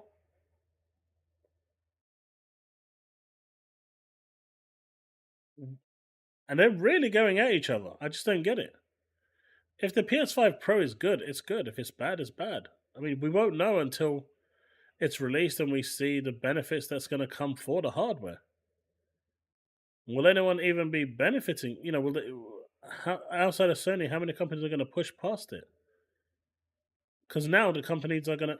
I mean, before, people, these companies were saying that, we don't want to develop for 2 SKUs for Xbox. Are they going to do... And even then, right? All it's going to give you is higher frames. You're not going to get better or anything else. Might look slightly better, but it's not. They're not going to be doing new textures for the game. That's all additional cost.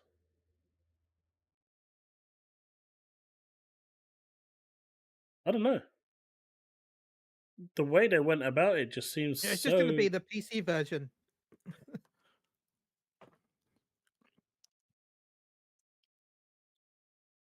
I don't think the ray tracing is going to be that much better. And by the way, not just ray tracing, but don't forget that path tracing is a thing, and that is horrendous. Yeah. It's extremely taxing on the machine. Right? People are looking at it as... And I'm seeing people out there like, yeah, 4K 60, ray tracing, all that shit. I'm like, you on drugs or something? Look, there's going to be a 16K ray traced 250 FPS PS5 Pro exclusive game with Pong. It's going to have ray tracing for Pong. It's going to be the greatest game. I'll believe it for Pong. 16K, 120 FPS, full ray tracing Pong.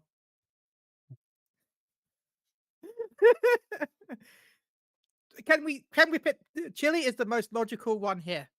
That is a sentence I don't think I'd ever read. So thank you. I mean, when ray tracing is done right, it looks really nice. Path tracing is even nicer, but that's on the 40 series graphics cards, right? But when it's done correctly... I think there's some path tracing on the 30 series. It's just that it's really... It's not handled well. Well, no, it's not just the fact it's not handled well. It's just the fact that path tracing is really just an intensive thing to do, because it's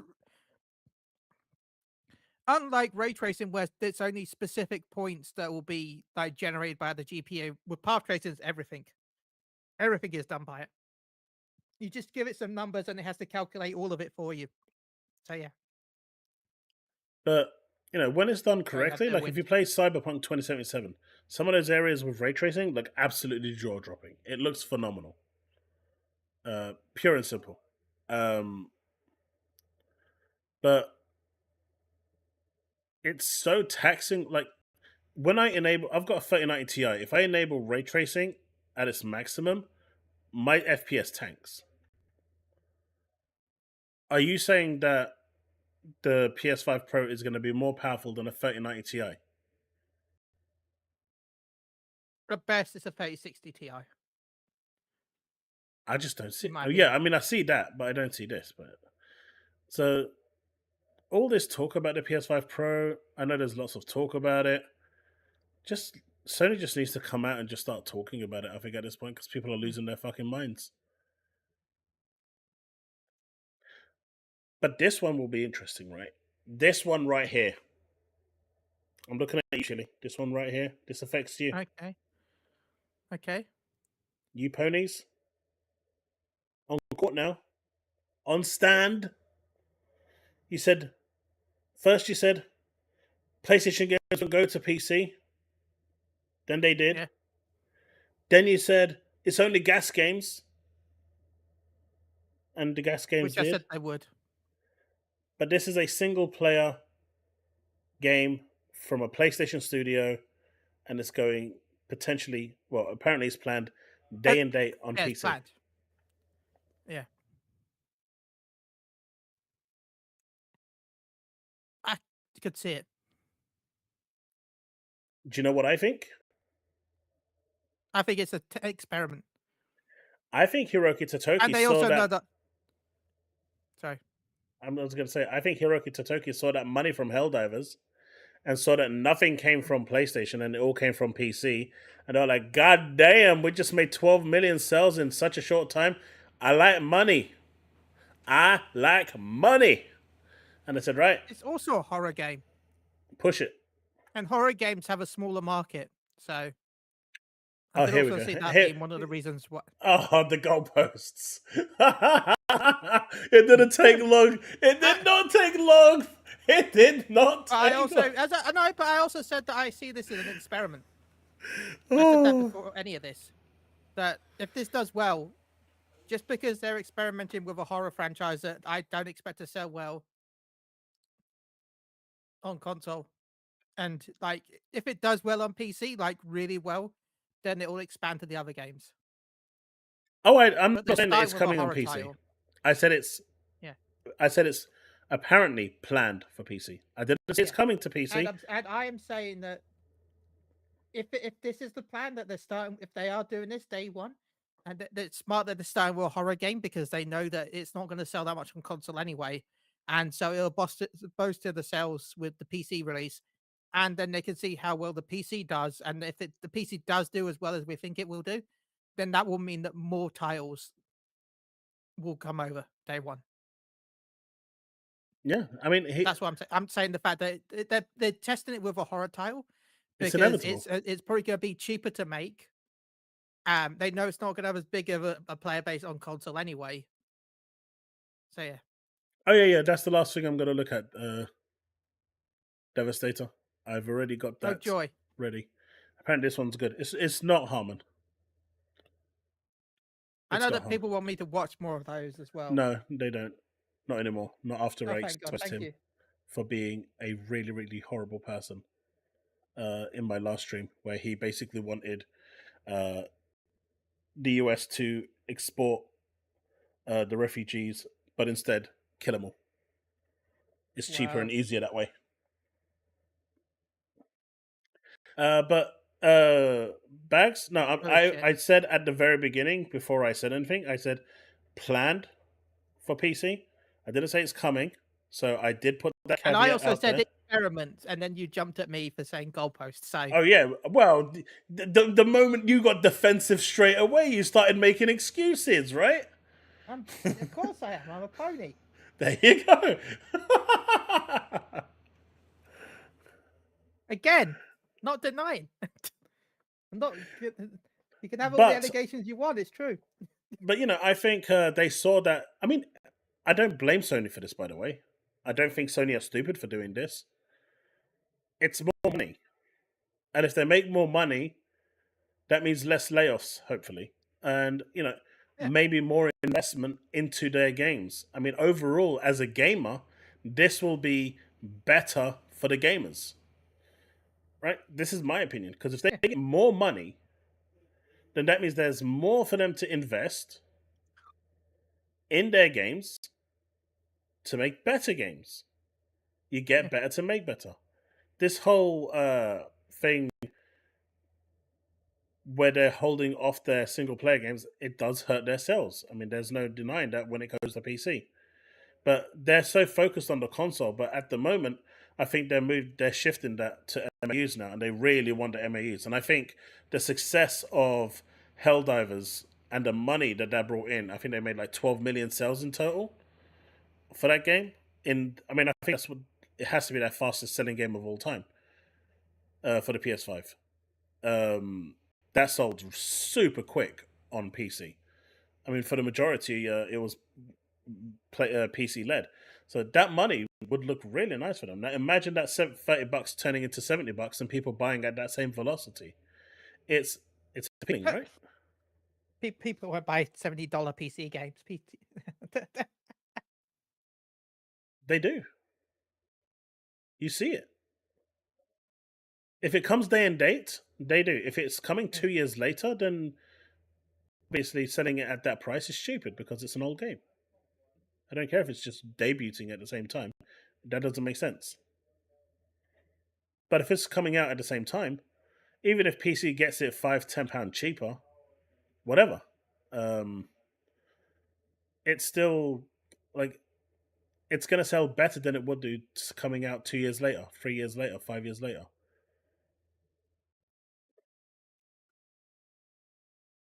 Where is the line? There is no line. Yeah. But I think that's quite interesting. I think this is the final thing I wanted to cover yet before we watch the video.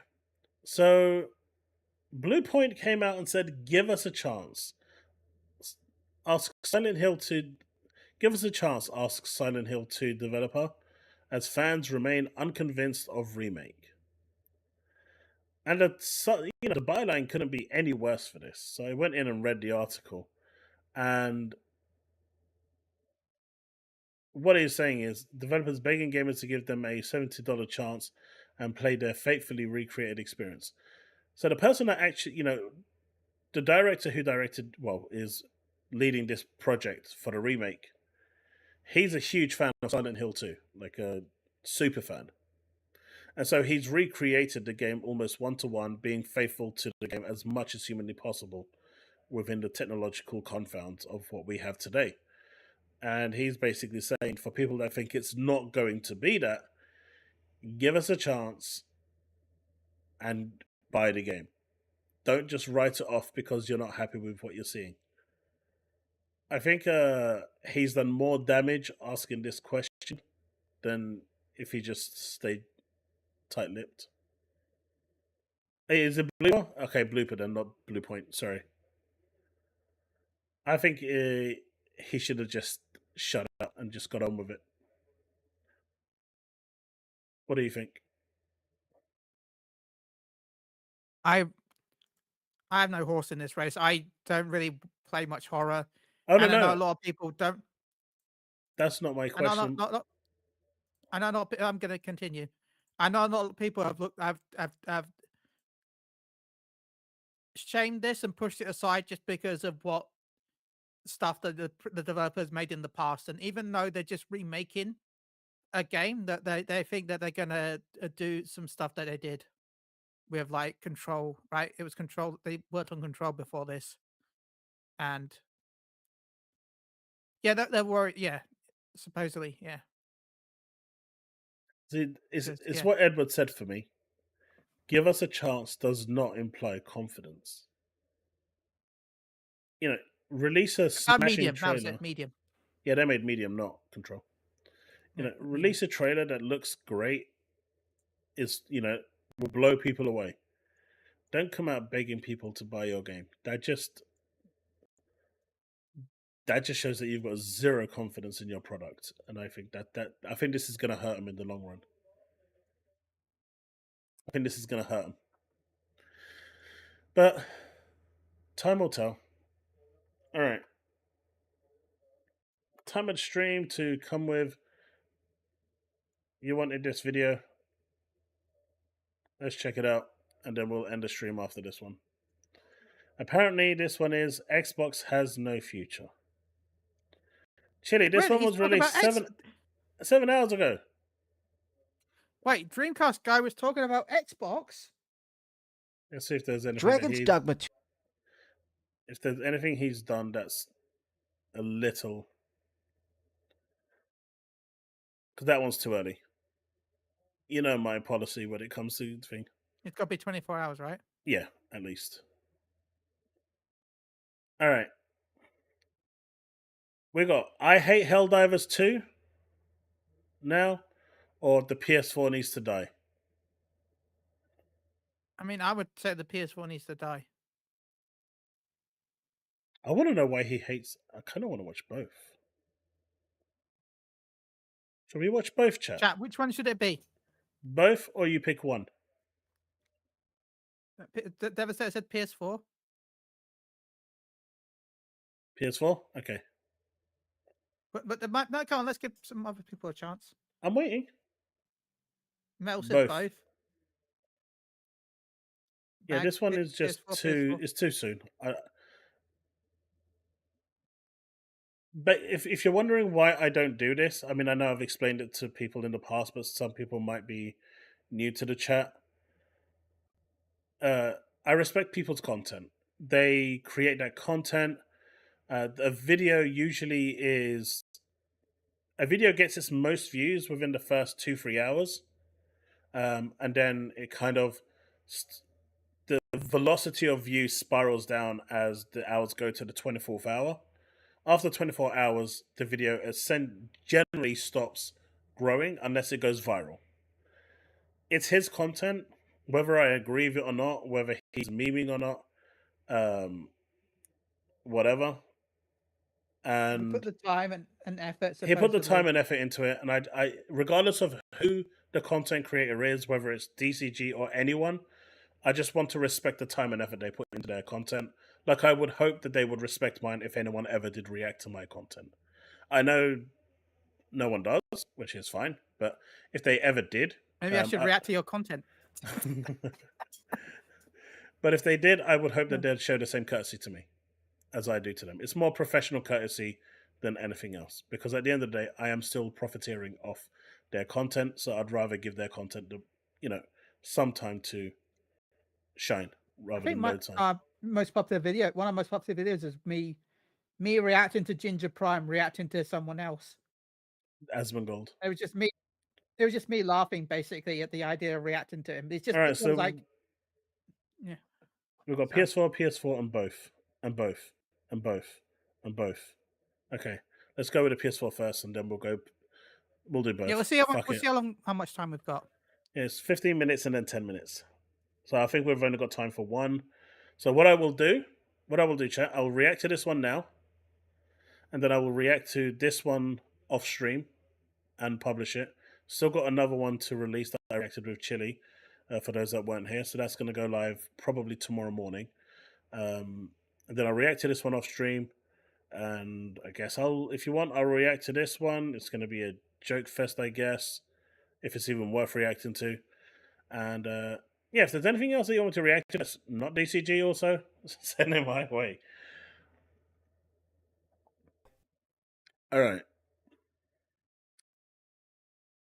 Let's see what he has to say.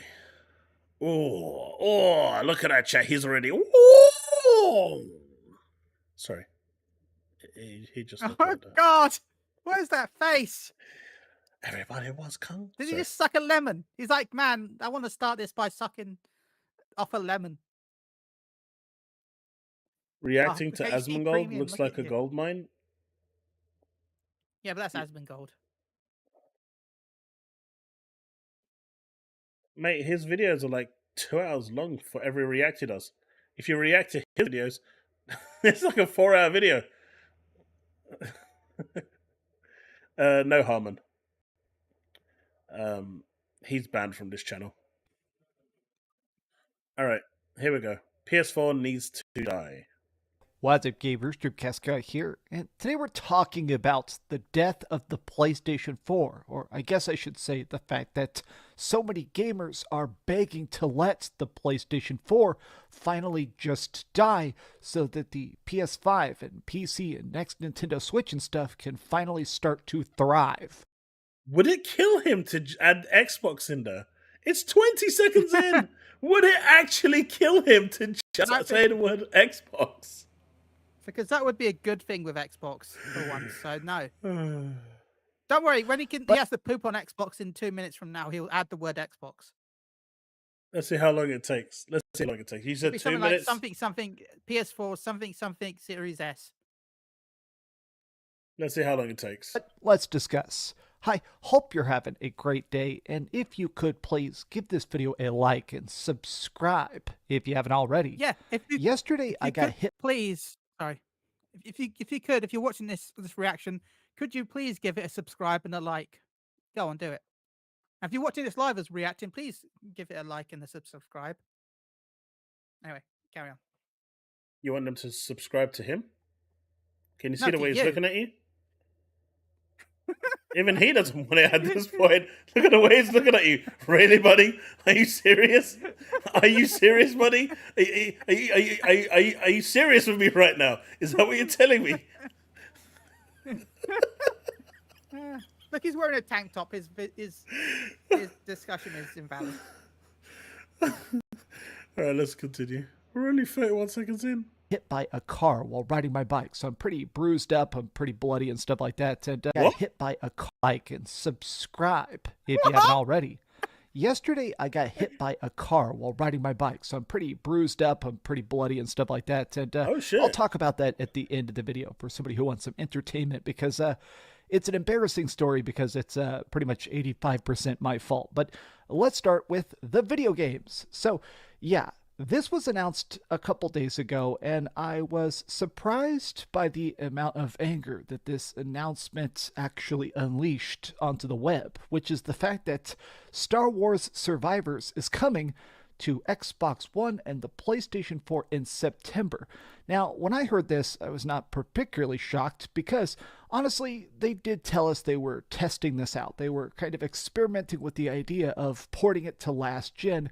But when they announced this, the amount of people that were saying, this is a bad idea, we need to move on from 11-year-old consoles. The fact that the PS4 is still getting games in 2024, this is bizarre because I do think the success of the PlayStation 5 is very measurable. I mean, this was announced just about an hour ago. The PS5 has sold 62 million units. Wrong. It's 55 to 56 million. Still a lot, by the way. It's not even 62 there. That's 61.7. Mm-hmm. But it's still factually wrong. Yeah, it's still wrong, but I'm just saying even the number he's saying is wrong. Yep. It is shipped consoles, not sold. Shit. As was proven earlier. Not shit. It sounded like you said shit for a second there. Oh, not shit. Consoles. Shipped. In its first 4 years. So it's not like it's unsuccessful. It's definitely a big hit. But when you scroll down to the comments, people are discussing the fact that despite the fact that so many people are buying the PlayStation 5, it doesn't seem like the raw sales, the raw attention, the raw dollars earned is actually matching what the PlayStation 4 did. I mean, this guy here, this is definitely just a troll. I mean, his name is Gaming Grifter, and it says, I'm a big fan of the Xbox. Okay, so He's not lying here. Rise of the Ronin, Rebirth, and Stellar Blade combined didn't sell 10 million. It's true. Rebirth sold, 3 million? Less than 3 million. Stellar Blade sold 1 million. Rise of the Ronin probably sold, 2 million? So between them, they sold 6 million. So he's not lying. Now, could you imagine 3 massive games on the PS4 coming out? They would have hit 10 million. He's trolling a bit, but he does say here, Stellar Blade and Rise of Ronin didn't even sell a combined 10 million copies.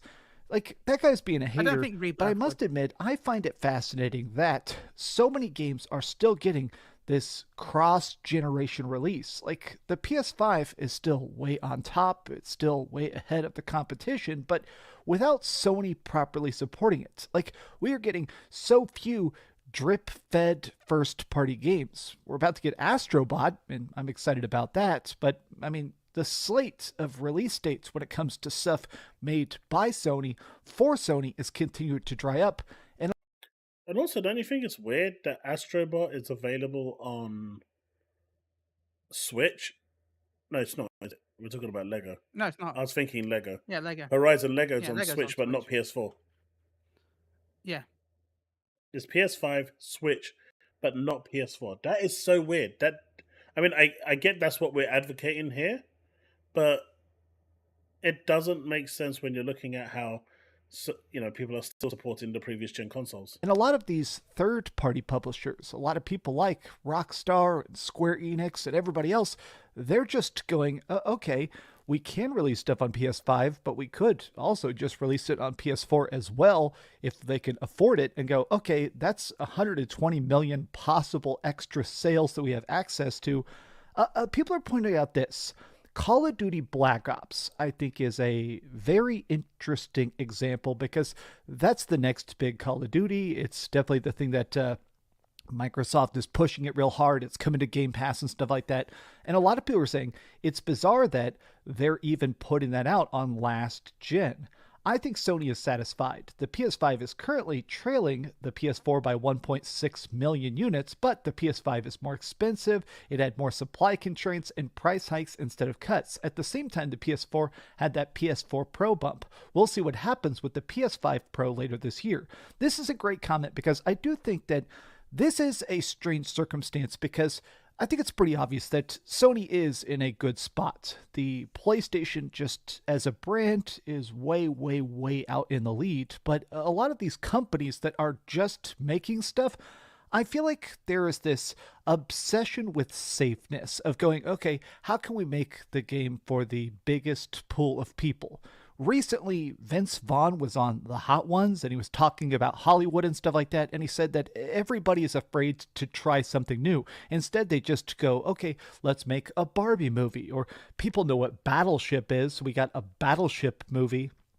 I think this is a good example of how the video game industry is also kind of thinking right now.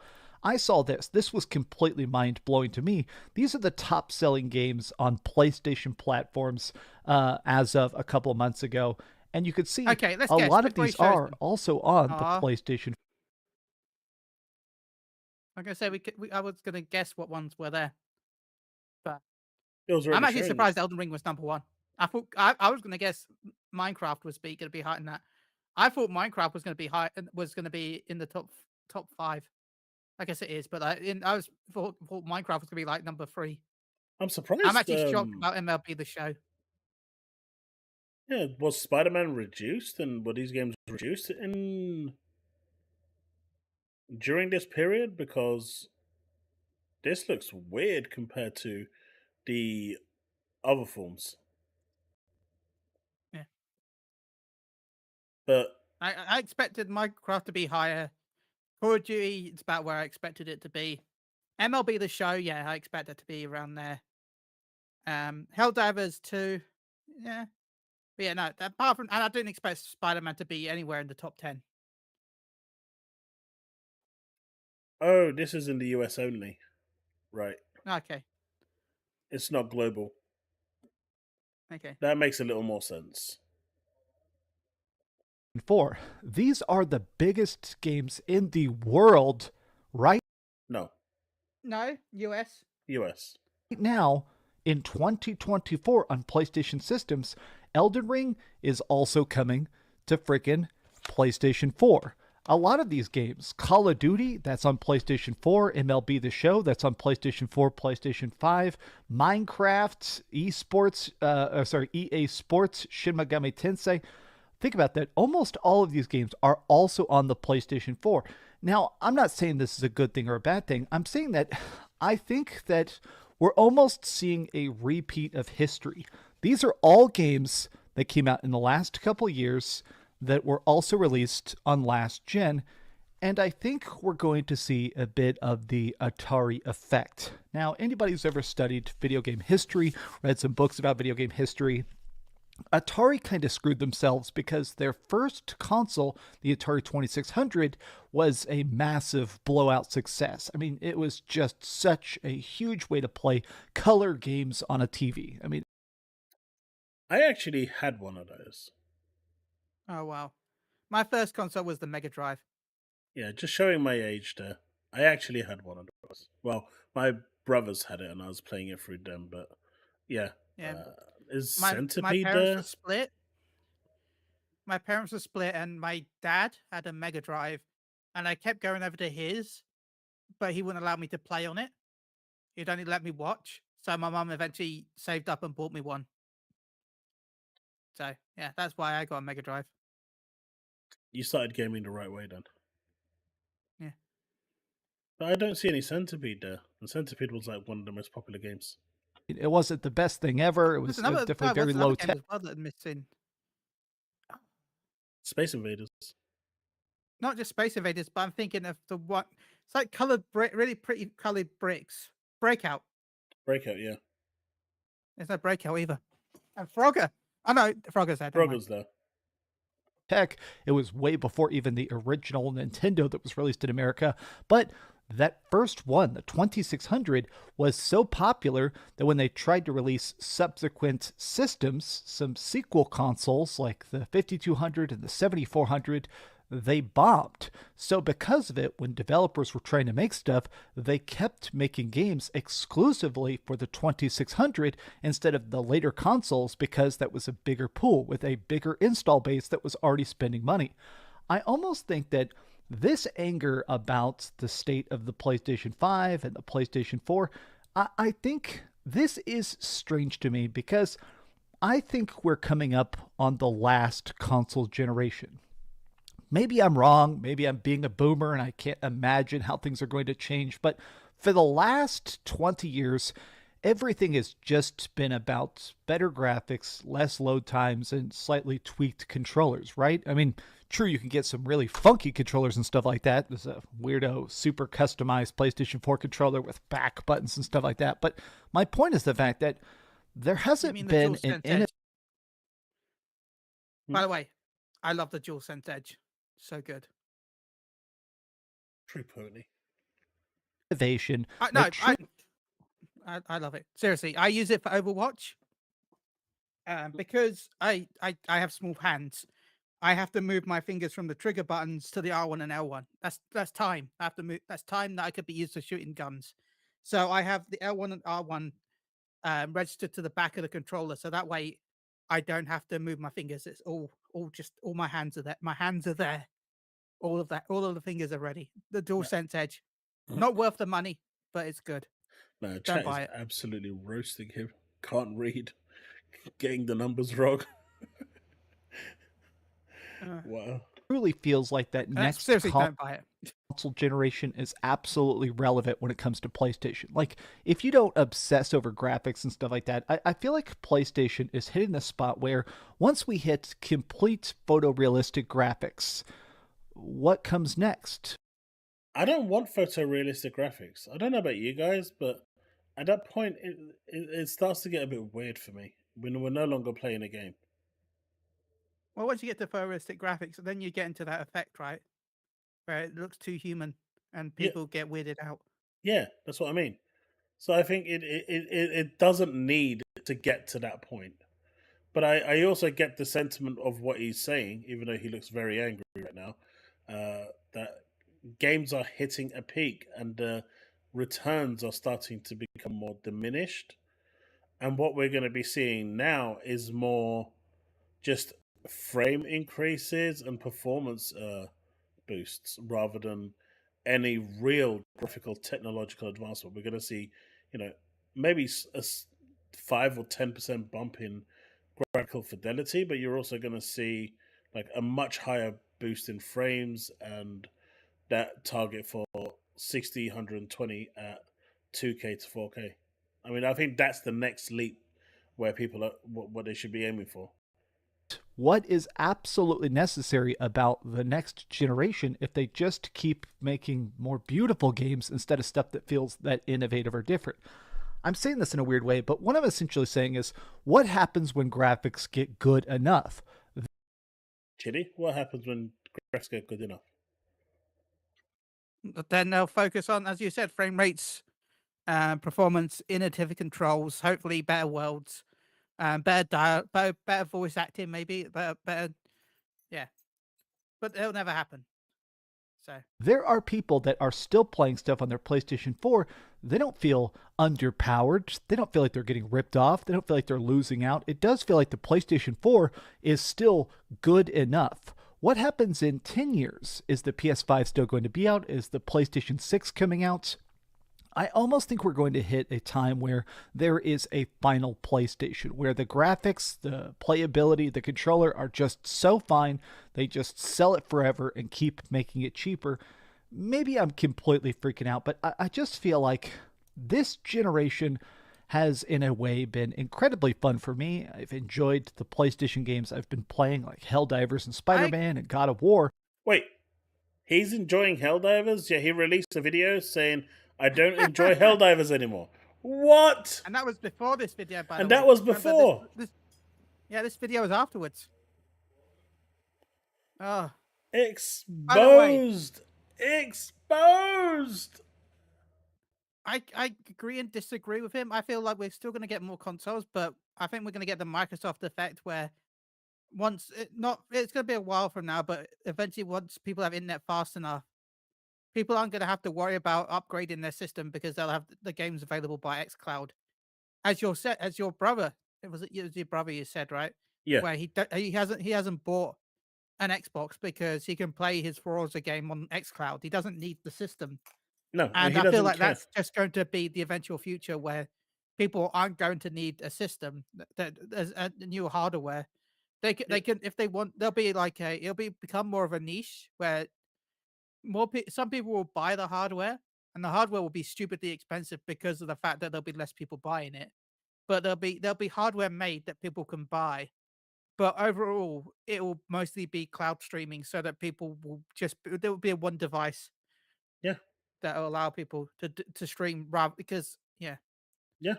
I've said that for the longest time. There will be PS6, but the PS7 will probably be an app. I've said this for the longest time. That I mean, so have I. Cloud streaming is the future. It is going to get there. Microsoft just started that journey way earlier, and reason Sony. why Sony started it a long time ago, but they gave up on it quite early. I wouldn't say they gave up. They've invested a lot in it. Yeah, but they've bought nothing towards it. Why do you think Microsoft invested in ZeniMax and ABK? Do you think they invested in that for the Xbox? Of course not. No. They invested in that for the war chest.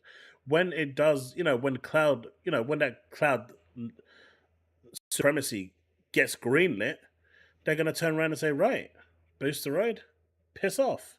All of these companies that have it, by that point, 15 years are going to be up, so they get full rights over ABK games anyway. They're going to turn around and say, right, now that cloud has become supremacy, if you want to play ABK games, ZeniMax games, Xbox Studios games, you need to come to me and me only through my cloud service if you want to play it. You think they're going to keep it on GeForce Now and stuff like that? Unless GeForce Now basically integrates with Xbox and becomes part of the service and replaces xCloud, they're going to lose it as well. Once they get their rights back with the CMA thing, which is why Microsoft isn't really bothering with improving the cloud. It's not a priority right now, because it's not. Right now, they don't have access, to their own games to put on their own cloud system, so why should they? So at that point, you're going to them, and when Phil Spencer turns around and says, I'm not done buying yet, he's clearly not. Because the more lucrative that war chest looks for when that cloud supremacy gets greenlit, you want to make sure that you are the most attractive company out there to get all the subs. If you have all the best games, right now they can play as fair as they want and say, yeah, if we buy Warner Brothers and all their studios, 100% all their games are going to be on PlayStation, it's going to be on Switch if it can handle it, it's going to be on PC. They'll do that. But the moment it switches to the cloud, So Sony's cloud service ain't gonna get shit. Ubisoft ain't gonna get shit. Nintendo's cloud service ain't gonna get shit. It's only gonna be on Xbox. And that is what Microsoft is banking on. And they have been banking on for a while. That's my opinion anyway. And when you think about it, based on the trajectory that they're going, doesn't it make sense that that is what they're doing? Which is a scary thought in itself, because at that point, if they own everything, they can charge you whatever the hell they want. And that's really going to be your only main real option to play your games. Because Square Enix are going to go, hey, we could do this, but no one's really coming to us for like 4 games. So they'll probably go, all right, we're going to integrate with Microsoft because they've got the biggest user base. And then partner up with Microsoft, get a bit of money, and Microsoft's position then just gets bigger and grows. And then they'll dictate the market. This, I think, is what the CMA was afraid of. But they can't stop it. They can only delay it. All they can do is delay it. They can't stop it. All they've done is put a 15-year hold on it. But I do feel like we're hitting this strange spot where people are feeling less excited for the next generation, and I'm not sure I've ever experienced that. There's little reason to go next gen outside of buying a replacement system for their PlayStation 4 games to be played on. I honestly may sit this gen out, as the only thing I want to check out is GTA 6. Let them cook. This is... Honestly, this comment, when I read it, this is the entire inspiration for the video. It kind of blew my mind. The idea of sitting out a console generation as a hardcore gamer. I wonder how many people are thinking like this. People that are saying, okay, the fact that we're still getting PS4 games, is it time to let the old gen die? A lot of people are saying yes. This, you can see my poll here has 1,000 votes. I saw Pio did a similar thing. It's time for games to stop coming to the PlayStation 4. It's been long enough. 4 years into the generation. Yeah, here we go. 4 years into the gen. Should games only be coming to the PS5 and Xbox Series X? Yes, stop cross-gen. I don't think it will stop. Like even this year's COD, so many games now only come with the PlayStation 4 version because the PS5 is backwards compatible. You can put something on PS4 and also sell it on PS5. I just feel like PlayStation is in a strange spot, but I feel like it just reflects the game industry. People are afraid of... Yeah, you're right. I could tell you now, if the Xbox One had sold as much as the PS4 did, Microsoft would probably be doing the exact same that Sony is. Honestly, if the Xbox One sold as well as the PS4 did, we wouldn't have Game Pass today. Yeah, no, you wouldn't. Okay, maybe let's just say it did half as well as that. Like if it did a decent amount, that Microsoft would have done the exact same that PlayStation's doing. And yeah, you wouldn't have Game Pass. You wouldn't have Game Pass. Game Pass was a reaction to them having a really bad Xbox One. Yeah. But no, if Microsoft could, they would have it so that games come to Xbox One as well. If it had enough, if any device has a big enough platform that it's going to sell, and you know that the ability to play that game on the next generations is possible, they would 100% put the game on the previous console and have it an upgradable version on the new gen, so that way they can have as many sales as possible. It's just, you want money. Games are expensive. You want money. They still have 20 to 30 million people on Xbox One.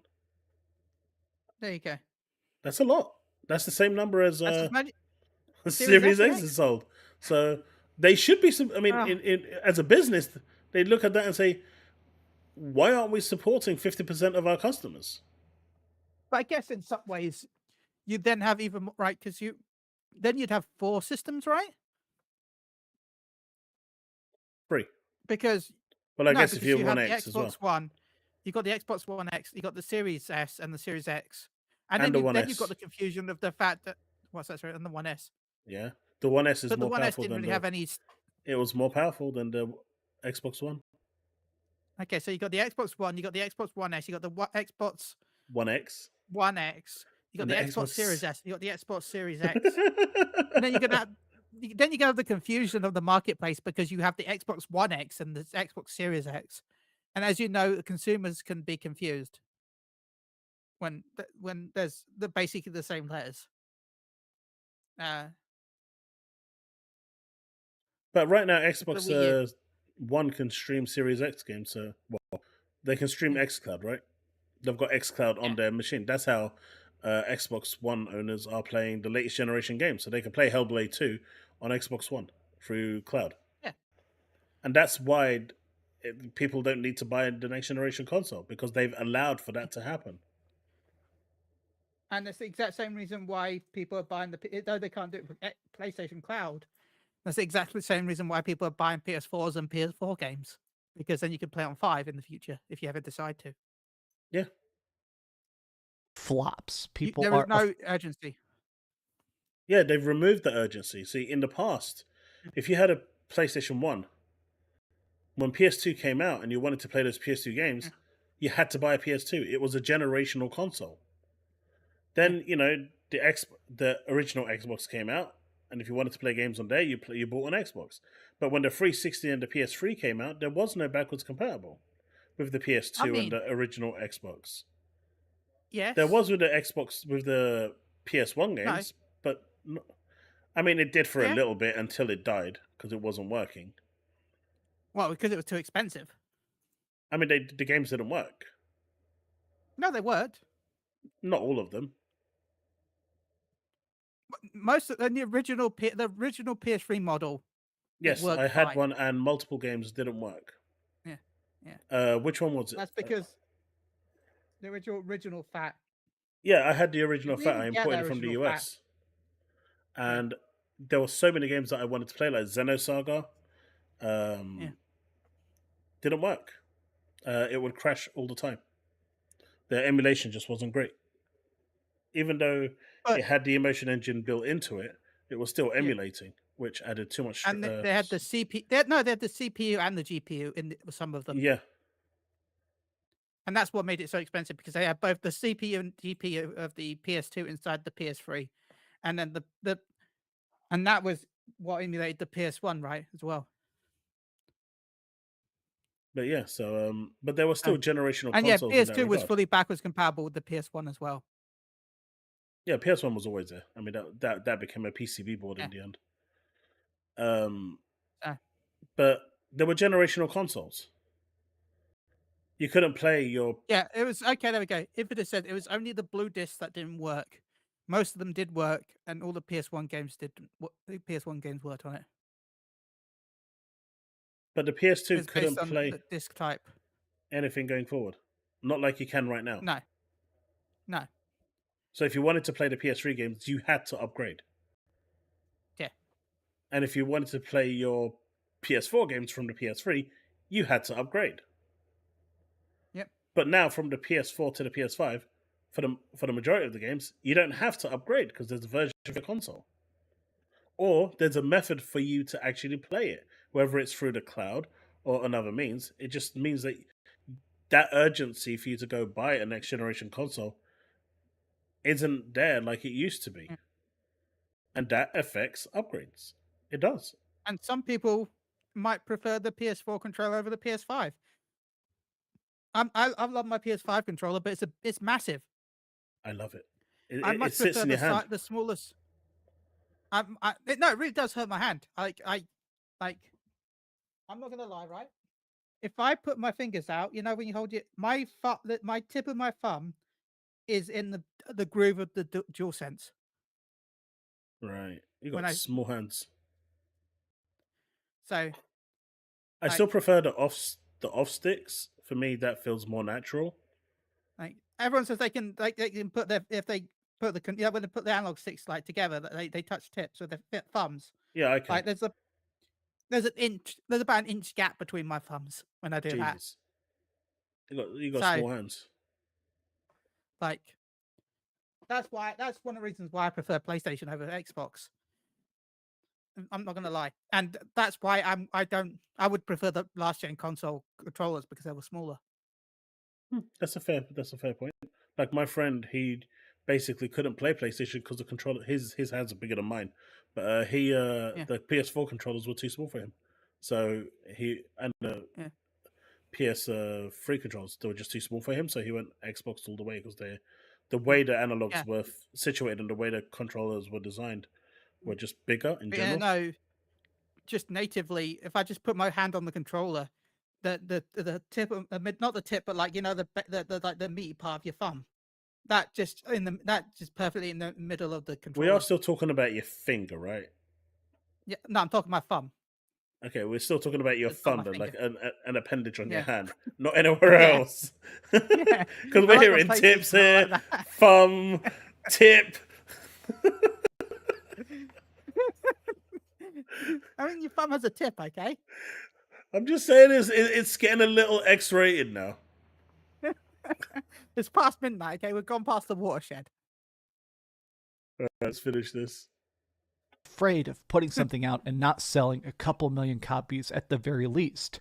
And if your options are a console that's sold 62 million units or a console that's sold 120 million units, of course a lot of people are going to, if possible, put it on the PlayStation 4 and then sell it additionally on the PS5 because there is that backwards compatibility. I am just wondering what happens with the next generation. What happens if they announce a PlayStation 6 in 3 or 4 years? You know, I think there is a very strong chance that we're coming up on the end of consoles as we know it, like console generations. I feel like we're just reaching a point of complete photorealism where everything is good enough, the tools to make games are cheap enough, Unreal Engine is so ubiquitous, Unity, like there is so many ways for passionate people to make passionate games, and there's enough power in these consoles already. I think things may change at some point. We'll see how well the success of the PlayStation 5 Pro goes. Honestly, I think this is why everyone's kind of pushing to PC now. It's also why people are pushing to monthly active users. Yeah. Because this is the exact reason. Consoles are becoming less desirable and more problematic. Whereas if they push them towards PC, you just upgrade your graphics card and you're done. Once every 5 years, 6 years, 7 years. Right? My and you don't 3090 need to do that with the cloud. Yeah. You won't even have to do that with the cloud. So, like if you've got GeForce Now, if you've got a premium subscription to GeForce Now, when they add a new GPU, yes, you're then just upgraded to that include with your price. Yes. So when the 5090 comes out next year, if you're paying for 4090, they offer you the 80 series. So I've got a 4080 in there. My subscription gives me the 4080 right now. But yeah, when the 5080s come out, it will upgrade to the 5080s. Yeah. And you're still paying like I think it's like I pay £140 a year for that service. But it's much cheaper than buying a graphics card, right? And sure, I need to have an online connection. You're looking at 1.5K to 2K, right? Yeah, and sure, I need to have an online connection to use it, and I need to have good enough internet, which I don't at the moment, which sucks. But when I did, I'll be honest with you, I spent if the game was available on GeForce Now, I played it on GeForce Now as opposed to playing it natively. It gave me a better picture and better performance, and it just put less stress on my PC. And when I'm streaming, it's just so much easier. You know, especially when I'm streaming, I'll opt for GeForce Now every single day because I'm getting a 4080 experience without any strain on my PC. So, you know, I've got a Chromebook around there. I've got the native GeForce Now app on there. It can run 4080 gaming on there. I just plug my controller in and off I go. I've got mine flips over so you can just see the screen and the keypad rests on your lap, but it's not killing the battery or anything because it's just streaming. But you're getting a 4080 performance machine on a 220 pound Chromebook. Happy days, right? That's where cloud really kicks in. And where it starts to show its true value. But again, it's all internet dependent. You need to have the network to make it work. If you have a shit network, it doesn't work for you. And that's why we're not there yet. But in the next 10, 15 years, we should be. Chille. Yeah. I think Dreamcast guy is coming closer to you. I think I think he's trying to show you some tongue as well. I'm so happy I switched tabs. I'll leave you to get a room. I think that is going to I'm be good. the litmus test. I think that if the PS5 Pro actually finds an audience, if it even sells 10 million consoles, I think the BT PlayStation 6 will come here in the next 3 or 4 years. But if the PlayStation 5 Pro bombs, I have a feeling we're going to get another 10-year console generation with the PlayStation 5. But I could be wrong. I'm just saying that I'm in a spot where the continued support of because the in PlayStation 10 years, 4... congratulations. Congratulations, in 10 years, you're going to get 2 games because they take 5 years to make. And that's a bigger problem. But John, I used to be BT in my old place. They gave me 950 down, 100 up, and that's more than enough for everything. Man, I want faster internet. What's my current one? Mine now is 50 down, I think 18 up. It's painful. I'm currently getting 44 down. I'm getting slightly more than you. With 15 up. No, 16 up. Yeah, we're getting about the same for up. Yeah. Or 44 down right now. To me, does feel like a mistake. It does feel like our obsession with previous generations, with having big install bases and stuff, is going to end up hurting the experiences when we're trying to aim for the lowest specs, the lowest quality of visuals for every single experience, instead of aiming for the top. And that's the point. I disagree. No, I agree with that point. I tell you disagree why. on the visual part. Well, look, if you have to make sure, if you're releasing your game on the Xbox One, the PS4, the PS5, and the Series X at the same time, you need to make sure that that game not only will work on those consoles, so you're not now building your game on the Series X and the PS5. You're not building it to that specification. You're building it to the limitations of the PS4 base model and the Xbox One base model. And it's that aspect there that you're building to that limitation that impacts and hinders the game development for the Series X and PS5. I disagree on the graphics. I mean, the graphics, they can just upscale, right? And make it look nicer. I agree. I like the way he worded it. I disagree. I disagree that it affects the graphical quality of the PS5 and the Xbox One series. It might have a little bit of it, but nothing as serious as he seems to be. It's more about the gameplay elements and the I guess the world graphics, but like the size of the world and other, like, you have to build it around a lower RAM specification and the fact that you got a standard hard drive instead of an SSD.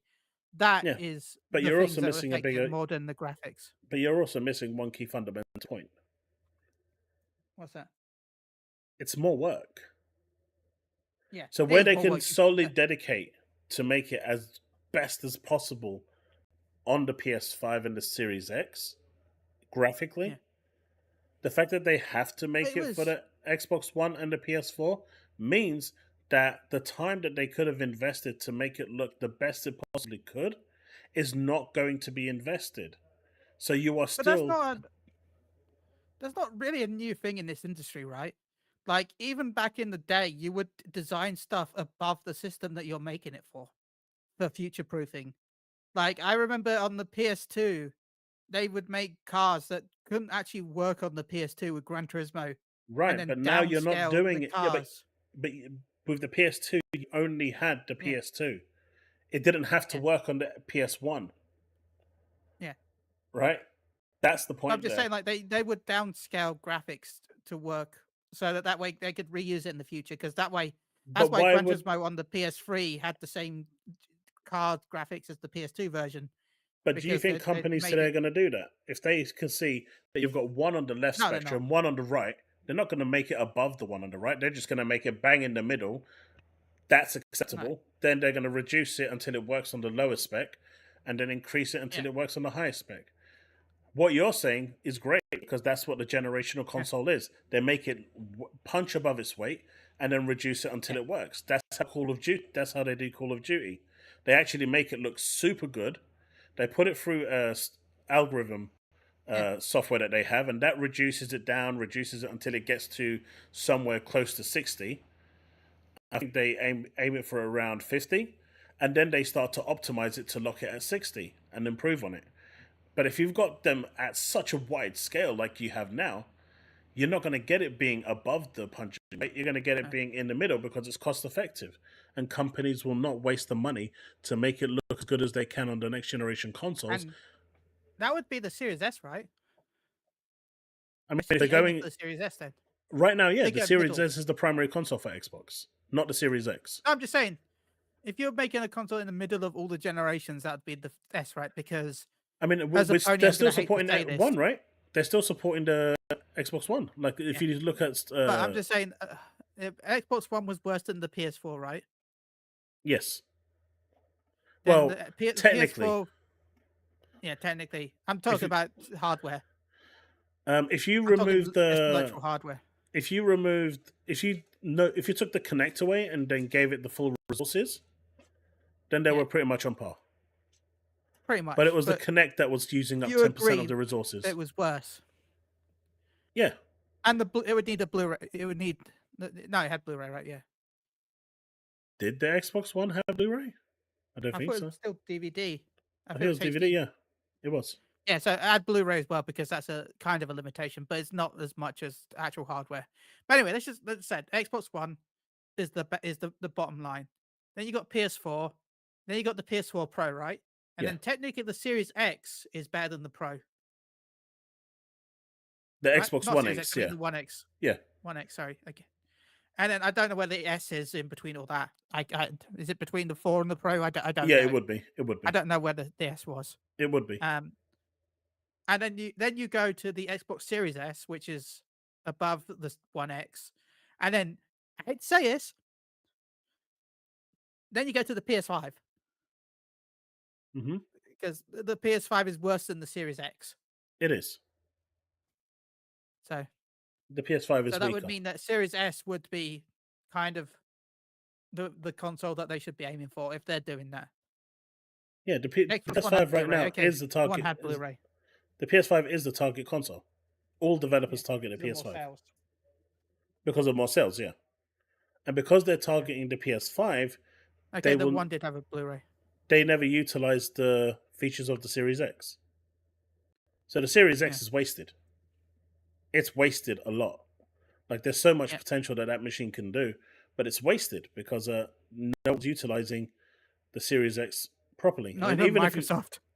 I mean, what game have they actually done from root? I mean, Forza Horizon 5 looks phenomenal, and that's one of the only games that actually was utilizing the Series X entirely, right? Starfield, that was in development way before, and that was originally looking to go to PlayStation anyway, so it wasn't utilizing the hardware. If Doom actually went into development after Microsoft bought them, that should actually utilize the Series X hardware.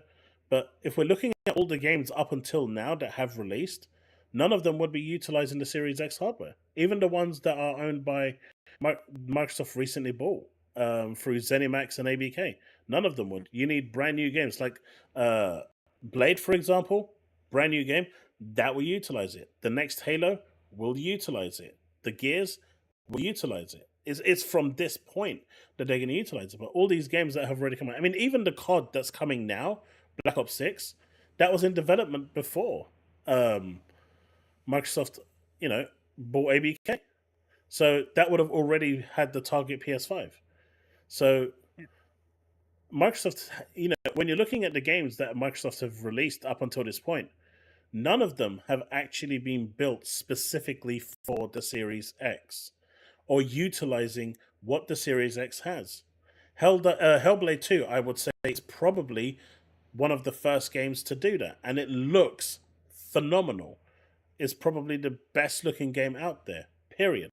It might be a short game, and it might not have much to it, but graphically it blows everything out of the water. But that was one of the first games to actually utilize the Series X. And it shows, you can see the difference between a game utilizing the Xbox's potentials as opposed to the others, which are not. It's night and day in comparison. But all the games right now that have been coming just haven't been utilizing the Xbox because the PS5 is the market leader. They have the most consoles, so that is the reference machine. It is just the way it is. And then you've got the whole parity clause that Sony will put in to say that the Xbox version can't look better than it, just like Microsoft did back in the 360 days when Microsoft was winning. They said Sony, the PS3 can't look better than the 360. That parity thing just needs to piss off and go away. If a machine has the capability to look much better, it should be utilized. But I really don't like that parity. Not on 360, not on the current gen consoles. I think it's such a waste in hardware. At that point, just make the hardware exactly the same, right? Just make it different with a branded sticker if that's the way they want to go. But, when you're looking at it like that, what outside of Hellblade 2 and Forza Horizon 5, and I guess you could say Forza Motorsport as well, what other games have actually properly been built specific for Xbox? There's nothing. All of them were in development before Microsoft bought them, which means that they were in multi-platform development. Before Microsoft said, no, we own you now. You're making it only for Xbox. But the development was already underway, which means it's not specifically being catered for it. If that makes sense.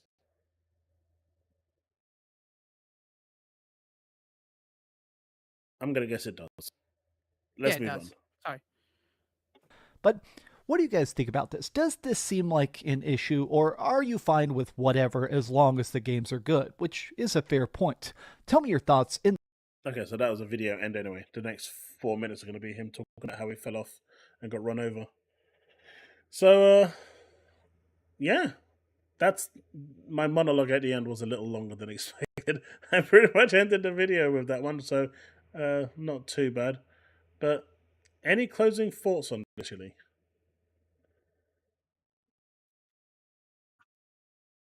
I like the idea of consoles lasting longer because not everyone can afford the newest gen. And I'm fine with stuff lasting longer because, cross-gen games. But there is a limit on how long stuff can last without it affecting the current gen. And eventually you just have to say, I'm sorry, but you'll have to invest in the new gen. At least for now. Once cloud gaming becomes more of a thing in the future, I can see this entire barrier just evaporating in the future and most of it being cloud-based streaming.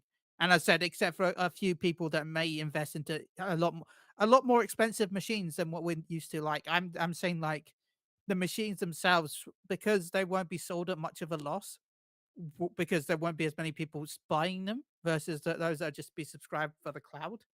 They will be on par with PC prices, if not a little bit less, just a little bit less. Yeah, that's my thoughts on it. It makes me a little sad, but yeah, it's the future. It is the future, but at the same time, I also feel bad for people that have paid a lot of money for their console and aren't seeing that hardware utilized because of older generations. And I mean, even when you're talking about the Series S, Xbox One, Xbox One S, whatever, those that have bought a Series X bought it with a certain expectation. And I feel like that's not being met. And if my experience for paying for a better machine is being hindered, I think there's something to be said there as well. I know that sounds selfish to a certain degree, but you didn't pay £200 for that Series X. You paid 450, 500 quid for that Series X. So you expect better. Someone said there should be the generation longer, says Devin. The issue with that is then you run into hardware limitations with the system themselves, because then the console itself is starting to age out. So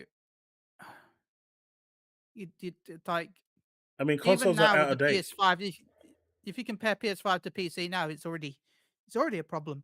I mean, if the PS5 right now and the Series X internal resolution for most games is probably going to be around 1080p. If you're looking at games running Unreal Engine 5 now, some will actually dip depending on the intensity of the scene, and it'll dip below 1080p.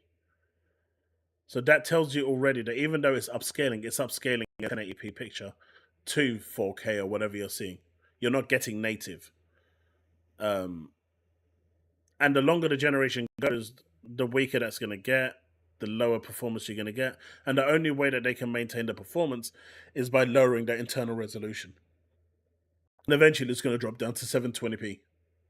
Like, I think there was a game on the Series S that actually dropped down to 600p, just to give you a indication of how low people are willing to, developers are willing to drop to maintain performance. Obviously, it was upscaled, but that's pretty low. That's sub HD.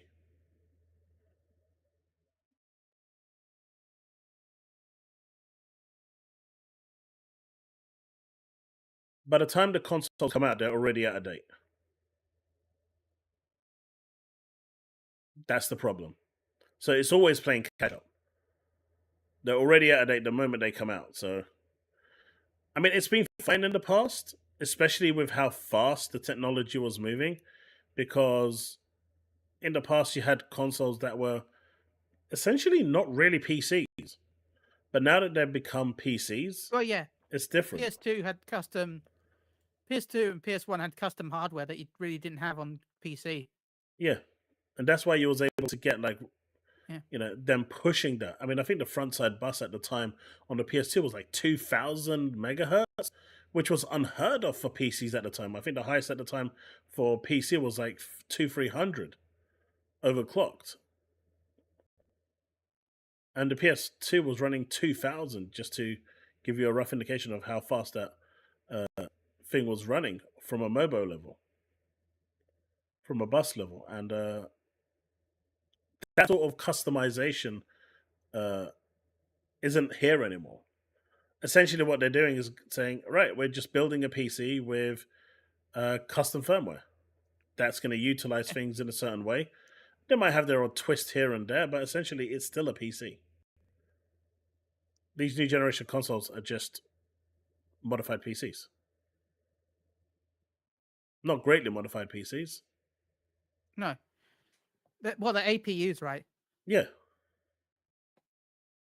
So theoretically, I would say I'm pretty confident that if they wanted to get Steam working on at least the Xbox right now, they probably could, because it runs on DirectX 12. Yeah, easily. Well, I wouldn't say easy, but easier than previous generations could have. Yeah, they can do that right now if they wanted to, and they could get it working, and the games would install, and they would run. Obviously, they'll probably have to firmware upgrade to give you a sandbox for the whole thing, because it's not running on Windows. Oh, no, actually, it is running on a Windows 10. Xbox's base operating system Windows 10 modified. Yeah, so as long as they can allow it to read the API calls. I still think there'll be a sandbox mode, though. Well, all it needs to do is read the API calls, and as long as it's reading the API, that's the most important thing. As long as it can read the API calls, then it's going to be fine. So this is the point I'm making. Like, PCs now, consoles now are just modified PCs, but in the past they weren't. Well, Xbox has always been a PC, but yeah, the previous generations weren't, and the PS3 as well. PS3 technically had. The PS3 was hell, though. Yeah, it was. But that was still a customized. Even the PS4 was customized. Yeah. It's the PS5 that became a PC. Yeah. I'd argue the PS4 wasn't that customized. I thought the PS4 also had an APU. I don't remember. That one I don't remember. But folks, that's going to be it. Yeah, we actually went on. PS4 had a semi-custom processing unit by AMD. Oh, there you go. It started the transition to becoming a PC. Yeah, it's why PS5 is so backwards compatible with the 4, because the PS4 uses x86, right? Yeah. Rightly. So yeah. whereas the PS5 doesn't. Yeah. They did running Linux. They had a bunch of PS3s stacked up for servers. Yeah, it was because the CPU and the PS3 was stupid. The cell processor was ahead of its time. It was Nobody can way ahead of its time. disagree with it. And we are 5 likes away from hitting 100 likes. Come on, chat. You can do it. Come on, chat. I promise I won't be on the next stream if we 100. No, they're never going to do it. They want you here. They want you here more than they want me here. That's a lie, but thank you. But chat, yeah, that's going to be it for tonight. I promised Chille would be done by 11, and it's almost 1 a.m., so apologies for the overrunning of the show, Chille. I will react to the other video another time and push that. And yeah, I hope you've enjoyed the stream. I hope you've enjoyed my co-host Chille. Thank you so much for joining, Chille. If you want to say a few final words before I sign off, plug yourself. Just want to say thank you to everyone in chat for the support and for having me on Chaos.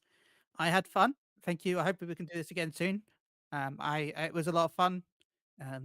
I had fun with our back and forth. I know some people said in chat we made good co-hosts together, so thank you for giving me this chance.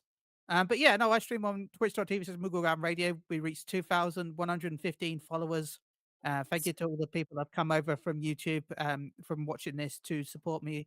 I stream Tuesday, Wednesday, Thursday, Friday normally. Today I took a little break because it was supposed to be the podcast tonight, but that got cancelled because my co-host is ill. But I hope he feels better soon. But yeah, no, and then my co-host streams when he's well, Saturday, Sunday, Monday. But yeah, I do a lot of Fantasy 14. I plan to jump in Division and Man at the end of the month, hopefully. And Chille is pony on pony action. I don't know why that made me think of. Why does pony on pony action? I'll go see the horse again for advice. Okay. Anyway, seriously, thank you everyone. Also, by the way, thank you. I've reached 115 YouTube subscribers, so thank you again for that. Also, go check out. Oh no, 114. Sorry, that's still good. Also, go check out Soundbites, my podcast where I talk about food. Sweet. And thank you everyone. And hope you all have a good night. All right, chat. And one day I'll link it to actual Chaos. You should link it into the thing as well. Into the chat. I don't know your food podcast, but the next time you're on, or if you've got the link now, just type it into chat and let people come over to you. Let's see if I can find it.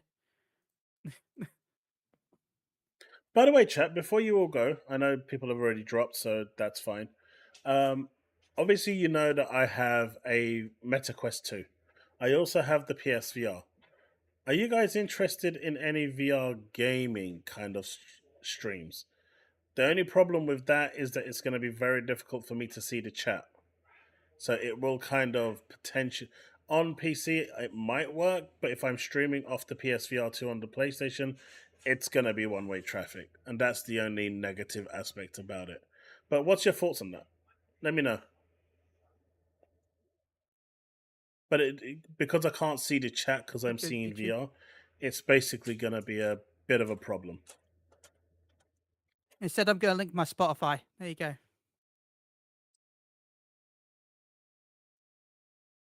Yeah. They're not going to sit. I mean, I guess it'll be a shorter stream because I can't play VR too much. But that could work. Half-Life Alyx would be good to play. You guys could actually see that as well. Maybe do like short 1-2 hour bursts of it. And Chille can read chat to Chaos. Yep, I will be sat here reading the chat to you while you play. I'll be in your ear. Be like horror games. Yeah, I knew you'd say that. Need the sounds from Twitch. Hitman VR. AC Mirage is already on sale for $25. Lol. I knew he had a hots for DCG. He just proved it. Still. All right, chat.